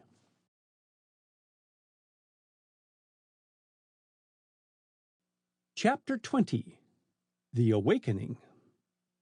The prospect was uninviting at any time, and to Julie, who had stared at the rows of slatternly kept backyards until she grew familiar with each battered garbage can, the sight was hateful. The rain had driven even the starved alley cats to cover, and with a sigh forlorn in its wretchedness, she turned from the window and contemplated her nicely furnished bedroom. The 2 days she had been there had passed on leaden feet. Captain Miller's money had secured her a haven of refuge, food, and a roof over her head, but had deprived her of liberty and the daily newspaper. The first had been the only restriction he had placed upon her acceptance of his bounty. His plea, "Protect Kathleen," had found a ready echo in her loyal heart, and blindly she had obeyed him. The first day had passed in numb resignation. Then had followed the reaction. As she recovered from bodily fatigue, there came a quickening of the blood, and in spite of the cold driving rain, a longing for the out-of-doors possessed her. Since the breaking out of the Great World War with its invasion of Belgium and her beloved France, she had become an inveterate newspaper reader, and during the days of extras she had formed the habit of depending upon them.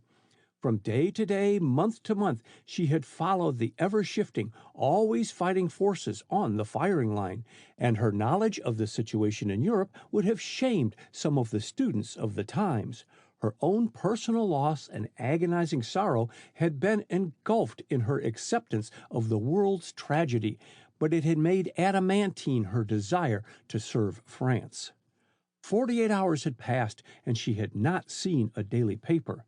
She had asked her landlady, Mrs. Robinson, for the loan of her Star, only to be told that Mrs. Robinson never took it. She had thereupon presented her with 3 cents and asked her to secure the morning papers, but Mrs. Robinson, on her return from market earlier in the day, had forgotten to comply with her request. The one servant, when appealed to in the hall, had promised to get her an Evening Times, but on inquiry, Mrs. Robinson had informed her that the woman had finished her work and gone home. What was happening in Europe? Had the Allies attempted the drive hinted at during the winter months? Had Italy cast her lot with the Allies? Julie's restlessness increased as each question remained unanswered. From whom could she get a newspaper? Mrs. Robinson had assured her that she was the only boarder in the house, and on the one occasion on which she had left her room, she had seen no one but the servant. The latter had gone out, and Mrs. Robinson had not responded to her call 10 minutes before. Julie sighed again and gazed wearily out over the backyards. Then a thought came to her. Why not go to a front window and hail a newsboy? There might be one in the vicinity. With brightened eyes, Julie left her room and, walking down the hall, turned the knob of the door opposite her own. It would not open. Bethinking herself, Julie rapped timidly on the door panel, then received no reply. She rapped again. No voice nor footstep responded to the summons. Apparently the room was empty. Considerably perplexed, Julie turned and made her way to the second bedroom floor. Quickly she rapped at each door and tried its knob. Each door was locked, and her repeated raps went unanswered. In the fourth floor she met with the same results, and returning again to the stairs, she made her way down them almost at a run. The silent and apparently empty house frightened her, and it was with a fast-beating heart that she made her way to the ground floor and into the drawing-room. Its sumptuous furnishings astounded her. Mrs. Robinson had neither the air nor the well-dressed appearance of a woman of wealth. From her swarthy skin and black eyes and hair, Julie had taken her for a Creole. The stair door leading to the basement was not locked, and Julie laid a hesitating hand on it. Should she seek Mrs. Robinson in the kitchen? Almost without her own volition, she released her hold on the knob and retraced her steps to the front door. She needed air. The silent house was getting on her nerves. She suddenly remembered the noises she had heard in the night and which, in the morning, she had attributed to her feverish condition. Noiselessly, she removed the night latch and slipped into the vestibule. She stood for a moment, filling her lungs with the cold, refreshing air, then, bethinking herself, stepped behind the closed section of the outer door. She must not be seen by a chance policeman. As she stepped back, her foot encountered a small bundle, and she looked down. Joy of joys, it was a folded newspaper. As she opened it, she saw in the dim light of dusk the red letter stamping, "Subscriber's Copy." What had Mrs. Robinson meant by telling her she did not take newspapers? Not pausing to worry further over that problem, she hastily scanned the first page of the 5:30 edition of the Times, and her eyes dilated as she read the scare headlines. "Spencer's will offered for probate. Kathleen Whitney, convicted by coroner's jury, is residuary legatee of murdered clubman. Society girl out on bail furnished by Senator Foster." Too stunned to move or cry out, Julie stared dumbly at the newspaper. Kathleen Whitney, her kind friend rather than employer, was convicted. Then her absence had not benefited her? Captain Miller's advice had been wrong. Her faith in him was misplaced. To what had he brought her? She cast a terrified look at the partly closed door behind her. Better jail than... The thought of jail brought her whirling senses back to Kathleen. But Kathleen was not in jail. The paper stated she was out on bail. If at home, she could be reached. Utterly regardless of her hatless condition, she dragged the shawl previously borrowed from Mrs. Robinson over her head and, closing the front door, bolted up the street, the newspaper still clutched in her hand. Darkness was closing in, and the rain had driven the few pedestrians usually in that location scurrying to their homes. Julie was 5 or more blocks from the Robinson house when she saw a yellow touring car draw up to the opposite curb and a man spring out. He paused for a second to examine one of the lamps, and its light threw his face in bold relief against the darkness. It was Henry, the chauffeur. Julie shrank back behind a tree box, muffling her face in the friendly shawl.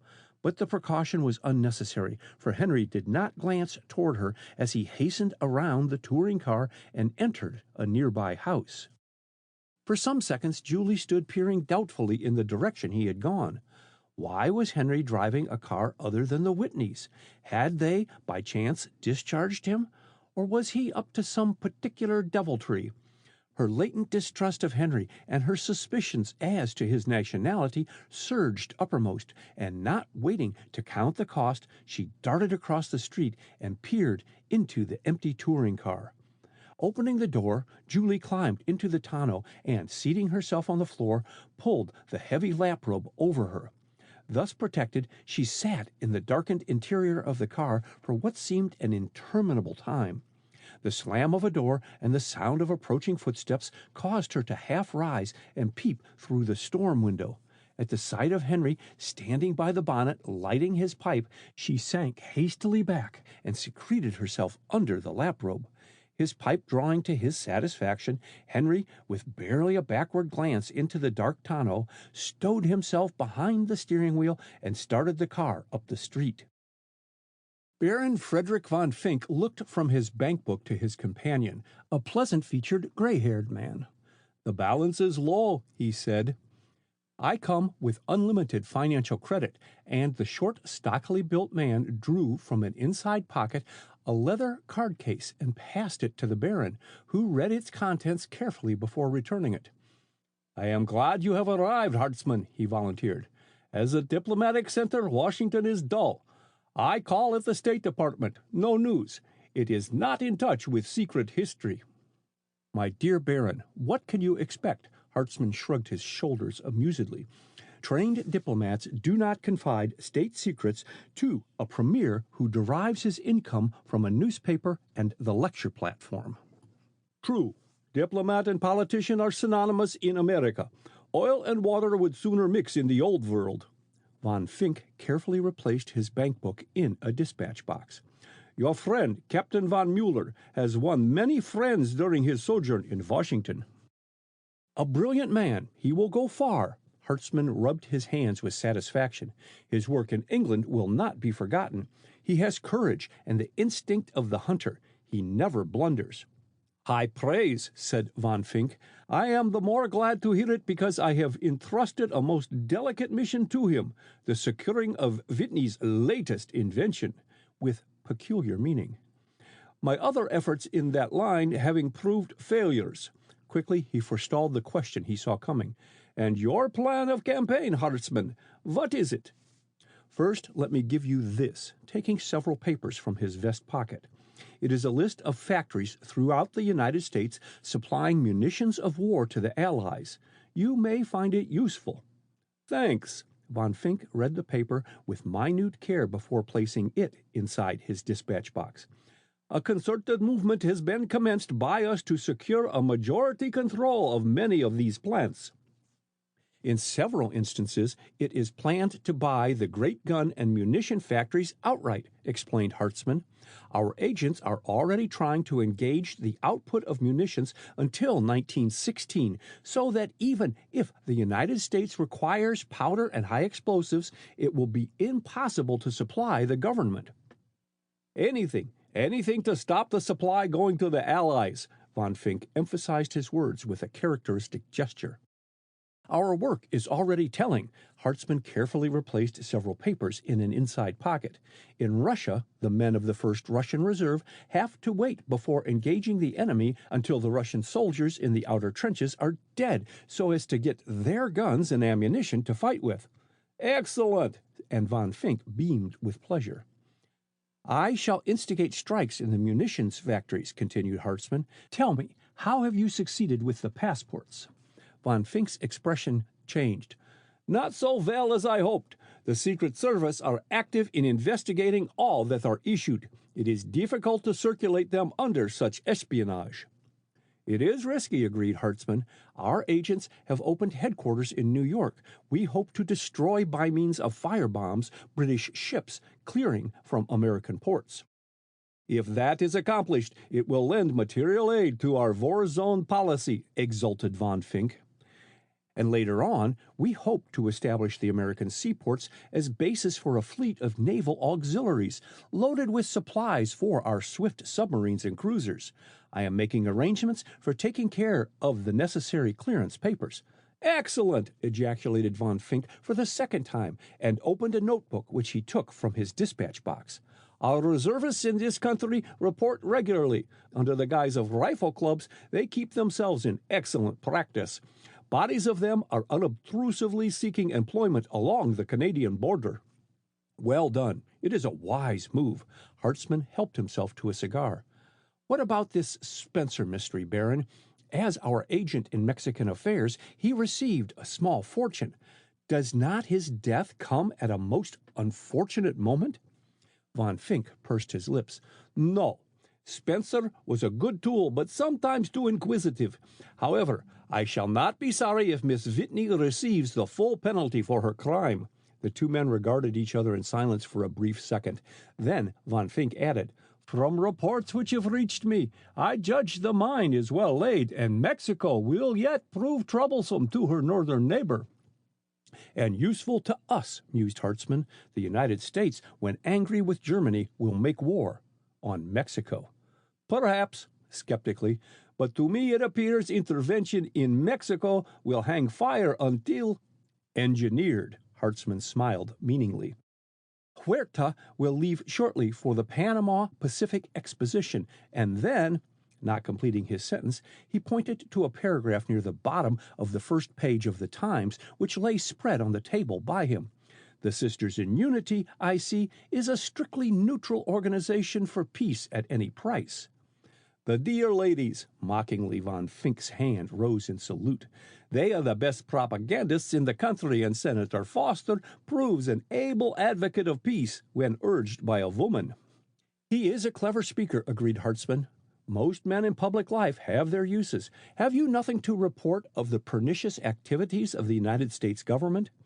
Without replying, Von Fink pressed the button of his electric bell. Is Heinrich here? He asked a moment later as his servant entered. Yes, Baron. Then show him in. Von Fink turned his back to his guest. A clever man, Heinrich, and useful. Come in, as a discreet tap sounded at the door, and the chauffeur, carefully closing the door, saluted. Any news of the Atlantic Fleet, Heinrich? Its departure for the Panama Pacific Exposition at San Francisco via the Panama Canal has been indefinitely postponed. The department must have awakened to the fact that if sent there, the fleet would have to return by rail, growled Von Fink. There is not enough coal in California at present to supply the fleet. The battleships and cruisers could not escape from attack and might even be captured at the dock. Have you learned where the fleet will be sent? Asked Hartzman, watching the chauffeur narrowly. It is to go to New York for a grand review, Herr Captain. Ah, a mobilization? No, Herr Captain, I think not. The reserve fleet will be missing. Will the President review the fleet? It is so believed, Herr Captain. Von Fink, who had been silently eyeing his companions, stood up. Would that not give us an opportunity to bottle up the fleet in the North River by slipping down one of our biggest ocean steamers and sinking her in the channel? It might be done, but Hartzman looked doubtful. The harbor police of New York are vigilant. I fear the warping of a great steamer from her berth would attract instant attention. Not if properly engineered, Hartzman. A soft tap at the door interrupted Von Fink. Come in, he called. Captain von Mueller, announced the valet, and Von Fink advanced eagerly to meet the newcomer. Welcome, Herr Captain. I hoped that you would get my note in time. I found it on my return to my hotel. Hartzman, well met. Von Mueller returned the older man's firm clasp. It is some years. Years? What are they when old friends foregather? Exclaimed Hartzman. Let us sit and talk. Wait, remonstrated Von Fink. Heinrich, turning to the chauffeur, who stood respectfully waiting, did you learn the strength of the fleet? Of the 35 United States battleships, only 21 are in commission and ready for emergency, he said. Of these 21, 3 have broken shafts, and the 4th is a turbine engine battleship, which needs overhauling. Is this all the fighting strength of the United States Navy? Questioned Hartzman, jotting down the figures in a notebook. No, Herr Captain. There are 70 fighting craft, but not in commission, and all require overhauling. Half of the submarines will not, sub, so to speak. A ghost of a smile crossed Heinrich's lips. The complement of torpedo vessels has been reduced from 15 to 25%, and the Atlantic Fleet needs 5,000 men. Interesting data, said von Mueller. I congratulate you, Heinrich. What of the army? Nothing definite to report today, Herr Captain. If rumor speaks truly, discontent will shortly reduce the standing army to a man and a mule. A mule can fight on occasions, laughed von Mueller, but not against trained men backed up by field guns, firing in 1 hour 200,000 shells carrying high explosives, boasted Hartzman triumphantly. Weapons such as these, von Mueller, alter the face of nature as well as the fate of nations. Any further news tonight, Heinrich? Asked von Fink. No, Baron, the chauffeur saluted. Any orders? A moment, broke in von Mueller. I will be at the Whitney residence tonight, Heinrich. See that I am admitted, he added, observing the slight change in the chauffeur's expression. It can be arranged, Herr Captain, hastily. I was but thinking of Julie, the French she-devil. Should she come... She will not return, von Mueller spoke with confidence. I have convinced her that she will better protect Miss Whitney by remaining in hiding, thus directing attention to herself as the criminal. But will she not read the papers, touching the Times? No, the landlady will keep them from her. The police are ransacking the town for her, persisted Heinrich. They will not find Julie, von Mueller lowered his voice. They never investigate Robinsons. So, von Fink elevated his eyebrows, and his smile was not pleasant. End of chapter 20.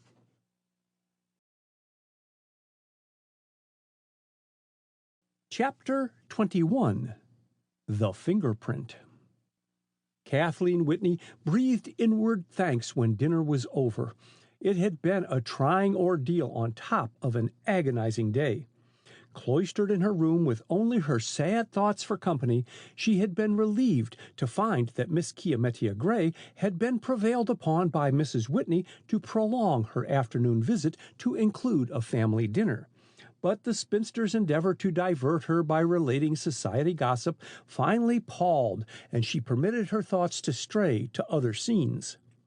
Did you receive your invitation to the Morton reception, Kathleen? Asked Miss Kiametia, breaking off her conversation with Mrs. Whitney with her customary abruptness, and startling Kathleen back to the present. Yes, no, I don't know, was her confused reply. It is here. Mrs. Whitney went into the library and returned with a large envelope. What night? Miss Kiametia took the card and examined its heavily embossed surface with interest. Nouveau riche stamped all over it, as well as RSVP. Real slick victuals, people, and she laughed disdainfully. All the trimmings. Mrs. Whitney replaced the card in its envelope. I have written our regrets. I understand the reception is given to announce the engagement of Mona Morton to some South American Monte Cristo. Speaking of engagements, Whitney turned to the spinster. What about you and Randall Foster, Kiametia? I shall never marry. Miss Kiametia's half-bantering tone dropped, and the eyes she turned to Kathleen were shadowed with a haunting regret. The habits of a lifetime cannot be broken. Oh, Kiametia, exclaimed Mrs. Whitney in open disappointment. Senator Foster is splendid, and I had hoped... Why do you discourage his attentions? Can't stand the way he wears his hair, announced Miss Kiametia with an air of finality which warned against further discussion. Marry him and make him change his barber, advised Whitney, rising. I have to go out, Mina. You and Kathleen must not wait up for me. Good night, Kiametia. Henry is downstairs. He can take you home in the car if you wish. See you tomorrow.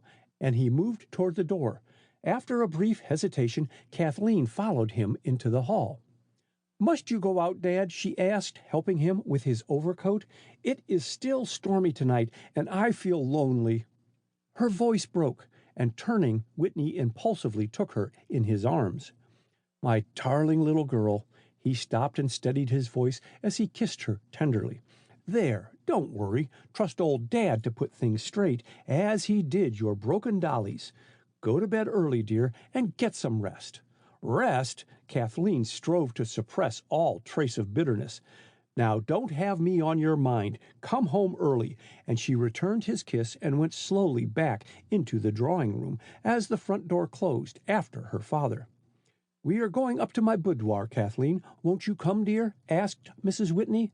"Not just now, Mother. I want to talk to Vincent when he gets the table cleared away." "I envy you, Vincent," chimed in Miss Chiamettia. "Such an excellent servant. Oh, Mina, don't go to the elevator. Suppose we walk upstairs." Left by herself, Kathleen went in search of Vincent. He was not in the pantry, but judging by the still unwashed dishes that he was probably eating his supper in the kitchen, she refrained from calling him upstairs and walked listlessly back into the drawing-room. Sick at heart, utterly discouraged, she threw herself down on the large sofa and sank back among the pillows. Throughout the long day she had tried to banish all thought of Charles Miller. It was hopeless. His image was in her heart as well as before her mental vision. To some women it is given to love lightly, tasting but the essence, while to others love is a lifetime of steadfast devotion. And that winter had brought to Kathleen her one great passion.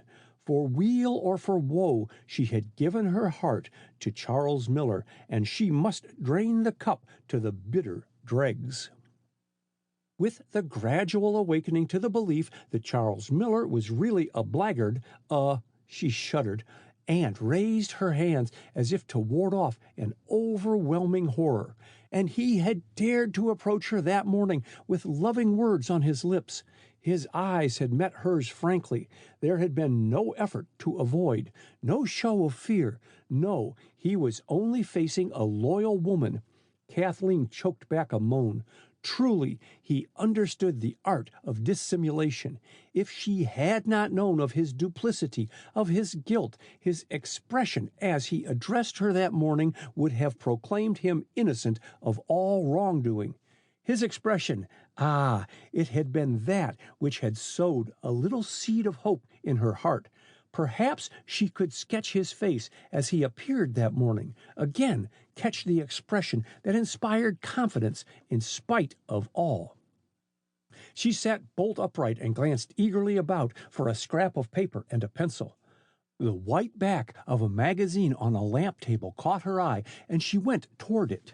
By the lamp lay Miss Chiamettia's gold mesh purse, vanity box, and pencil. Kathleen snatched up the dangling baubles and the magazine and returned to the sofa. If only she could get her impression down on paper before remembrance faded. She could copy it at her leisure. She jerked feverishly at the gold pencil, and as she pulled it out, laid its point on the white paper, and then sat petrified. It was a hypodermic needle. Some seconds passed before she moved. Then she raised the gold cylinder. Outwardly it resembled a pencil. Inside were concealed the syringe and needle. With anxious haste she manipulated its delicate mechanism and slipped back the needle into its hiding place. Forgotten for the moment was her own problem. Brilliant, gifted Chiamettia Gray a drug fiend. Oh, the pity of it! In the light of her discovery, Kathleen remembered many idiosyncrasies which the drug habit would explain. Often that winter she had found Miss Chiamettia dozing in her chair at the theater, at dinners, in motors, but had put it down to over-fatigue from too much social gaiety. Miss Chiamettia's variable likes and dislikes, her sudden whims and fancies, her irritability, all were traceable to the same cause. The sound of her name caused Kathleen to raise her head with a start. Henry, the chauffeur, was standing just inside the hall door. "Beg pardon, Miss Kathleen," he said. "Mrs. Whitney wished me to tell you that Miss Gray will spend the night here and has retired to her bedroom, and I was to ask you if you had any orders for the motor tomorrow." "No, none, thanks. As you go downstairs, tell Vincent that I wish to see him." "Vincent has gone, Miss Kathleen." Meeting her quick glance, he added, "It is his evening out." "Oh, please ask Rosa to stop in my room before she goes to bed." "Very good, Miss Kathleen." As he turned to leave, the loud buzz of the front doorbell sounded. Not waiting to hear the directions Kathleen called after him, Henry darted into the hall. Picking up Miss Chiamettia's gold purse and the hypodermic needle, Kathleen replaced them on the table, but halfway to the hall door she hesitated. Should she not take them to Miss Chiamettia? Suppose Henry, for instance, should take it into his head to examine them. At the thought, Kathleen's face hardened, and she returned to pick up Miss Chiamettia's property. Henry's voice from the doorway arrested her. "Captain Miller," he announced, and retired. Kathleen stood as if carved from stone, every vestige of color stricken from her. If her life had depended upon it, she could not have turned around. "Have you no word for me?" asked the familiar voice, and Miller stepped in front of her, his wistful eyes pleading for him. But Kathleen was mute. Slowly, unwillingly, his eyes dropped before her level gaze and rested finally upon the gold baubles in her hand. "Why do you not wear my ring, Kathleen?" The question stung her out of the bewildered trance into which his unexpected appearance had thrown her. "The ring was returned to you for good and sufficient reasons," she said icily. "That you chose to ignore these reasons does not affect the issue. Will you leave this house, or shall I ring for the servant?" "Kathleen, are you mad?" He whitened to the lips. "Think what you are to me, dearly beloved. Your words cut me like a knife." "Your similes are unfortunate," she stammered with dry lips. "I do not use knives. I leave that for others, the coroner's jury to the contrary." "Do you think the coroner's jury influenced my judgment, sweetheart? Shame! I have more faith than you. I know that you are innocent of Spencer's death." "You have every reason to know that I am innocent." Kathleen was thoroughly roused. "It is not a question of faith on your part," significantly. "I see no use in these discussions. It is better that we do not meet. Again, I ask you to go. Forever." Without replying, he turned and paced the room rapidly, hands in pocket, head bent forward. Kathleen watched him with burning eyes and aching heart. To outward seeming he had the attributes which make for success. What mad bloodlust had made him throw the world away? "Suppose I accede to your unreasonable request, Kathleen," he said, stopping before her. "Will you do something for me?" "Yes," huskily. "Then get from your father the specifications and drawings of his latest invention for me." As if she had not heard aright, Kathleen stared at him. What is it you ask?" she stammered. "The plans of your father's latest invention," patiently.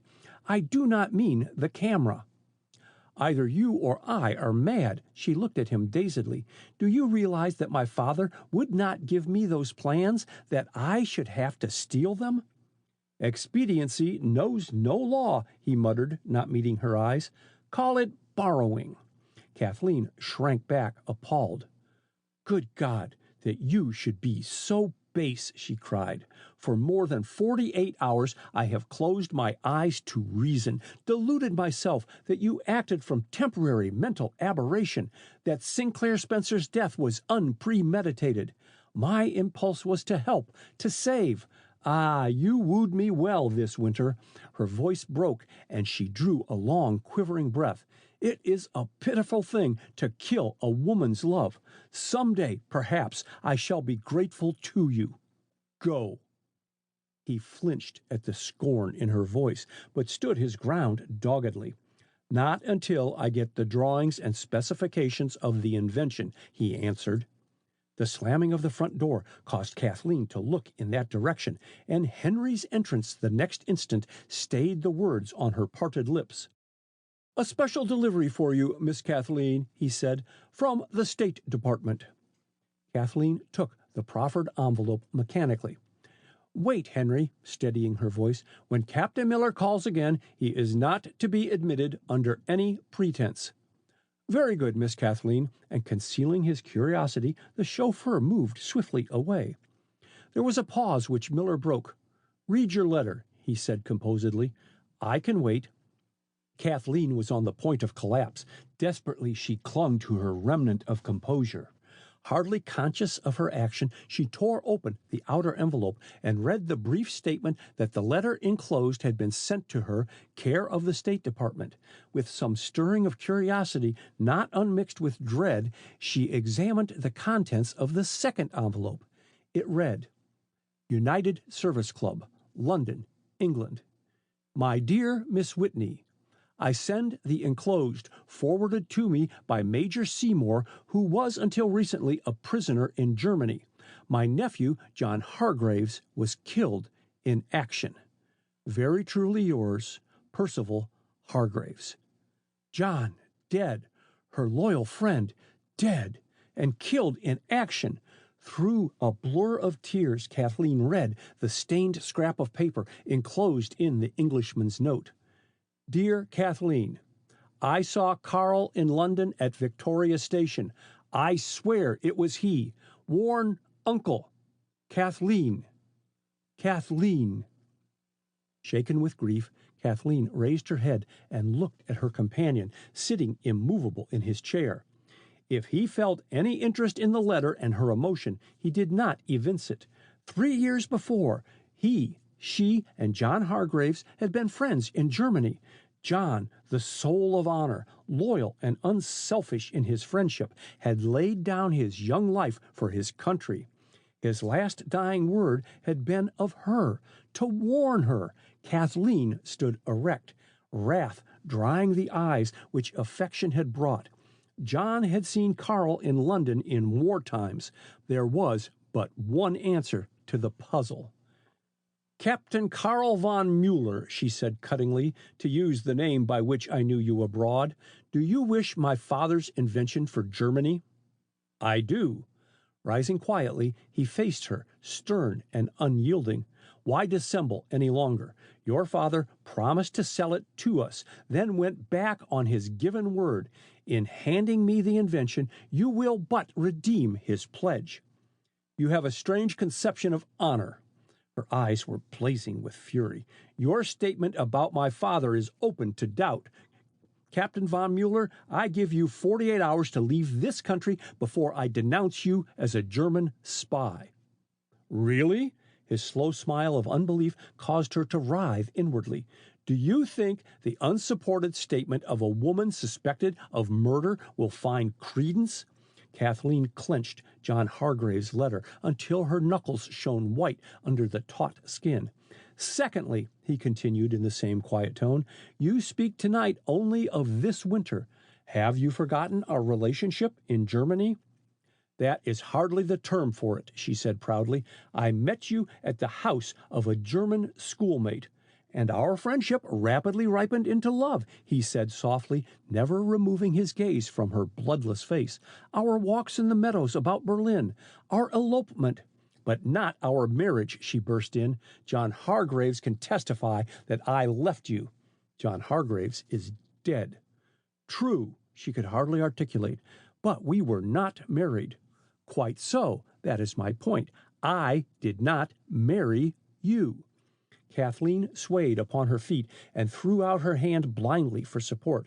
You cur, you despicable cur, she gasped. Don't touch me. But though she shrank from him, his strong hand steadied her toward the hall door. Washington society is surfeited with scandal, he said. When more composed, think of your father's latest invention. If she heard him, she gave no sign. Mental torture had exhausted her emotion. She never raised her head as he guided her to the staircase. Her eyes stared only at his open right hand. The house was dark, except for the hall light burning dimly when Winslow Whitney inserted his latchkey and entered the front door.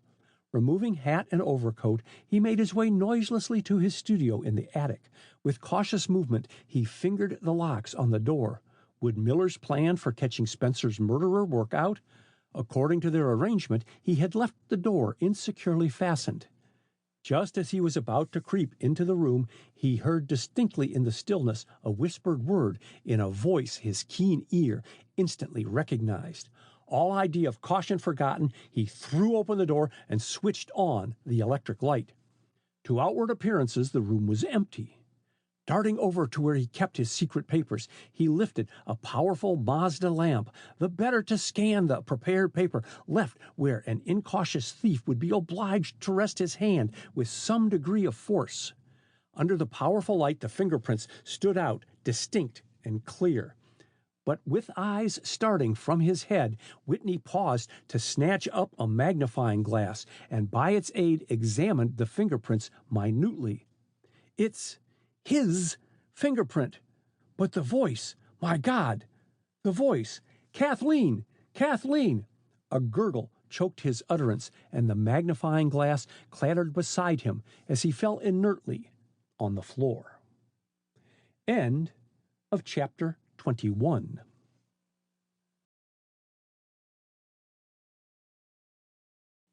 Chapter 22. Trenton, Hurry.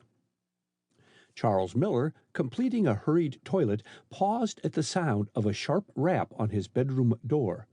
"Come in," he called. "Ah, Henry, good morning," as the chauffeur stepped briskly over the threshold. The latter's white face and agitated manner indicated that he was the bearer of portentous news. Miller made a hasty step in his direction. "Kathleen, is she ill?" he asked. The chauffeur looked to see that the bedroom door was securely fastened before he answered. "It isn't Miss Kathleen," he answered cautiously. "Mr. Whitney has had a stroke." "What?" Miller recoiled. "When?" "Some time last night." "Will he recover?" "Dr. McLean says he cannot tell yet, Herr Captain. He was alive but still unconscious when I left the house to come here." "What?" Miller looked anxiously at the chauffeur. "What brought on the stroke? Mr. Whitney appeared to be in robust health when I saw him last." "The doctor seemed to think it was caused by sudden shock, Herr Captain." Henry stepped closer. Miss Kiametia Gray found Mr. Whitney in his studio, lying on the floor, unconscious. "Miss Gray found him?" Miller's eyes opened wide in astonishment. "Yes, Herr Captain, at 4 o'clock in the morning," with significant emphasis, and the two men looked at each other. "And what was Miss Gray doing in the attic at that hour of the morning?" "She had gone upstairs to see Rosa, the cook, who was suffering from a bilious attack early in the evening." "But," perplexedly, "if I remember correctly, Rosa testified at the inquest that the servants' bedrooms are not in the attic, but on the floor beneath." "They are, Herr Captain. On answering the bell from Mr. Whitney's studio, I found Miss Gray there trying to revive him." "You answered the bell at 4 in the morning?" in surprise. "I understood you did not sleep at the Whitneys." "Nor do I, Herr Captain, but last night I took Vincent's place and occupied his bedroom. When I reached the studio, I at first thought Mr. Whitney dead," continued the chauffeur after a slight pause, "and rushed to summon a physician. On his arrival, I assisted him to carry Mr. Whitney to his bedroom." "Did you see Miss Kathleen?" "Not after giving her the special delivery letter." Henry's sidelong glance escaped Miller's attention. "When you were with her in the drawing room, but I did hear her talking to Mrs. Whitney and the nurse in her father's bedroom just before I left the house to come here." "Keep me informed on what transpires at the Whitneys," directed Miller, picking up his coat. "Very well, Herr Captain. Permit me to help you." The chauffeur stepped closer to his side, and while assisting him whispered, "Did you get the invention?" Miller thrust his right arm into the coat sleeve with slow precision, and his left arm into its sleeve with equal care before answering. "Yes." "God be praised." Henry stepped back, his eyes snapping with delight. "Ah, we will win it yet, that cross," he exulted, then cautiously took from an inside pocket a folded sheet of letter paper and with care removed from between the pages a piece of paper. "When Miss Gray was occupied in her effort to revive Mr. Whitney, I looked quickly about the studio," he explained. "This paper caught my eye, and I bring it to you, Herr Captain." "Thanks," laconically, laying the paper down on the desk. "One moment before you go," and from a well-filled wallet he extracted a treasury bill whose denomination caused Henry's eyes to beam with pleasure. "At service, Herr Captain," he said, saluting. "I will return and report later." "Very well, Henry," and the chauffeur bowed himself out, but on the other side of the door he hesitated, fingering Miller's tip with satisfaction. "He is liberal, that von Mueller," he muttered, "but it is just as well not to tell him that there were 2 sheets of fingerprints," and he went whistling down the corridor. Tiptoeing to his door, Miller listened for a second, then, Convinced that the chauffeur had moved away, he turned the key in the lock. Going to his desk, he picked up the sheet of fingerprints and studied them long and attentively, then glanced down at his right hand. Horror lurked into the depths of his frank eyes. "The mark of Cain," he stammered, and opening the silver frame containing Kathleen Whitney's photograph, he deftly slipped the paper between the two pieces of cardboard. It was getting toward dusk when Mrs. Whitney stole softly into Kathleen's bedroom and stood looking down at her as she lay, eyes closed, white face pillowed on one shapely arm, her breath hardly stirring the laces on her gown.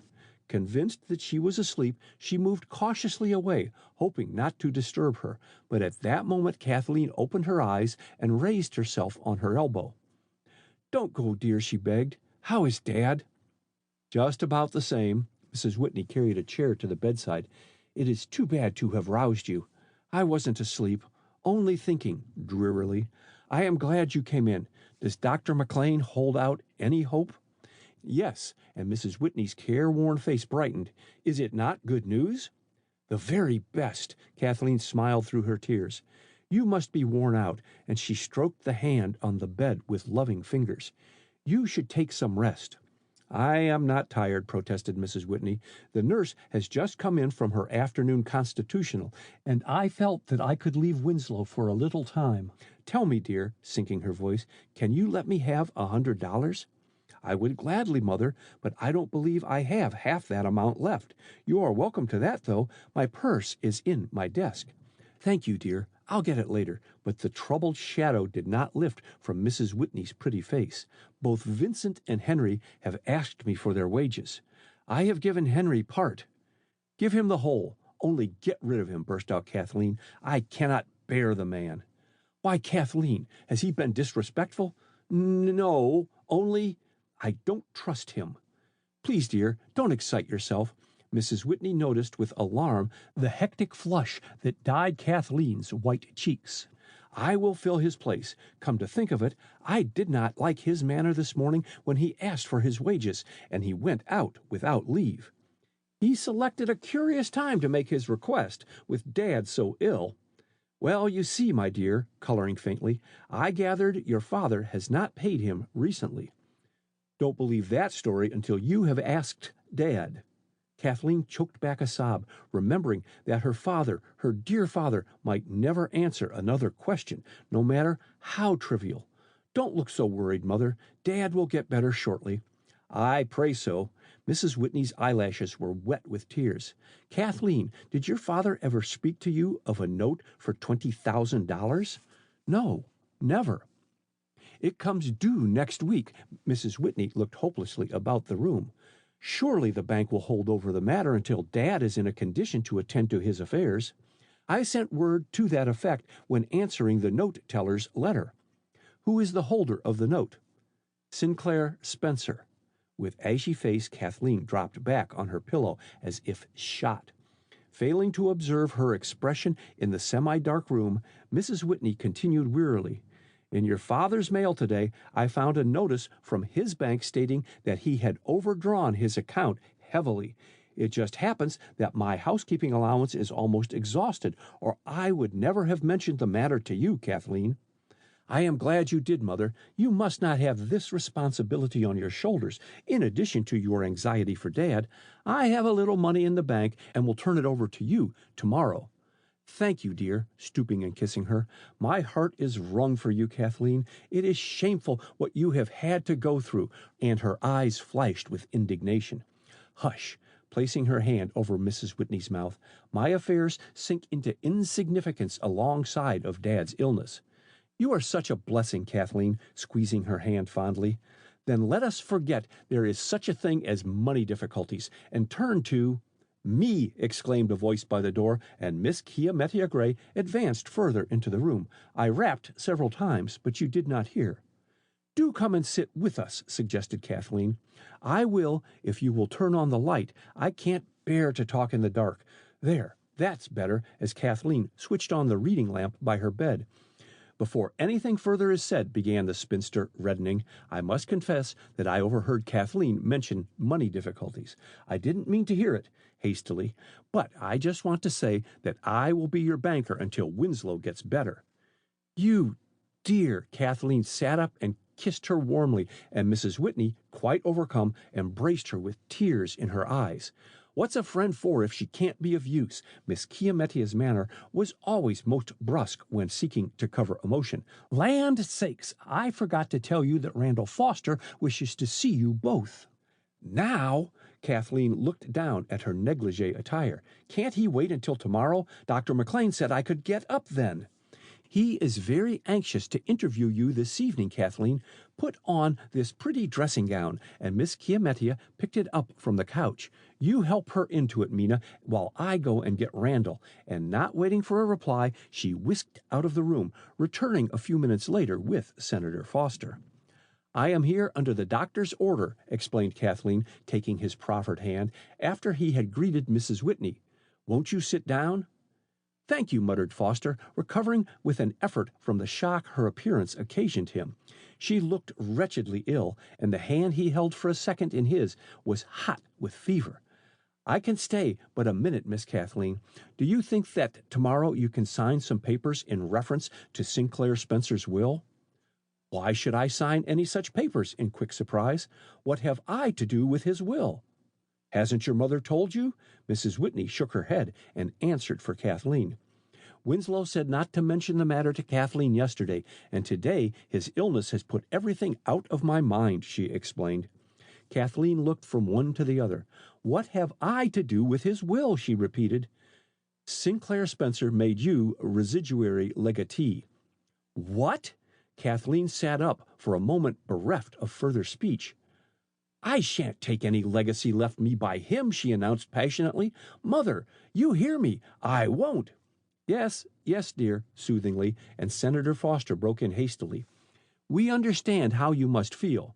Feel, echoed Kathleen. Do you for one moment suppose I would accept a penny from Sinclair Spencer or his estate? And the scorn in her eyes hurt Foster as she looked at him. The law requires certain formalities, he said hurriedly.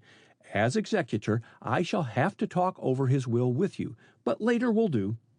Both now and later, I flatly refuse to consider any such bequest he may have made me, went on Kathleen, unheeding his words as her excitement increased, and Miss Chiametia hastened to avert the threatened scene. Where were you yesterday afternoon, Randall? She asked. In Baltimore. Foster flashed her a grateful glance. I hope you made use of my car yesterday, Mrs. Whitney. I told Henry to take it out until yours was repaired. You were very kind. Winslow went out in it. Miss Whitney's glance strayed to the door. She was anxious to return to her husband's bedside. With your permission, Randall, I'm going to use your car now to take me home, chipped in Miss Chiametia. Oh, Chiametia, you must not go, protested Mrs. Whitney. You are such a comfort, such a help. Don't go, added Kathleen. Your presence makes my enforced idleness here easier to bear. Thank you, my dears. The spinster looked immensely pleased. Of course I'll stay, if you really feel you want me. I am the only one bereft, said Foster wistfully. I cannot call upon you tonight, Chiametia. Of course you can, exclaimed Mrs. Whitney, smiling faintly. We are not so selfish as to keep Chiametia to ourselves all the time. If you will excuse me, I must go back to Winslow. Certainly. Foster rose and opened the door for her. I must not stop longer. Good night, Miss Kathleen. I hope that you will feel better in the morning. Thanks. Please come here just a moment. And reluctantly Foster approached the bed. He did not wish to resume discussion about Spencer's will. Tell me, Kathleen lowered her voice, when will the grand jury meet? Not for 10 days or more. That is all. Thanks. And Foster moved away. At the door, he signaled to Miss Chiametia to step into the hall with him, and after a quick glance at Kathleen's averted face, the spinster followed him, softly closing the door behind her. As the click of the latch reached her, Kathleen, seeing that she was alone, leaned over and put out the light. The darkness was pleasant to her, and she buried her hot hands under her pillows, the better to feel the cool linen. Soothed by its contact, she struggled to reduce her chaotic thoughts to order. Sinclair Spencer had left her money. Sinclair Spencer had left her money. The sentence beat in her brain tirelessly. The idea was as repugnant to her as his personality had been. In life, he had plagued her, and in death, he had involved her in conspiracy and subjected her to cruel suspicion. Her father's illness has aroused her from the torpor following Charles Miller's departure the night before. She writhed even at the recollection of her scene with him. Again and again she had been brought to the point of sending for the police and denouncing him, but remembrance of the 48 hours of grace which she had granted him stayed her impulse. He had killed every spark of affection, she assured herself repeatedly, and then turned and tossed upon her pillows as vivid recollection painted each happy hour with him that winter. A moan broke from her, and at the sound a stealthy figure advancing from the sitting-room adjoining stopped dead. Hearing no further sound, the intruder moved cautiously forward and bent over Kathleen. "Mademoiselle!" Kathleen's eyes flew open. "Julie, you have come back. Hush, mademoiselle, not so loud." And Julie, dropping on her knees by the bed, laid a warning finger on Kathleen's lips.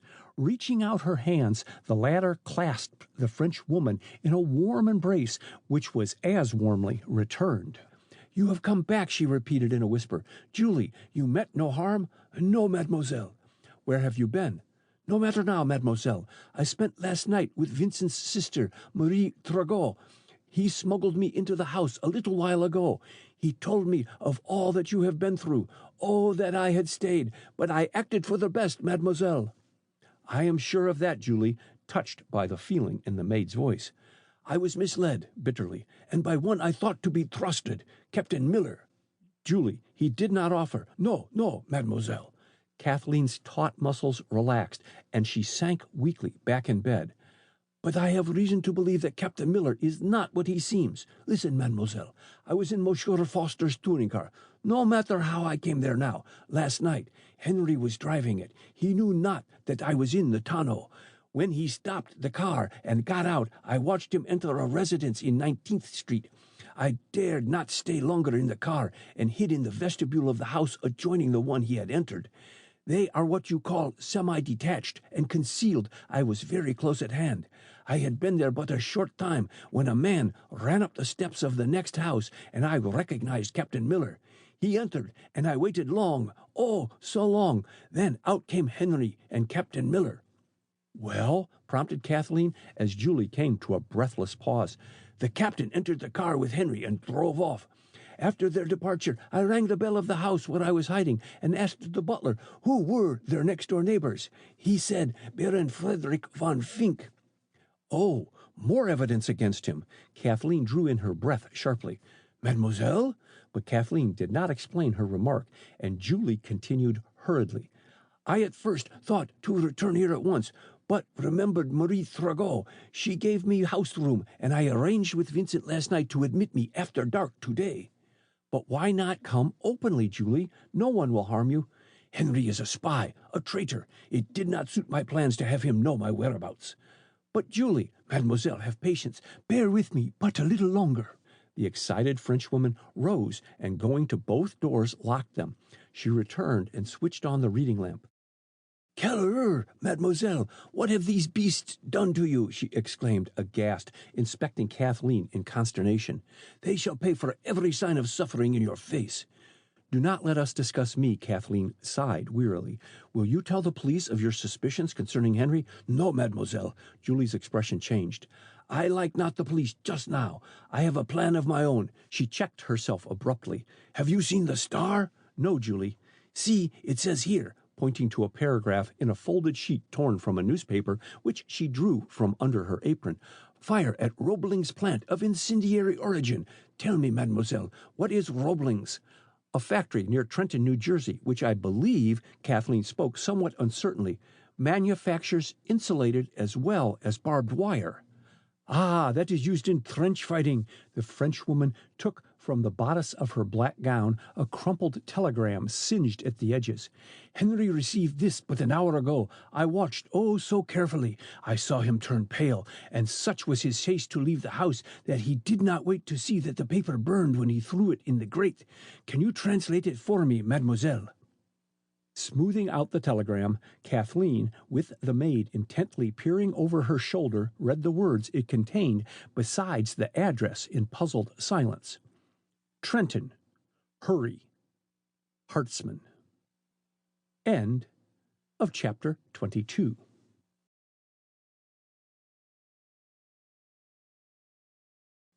Chapter 23. In Full Cry.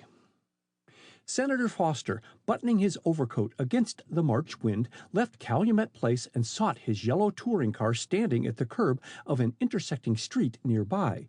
He had dispensed with the services of his chauffeur for that night. Seating himself behind the steering wheel, he started the machine down 14th Street, so deep in thought that he barely missed running over two belated pedestrians scurrying to the sidewalk, and entirely missed the signals of a street-crossing policeman who contented himself with a string of curses as he recognized the yellow car and bullied the next automobile chauffeur as a slight vent to his feelings. As Foster sped by the War, State, and Navy building, he noted the lights burning in widely separated office rooms and smiled grimly to himself.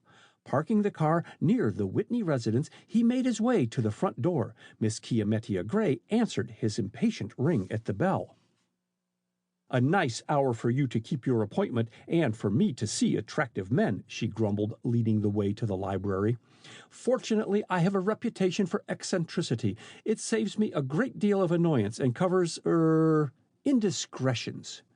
"You, the most discreet of women," protested Foster, seating himself on the sofa by her, "and I have come tonight to confide in you."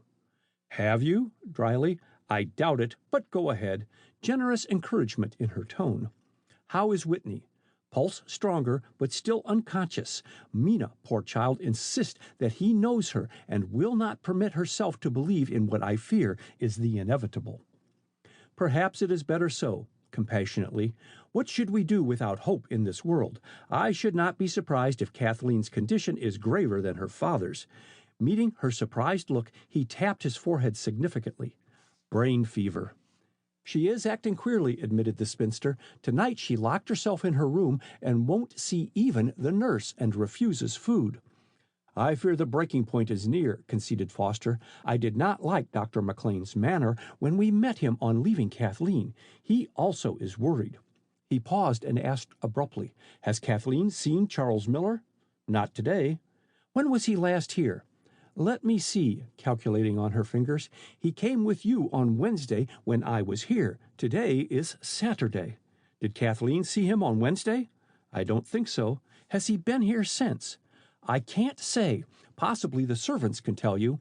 "Will you find out from them before I go?" Miss Kiametia nodded affirmatively, and he asked, "Has Kathleen spoken to you of seeing him since Spencer's death?" "No." "Has she ever confided to you whether she cares for him or not?" "Not in words," dryly, "but my woman's intuition tells me—" "Yes," as she paused, "that Kathleen worships the ground he walks on." "Too bad." Foster sat back, looking troubled. Too bad." "What's this? A deathbed repentance? You introduced Miller in Washington," and the spinster's sharp eyes bored into him. Foster moved uncomfortably. "I am sincerely sorry," he mumbled. "I have been grossly deceived." "Humph!" Miss Kiametia moved closer to his side. "Go on. Confession is good for the soul." "I can't tell you just now," was the disappointing rejoinder. "Who found Whitney in his studio this morning?"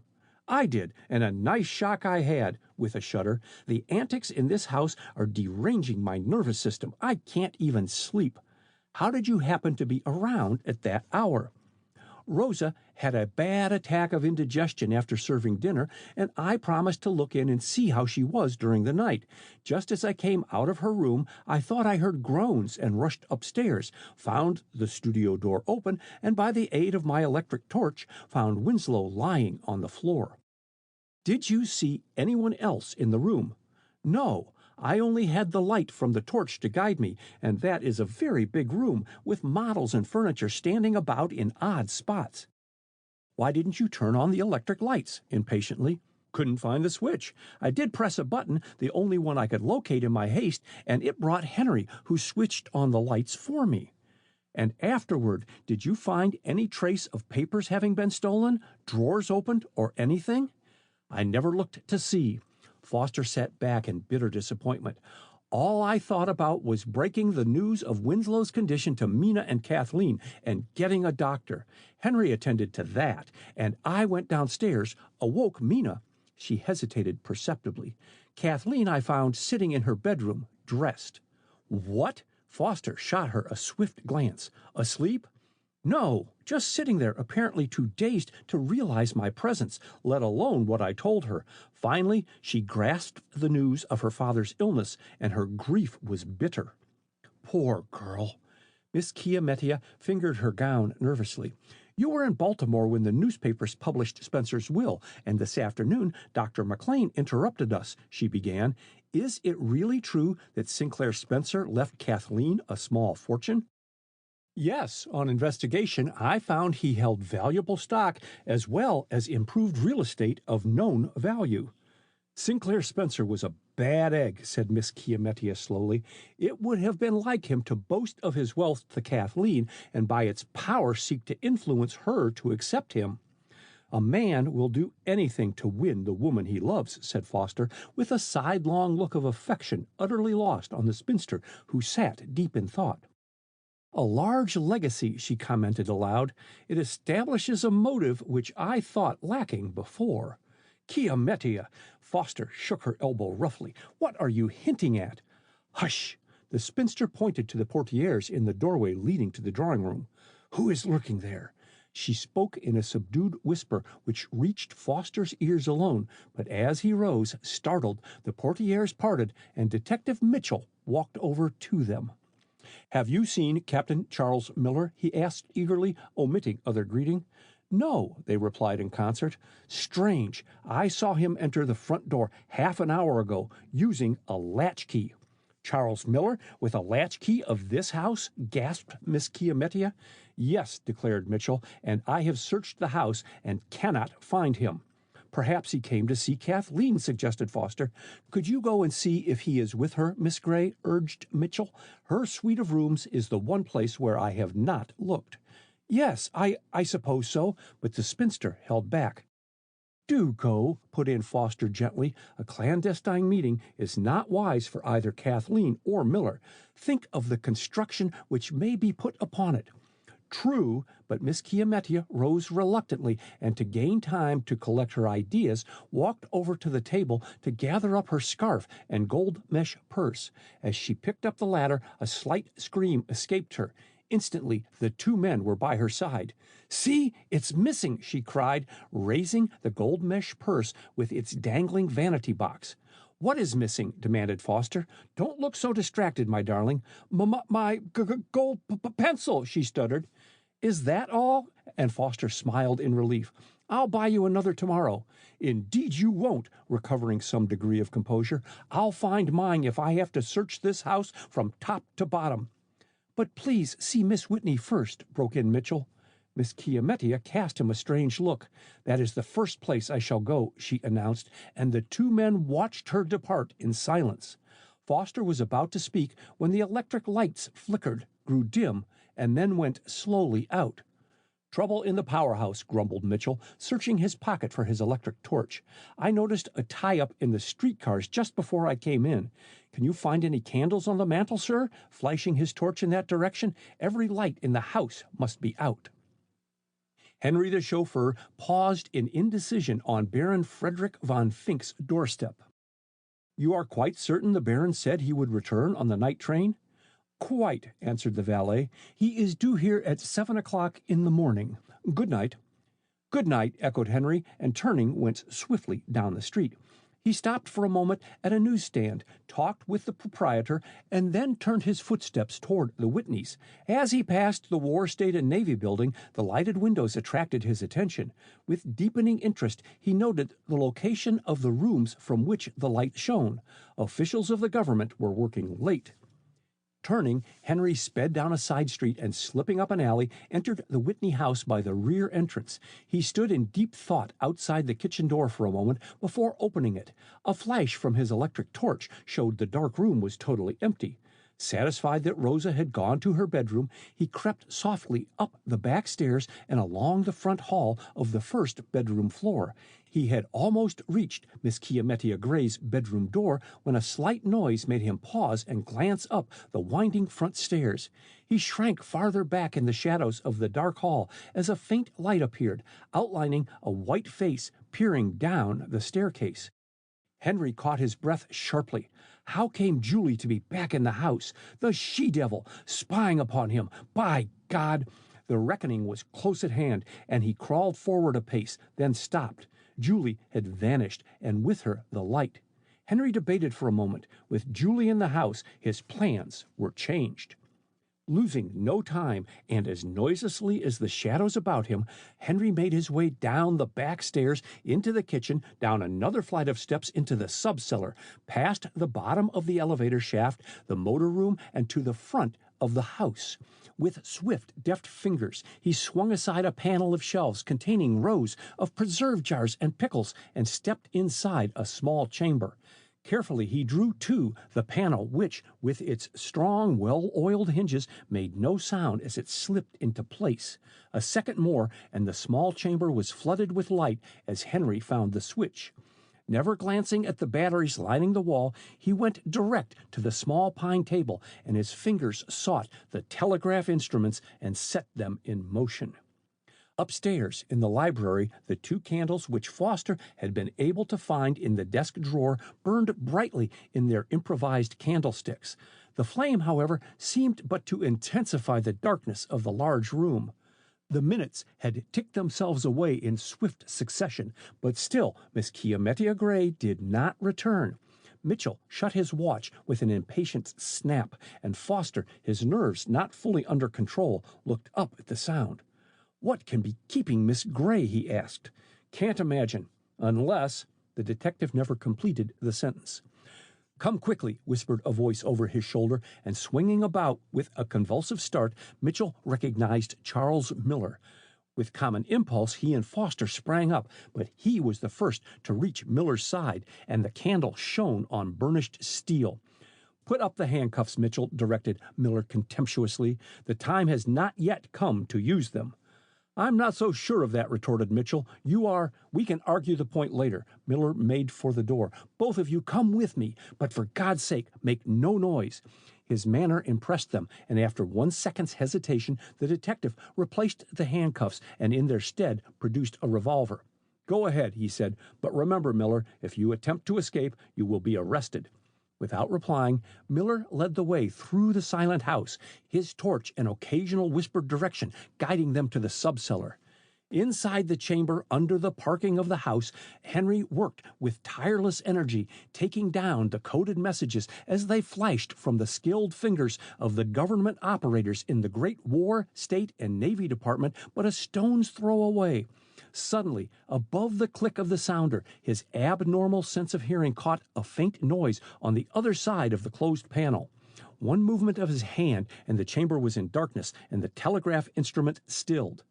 Backing into a corner, Henry waited, his eyes still blinded by the change from light to darkness. But he heard the opening of the panel and the soft swish of a woman's skirts. "Julie!" His lips formed the word, but no sound issued from him as he launched himself forward. For a few seconds he closed with his adversary. Backward and forward they rocked, then a shot rang out, and with a sob a figure sank limply across the pine table. "This way!" shouted Miller, and guided by his voice, Mitchell and Foster dashed after him. They stopped just inside the chamber. Miller's torch cast its beam across the pine table and its silent burden. A gasping cry broke from Foster. "Mrs. Whitney!" End of chapter 23.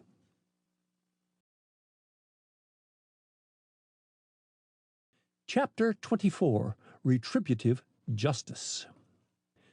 "Dead." The detective bent over Mrs. Whitney. Shot through the heart. He turned to his silent companions. "Who fired that revolver?" And his own covered Miller menacingly. Miller, spying the electric lamp, switched it on before answering. Still silent, he pointed to the telegrapher's outfit which confronted them and the telltale wires leading to the outer world. The shot was fired, he said, by the man who tunneled out to the conduit in which are the cables running to the White House and War, State, and Navy building, and tapped them. Where is he? Miller cast a bewildered look about the small chamber. I felt someone brush by me on the stairs in the darkness, volunteered Foster, recovering somewhat from his stupefaction. I fear he has got safely away. No. Miller stepped back from Mrs. Whitney's side. Chief Connor of the Secret Service has a cordon of operatives about the house. Heinrich Strauss, alias Henry Ross, chauffeur, cannot escape. Listen, isn't that a shot? I hope to God they've caught him alive, exclaimed Mitchell, looking sorrowfully at the dead woman. He'll swing for this murder, if not for the death of Sinclair Spencer. I doubt if he was guilty of that crime, said Miller quietly. What? Mitchell stared incredulously at him. What leads you to think that? Hush! Miller held up a warning hand as the sound of hurrying footsteps reached them. A second more, and Julie appeared in the subcellar, guided by their light. Her eyes were gleaming with a strange excitement. Unnoticed by the others, Miller swiftly removed his coat and threw it over Mrs. Whitney so that it covered her face. He is caught, that Henry, called Julie, catching sight of Foster standing in the opening of the secret chamber. He was getting away, oh so softly in the dark, and I tripped him. But yes, and he fired, touching a red gash in her cheek. But the others, they pounced upon him. La la! And they are bringing him here. But what? Trying to peer past Foster. Miller stepped forward. Crouch down behind those barrels, Julie, he ordered, and the Frenchwoman, startled by his sudden appearance, obeyed mechanically. By sheer force of personality, Miller took command. Go back and wait in the telegraph room, he whispered hurriedly. You do the questioning, Mitchell. I'll keep out of sight here.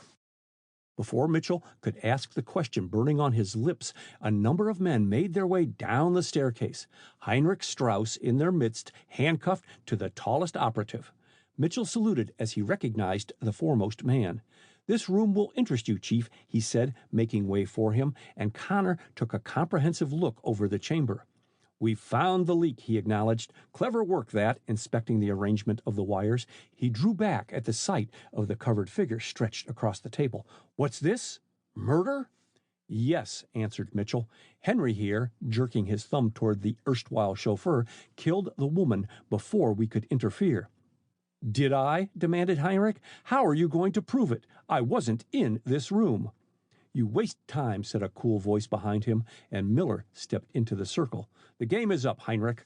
You renegade! Heinrich was livid with fury. This man is Heinrich Strauss, continued Miller quietly, one of the most expert electricians and telegraph operators in Germany. He could be described as an electrical genius. His work shows that, acknowledged Chief Connor. A slight stir in the doorway caused Heinrich to turn, and he smiled evilly at the sight of Kathleen and Miss Chiamettia Gray.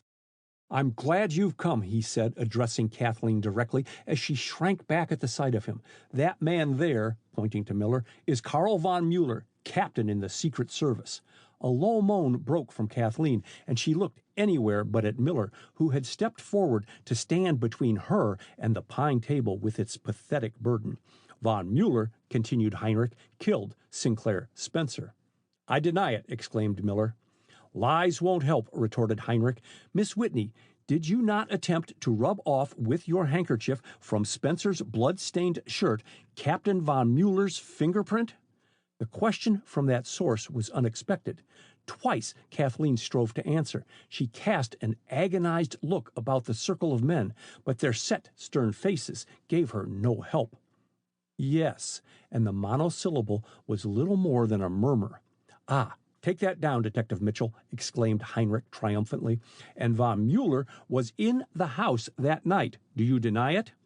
No. Miller's clear voice did not falter, nor did his gaze, and Mitchell, handcuffs in evidence, looked perplexedly at Chief Connor. The latter was watching Miller like a lynx, and the Secret Service operatives closed up in the entranceway. There was no chance to escape. Handcuffs seemed unnecessary. The smile that crossed Heinrich's lips was cruel.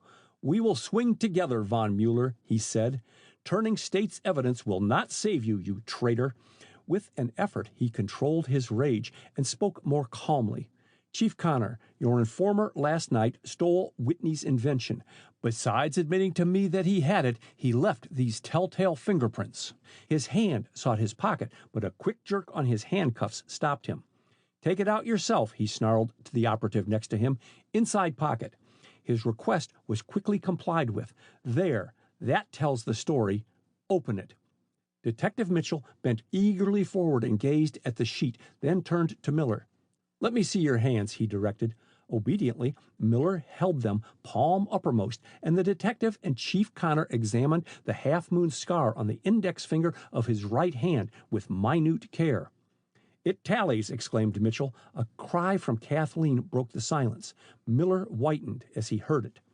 The evidence is conclusive, is it not? Mocked Heinrich. If that dead woman could speak, pointing to the table, she would tell you how she saw the crime committed. Suppose we take her mute testimony, and with a swift movement, Miller removed his coat. Merciful God! With eyes starting from his head, Heinrich recoiled. Mrs. Whitney! Why didn't she let me know she was coming down here? Ah, then she was in the habit of coming? Miller's remark remained unanswered. Heinrich stared and stared again at Mrs. Whitney, great beads of sweat standing on his forehead. I thought it was Julie, the hellcat, he muttered. Why didn't she speak and let me know who she was? Then suddenly he collapsed on the one chair in the chamber and bowed his head. At the sight of Mrs. Whitney, a gasping cry escaped Kathleen. Involuntarily, her eyes strayed about the chamber, her dazed senses slowly grasping the situation. In the appalling silence, one idea became paramount. Henry, the chauffeur, was a spy, and both his words and behavior implicated Mrs. Whitney. She, his accomplice? Oh, impossible! She put the thought from her, but memories, unconsidered trifles, rose to combat Kathleen's loyalty. Had Mrs. Whitney's smilingly collected manner and dignified reserve cloaked a cold, calculating, and treacherous nature? Kathleen shuddered in horror and reeled back into Miss Chiametia's arms. The spinster, shaken out of her forced composure, was crying without realizing it. She placed a protecting arm about Kathleen and held her in close embrace. Over the shoulders of the men, Julie, who had crawled from her hiding place behind the barrels, peered at them in mingled curiosity and incredulity. Heinrich, Miller's voice penetrated even the spy's benumbed brain. Why is Mrs. Whitney wearing these fingertips? And he held up the limp right hand. Each finger was fitted with a wax tip, and on the index finger, distinct and plain, was the scar shaped like a half moon. Stunned, the men and women present looked first at Mrs. Whitney's hand, then at Miller, and last at Heinrich. No one spoke, and in the heavy silence, the spy's labored breathing was distinct. The game is up, he admitted slowly. I wish I hadn't done that, nodding to the silent figure. She didn't deserve to be shot by me. She was faithful to Germany. Do you mean to insinuate that Mina Whitney was a German spy? Asked Miss Chiametia, shocked into speech. Well, yes, you might call it that, taunted Heinrich. I term it loyalty to the fatherland, where she was born and brought up. Her mother was a German. She would never have aided you but for your devilish wiles, broke in Miller hotly. The fact that she was deeply in debt did influence her, admitted Heinrich insolently. Money was her god. I had to pay handsomely before she would engage my services as chauffeur and let me make use of this nice little box. Did you construct this tunnel under the pavement, pointing to where the telegraph wires entered the chamber, and install this outfit by yourself? Asked Chief Connor, breaking his long silence. Heinrich smiled. You will never learn that from me, and you should remember that your conduits are laid only 7 inches below the surface of the street. It was hardly a man-sized job. He smiled again and continued. Neither Mrs. Whitney nor I wished to take anyone wholly into our confidence. She was a perfect assistant. She knew the antecedents of nearly everyone in society here, and she invariably found out, or got others to find out, the motives which inspired strangers to come to Washington. Her husband never interfered with our plans, as he spent most of his time, both day and night, in his studio. The servants never came down in this subcellar, and with Mrs. Whitney's connivance, I frequently managed to keep the limousine in the repair shop, and my time was my own. My surroundings were ideal. Even the location of this house favored my plans. "Until you grew too ambitious," added Connor softly.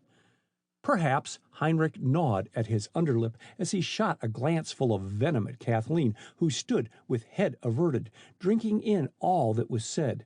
To hurt her, to lower her pride, appealed to Heinrich. His silence would not benefit the dead woman, while speech would cruelly hurt and mortify both Kathleen and her father. My government was anxious to secure Mr. Whitney's inventions. He would not sell to them, although Barron, he stopped and scowled at Miller, offered him a large sum. Whitney stuck to it that none but his own country could have the inventions. Then I suggested to Mrs. Whitney that she get the drawings and specifications for me, and again I paid her a large sum of money. But it was as difficult for Mrs. Whitney to get into the studio as for me, and the danger to herself was not small. Her husband was very suspicious, and he never permitted her to remain in the room alone. However, because she was not aware I had perfected, as I thought, another plan to secure the invention, and tempted by the sum of money I held before her to succeed, she made another attempt last night. She cried out with disappointment when, after entering, she found only blank paper, and Whitney heard her. He stared at the horrified faces about him, and clearing his voice, added, "The shock finished Whitney." "You are the devil incarnate," exclaimed Miss Chiamettia wrathfully. "I'm not, but he is." Heinrich raised his manacled hands menacingly toward Miller. "I never fully trusted you, von Mueller, although I never found any evidence of your double-dealing in your room. But while outwardly appearing to confide in you, I took the precaution to incriminate you should my plans miscarry. I observed the peculiar scar on your finger and conceived the idea of copying your fingertips in wax. With Mrs. Whitney's help, I secured an impression of your fingerprints and had it copied in wax. The workman, another German sympathizer, achieved a wonderful copy of the original, and by my advice, Mrs. Whitney wore the wax fingertips whenever she had work to do." "An ingenious plan, very," ejaculated Mitchell, "and one new to me." "Mrs. Whitney was wearing them on the night that Sinclair Spencer took it into his besotted brain to investigate this house," went on Heinrich. "Mrs. Whitney told me afterwards that she was on the way here to see me when she spied Spencer crouching in the elevator, the door of which was open. She was afraid of being discovered if she went upstairs again, and to stay was equally dangerous. She had with her a hypodermic syringe, which I had given her to use in an emergency." Kathleen straightened up and for the first time stared full at the spy. "The syringe was filled with a solution of cyanide of potassium," continued Henry. "Adjusting the needle, Mrs. Whitney entered the elevator and before Spencer could move, thrust it into his neck. Spencer gave one convulsive start, attempted to get up, and his heavy body lurched full against her. She held a knife in her left hand, and as he half arose from his knees, the force of contact against the worn edges of the knife gashed his throat. I had asked Mrs. Whitney to bring me one of the knives which her daughter had for modeling, as I wanted to use some putty down here." "With great presence of mind," continued Heinrich after a brief pause which no one cared to break, "Mrs. Whitney ran the elevator to the attic and before leaving dipped her wax fingertip in the blood flowing from Spencer's throat and made a distinct impression of von Mueller's fingerprint on Spencer's white shirt front. Mrs. Whitney left the elevator at the attic, but Detective Mitchell arrived before she missed the syringe. On discovering Miss Gray had it, she made various attempts to get it back." "I found the hypodermic syringe," confessed Miss Chiamettia. "It was lying inside the elevator, and I picked it up just after Kathleen was carried from the elevator. The syringe was marked KW, and some impulse made me keep it, and after the inquest, when I learned cyanide of potassium had killed Spencer, I hardly let it out of my sight. Kathleen turned bewildered, grateful eyes on the spinster. She was not a drug fiend, but the most loyal of friends. Her hand tightened on the spinster's, and her pressure was returned twofold. Did Kathleen's unnatural mother deliberately have that syringe marked with her daughter's initials? Put it down to coincidence, sneered Heinrich, or say I had it marked KW, for Kaiser Wilhelm. I doubt it. Malice alone governs your actions to all in my house. Kathleen faced the spy proudly. Miss Chiamettia, you do Mrs. Whitney one injustice. She was not an unnatural mother, as she was no blood kin of mine, but my father's second wife. She never told anyone that I was not her child. I don't know why she kept the matter a secret, but I only learned it accidentally a year ago, and respecting her wishes, never said anything about it. Mrs. Whitney was secretive by nature, said Heinrich, and that instinct made her a willing pawn. End of chapter 24.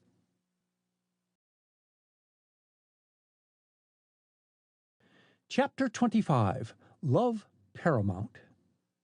Pausing only long enough to say a parting word to Coroner Penfield and Chief Connor, Miller hastened up the back stairs and entered the library. Kathleen and Miss Chiamettia Gray, utterly unmindful of the hour, sat on the sofa, and near them stood Julie, a neat bandage wound about her cheek and head, while Senator Foster paced agitatedly up and down the room. He stopped on seeing Miller. "Will you kindly inform us who you are?" he demanded peremptorily. "The Secretary of State showed me a letter tonight from Vincent stating that you were a German spy." "Oh, that Vincent!" exclaimed Julie. "I talked too much to him." "I came here at once," went on Foster, paying no attention to Julie, "hoping to elicit some facts about you from Miss Gray and Miss Kathleen. Tell us at once who you are." "Charles Miller Trent," was the calm reply.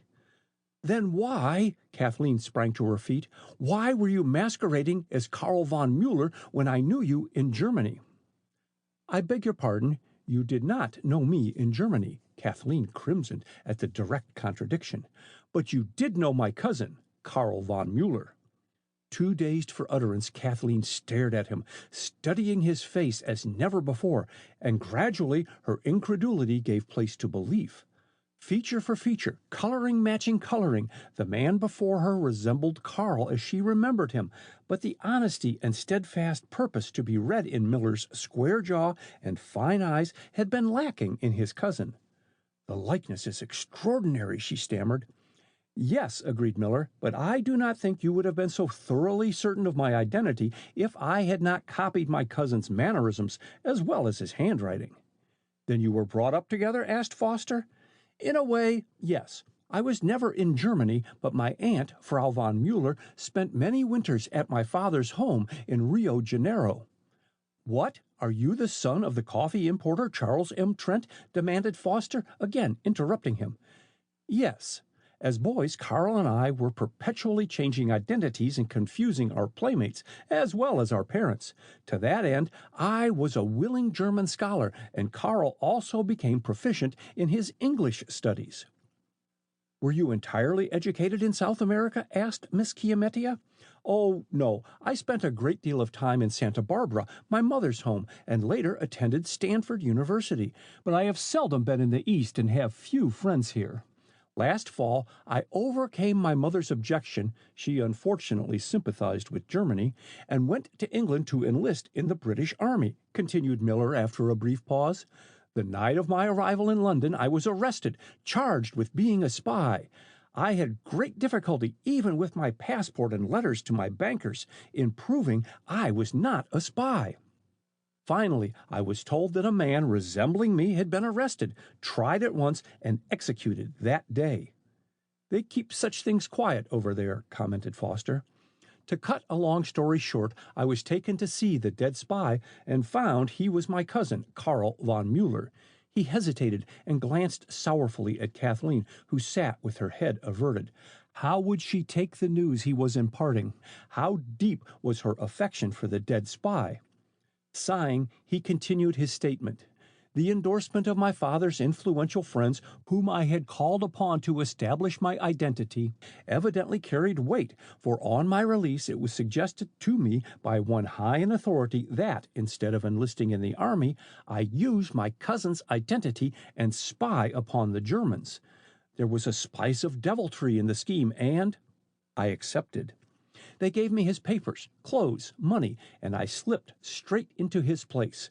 None of his companions had heard of his arrest and death. Those whom I saw I told I had been out of London on a special mission, and they believed the statement without question. By aid of such papers as my cousin had kept concealed on his person, I learned something of his methods, and contact with his companions in London taught me assurance. No one doubted my identity. Carl had assumed the name of Charles Miller, and it was easy for me to drop my surname. Finally, I was sent to a certain town in the warring countries, and there I received instructions to come to the United States. Did the Germans accept your identity without question? Asked Foster.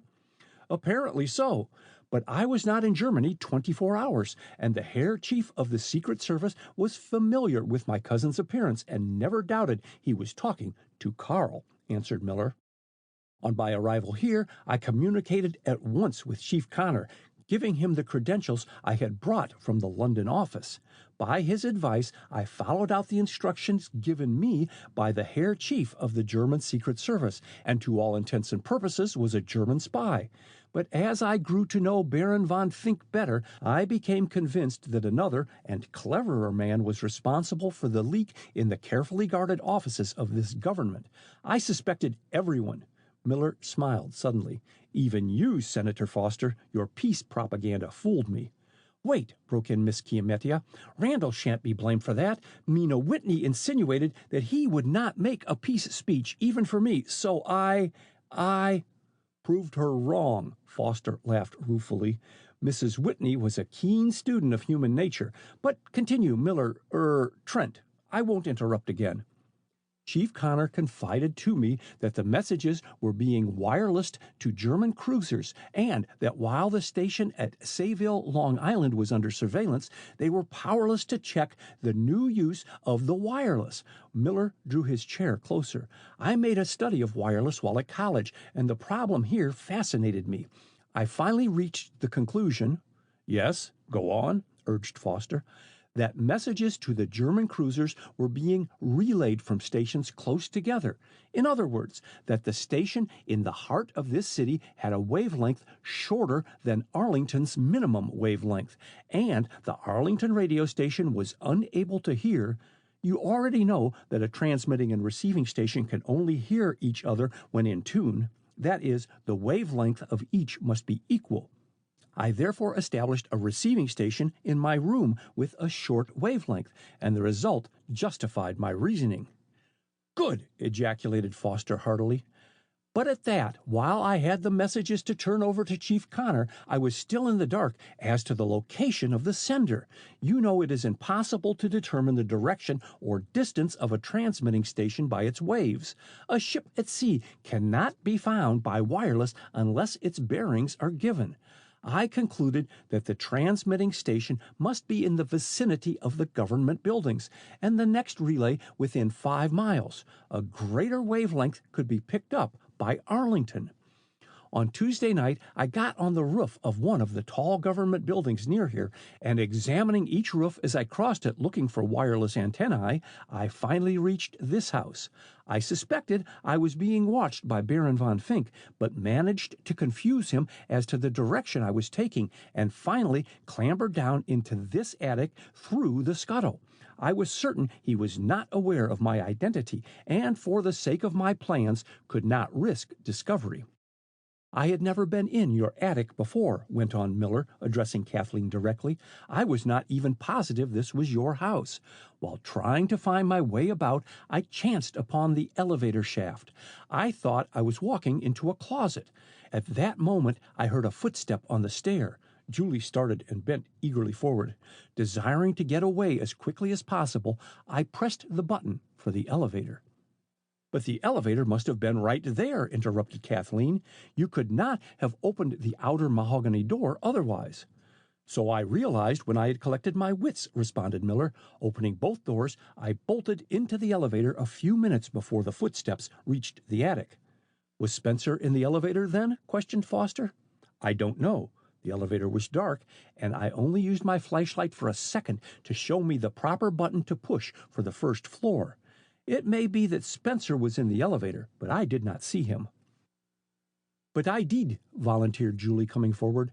"And I it was you heard creeping upstairs. I believed that Henry was a spy and feared that he would steal Mr. Whitney's invention. Oh, monsieur, I was so intent on guarding the studio, I never gave a thought to the sub-cellar.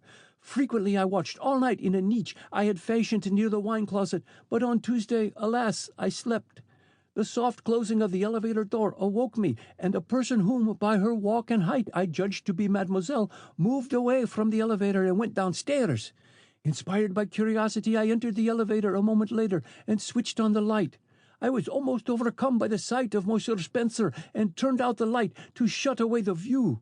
I rushed to my room, but I could not rest. I was in agony for you, mademoiselle. That very afternoon I had warned you against Monsieur Spencer, and I feared, oh, forgive me, that you had killed him because he had injured your father. After a long interval, I crept upstairs to the attic, and there tried to puzzle out what would be best to do for mademoiselle. Fearing the police would make me tell what I had seen, I ran away." "When did you discover Sinclair Spencer in the elevator, Kathleen?" asked Miss Chiamettia. "When I went to find Julie on Wednesday morning," began Kathleen. "I was very absent-minded that morning, and after pressing the button for the elevator, never noticed whether it was long arriving at my floor or not. The length of time it takes to reach a floor is the only way we have of judging from where it comes," she explained. "I entered the elevator intent only on pushing the basement button, which I did with my right hand, pulling the folding grillwork steel door to with my left hand. My back was turned to where Sinclair Spencer lay." She shuddered at the recollection. "Just before the elevator reached the basement, I turned around and saw him.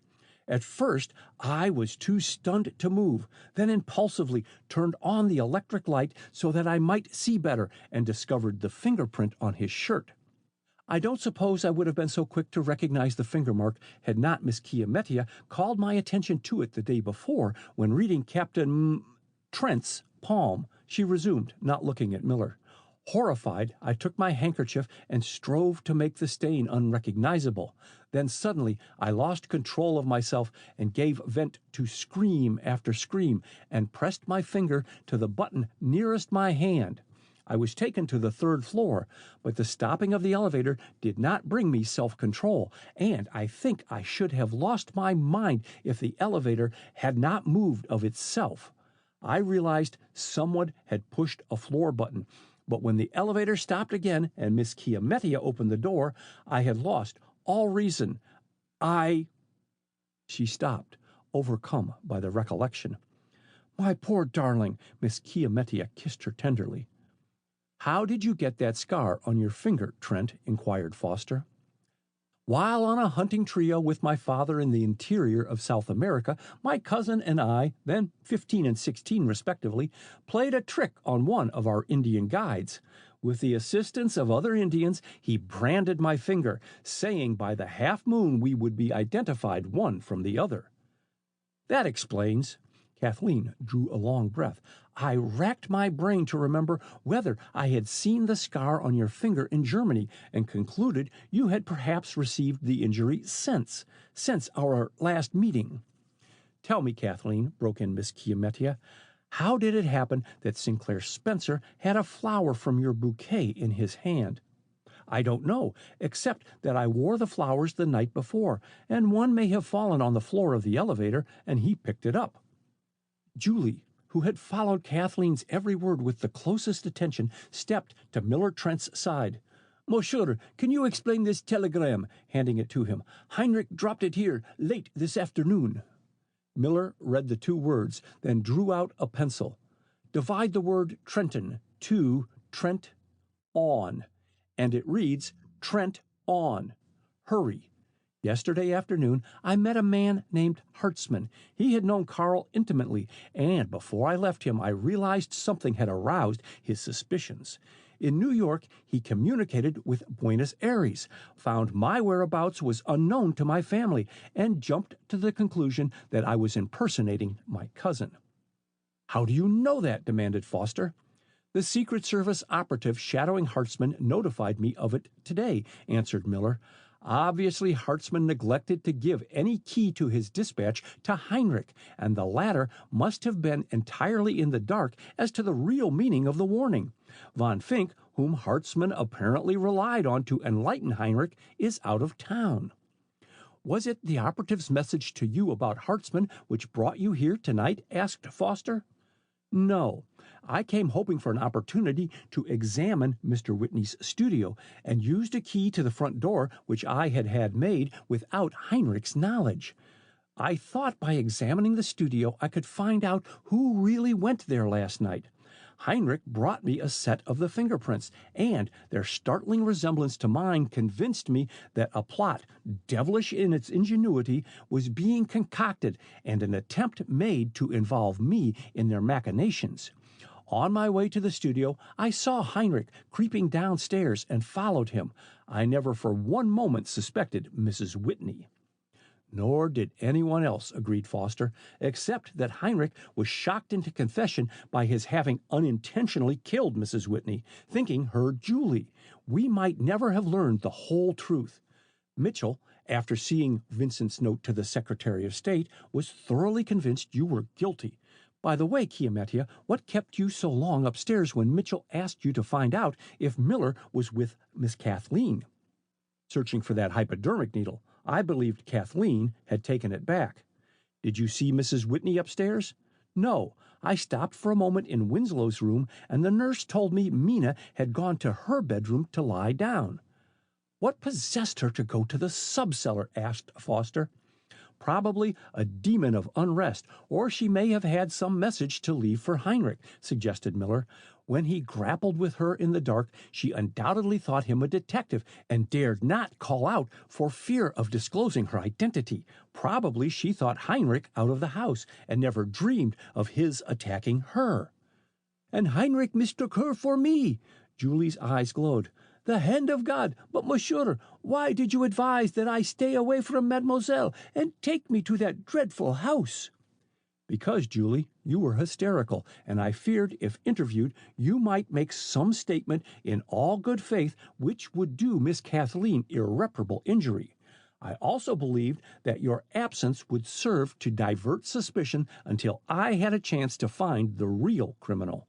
I met you before the inquest and did not realize that your disappearance could be used to militate against Miss Kathleen. As for Mrs. Robinson," he laughed slightly, "she keeps a private sanitarium, but just now has no patients. You were perfectly safe there, and I had Connor detail an operative to see that Heinrich did not torment you." "What will become of Baron von Fink?" "Chief Connor in the State Department will handle his case. Connor told me he found the Baron's next-door neighbor, a man named Frank Lutz." "Mercy, his wife's a member of the Sisters in Unity," ejaculated Miss Chiamettia. "Lutz has a complete wireless transmitting station," went on Miller. "He was stunned by his arrest and attempted suicide. Connor believes he can induce him to tell the locations of the other relay stations. Lutz had the wireless antennae strung along the ceilings in the upper corridors of his house. He declares they have just perfected a method to overcome static interference." "And what about Heinrich?" asked Julie anxiously. "Will he escape?" "No. He will undoubtedly pay the penalty of his crime. Mitchell took him in charge. Coroner Penfield was here a short time ago," added Miller, turning to Miss Chiamettia. "He assisted us to take Mrs. Whitney to her bedroom. I left Rosa, the cook, there." "Thank you," murmured Kathleen. "I think I had better go upstairs and see to everything," and the spinster rose. "Just a minute," Miller hesitated. "I felt that another and more determined attempt would be made to get Mr. Whitney's invention, Kathleen, and so suggested to him that he trust me with the drawings and specifications." "Did he?" "Yes, and I took them over and deposited them in the care of Chief Connor." "A capital idea!" exclaimed Foster. "Then Father's inventions are quite safe?" asked Kathleen. "Yes. One is a camera for taking a map of the country from an airship. The other, still more marvelous, glass armor. Glass what? Chorused his listeners. Armor, a suit woven from a combination of mica and glass which Mauser bullets cannot penetrate. Good Lord! Foster tugged at his hair until it stood upright. We can discuss the inventions at another time, announced the spinster, recovering from her astonishment. I'll be upstairs, Kathleen, if you want me. Wait, I'm coming. But Foster turned on the threshold of the door, his curiosity mastering him. There's just one question, Miss Kathleen. If you knew Karl von Mueller in Germany and, as you thought, met him here using the name of Charles Miller, why did you not at once conclude he was a German spy? Because a year ago, a school friend in Germany wrote me that Karl had disappeared after a duel, and she believed he was living in America under an assumed name, replied Kathleen, rising hurriedly. Under those circumstances, I thought it natural that he should have anglicized his name. Won't you stop? No, thanks, hastily. I must see Chiamettia. Good night, and he disappeared into the hall. Miss Chiamettia was talking to a white-capped nurse who continued on her way upstairs on Foster's approach. Winslow has regained consciousness, announced Miss Chiamettia, and is sleeping naturally at last. I am delighted to hear it. Foster's tired face lighted with pleasure. Shall I tell Kathleen? No, not just yet. Good news will keep, and I think she is entitled to the happiness of being with the man she loves. Do you ever crave for that happiness, Chiamettia? And there was a wistful tenderness in his voice which made the spinster blink suspiciously. Suddenly she slipped her hand in his. Suppose I say yes for a change, she whispered, burying her head on his shoulder, and with a thankful heart Foster held her close as he whispered tender, soothing words in her ear. Neither Kathleen nor Miller cared to break the silence which prevailed after Foster's departure. Julie had slipped away at the same time. The pause became embarrassing, and in desperation Miller broke it. Kathleen, can you ever forgive me? Standing tall and straight before her. I acted what seems now a contemptible part, but I had to know whom you were protecting, whom you suspected of killing Spencer. I thought, forgive me, your father guilty. Until you said last night that you were shielding me, I had no idea of such a possibility. Then I jumped to the conclusion that you had seen me in this house on Tuesday night and imagined you were the person creeping up to the attic. Then, God help me, came the idea that German gold had corrupted you also. I put you to a severe test, but I wanted my doubts that you might be in German pay absolutely refuted. Even when I threatened, you stood firm. He drew his breath sharply. You will never know how I admired you and hated myself. She answered with a question. How did you know of my friendship with your cousin, Karl? We have always been confidentially intimate. In a moment of remorse, he wrote me about you, telling me of your elopement and stating that he took you to a village removed from a railroad for the wedding, and there found the priest too ill in bed to perform the ceremony. He confessed that he got drunk, lost his head, and suggested that you dispense with the marriage ceremony. Kathleen crimsoned to the roots of her hair. Did he tell you that I indignantly refused, escaped from him, and started out to walk to the nearest railroad station? There I met John Hargraves, told him of my elopement, then accompanied him to the hotel in the next town where his cousin was stopping, and spent the night with her, returning next day under her escort to the school. She explained to the principal that I had been visiting her, and smoothed over what promised to be a scandal. Yes, Karl wrote me of that also, but he did you the tardy justice of never mentioning your full name. When I met you at Chevy Chase, I realized suddenly that you had mistaken me for him, and— Miller hesitated for a brief second.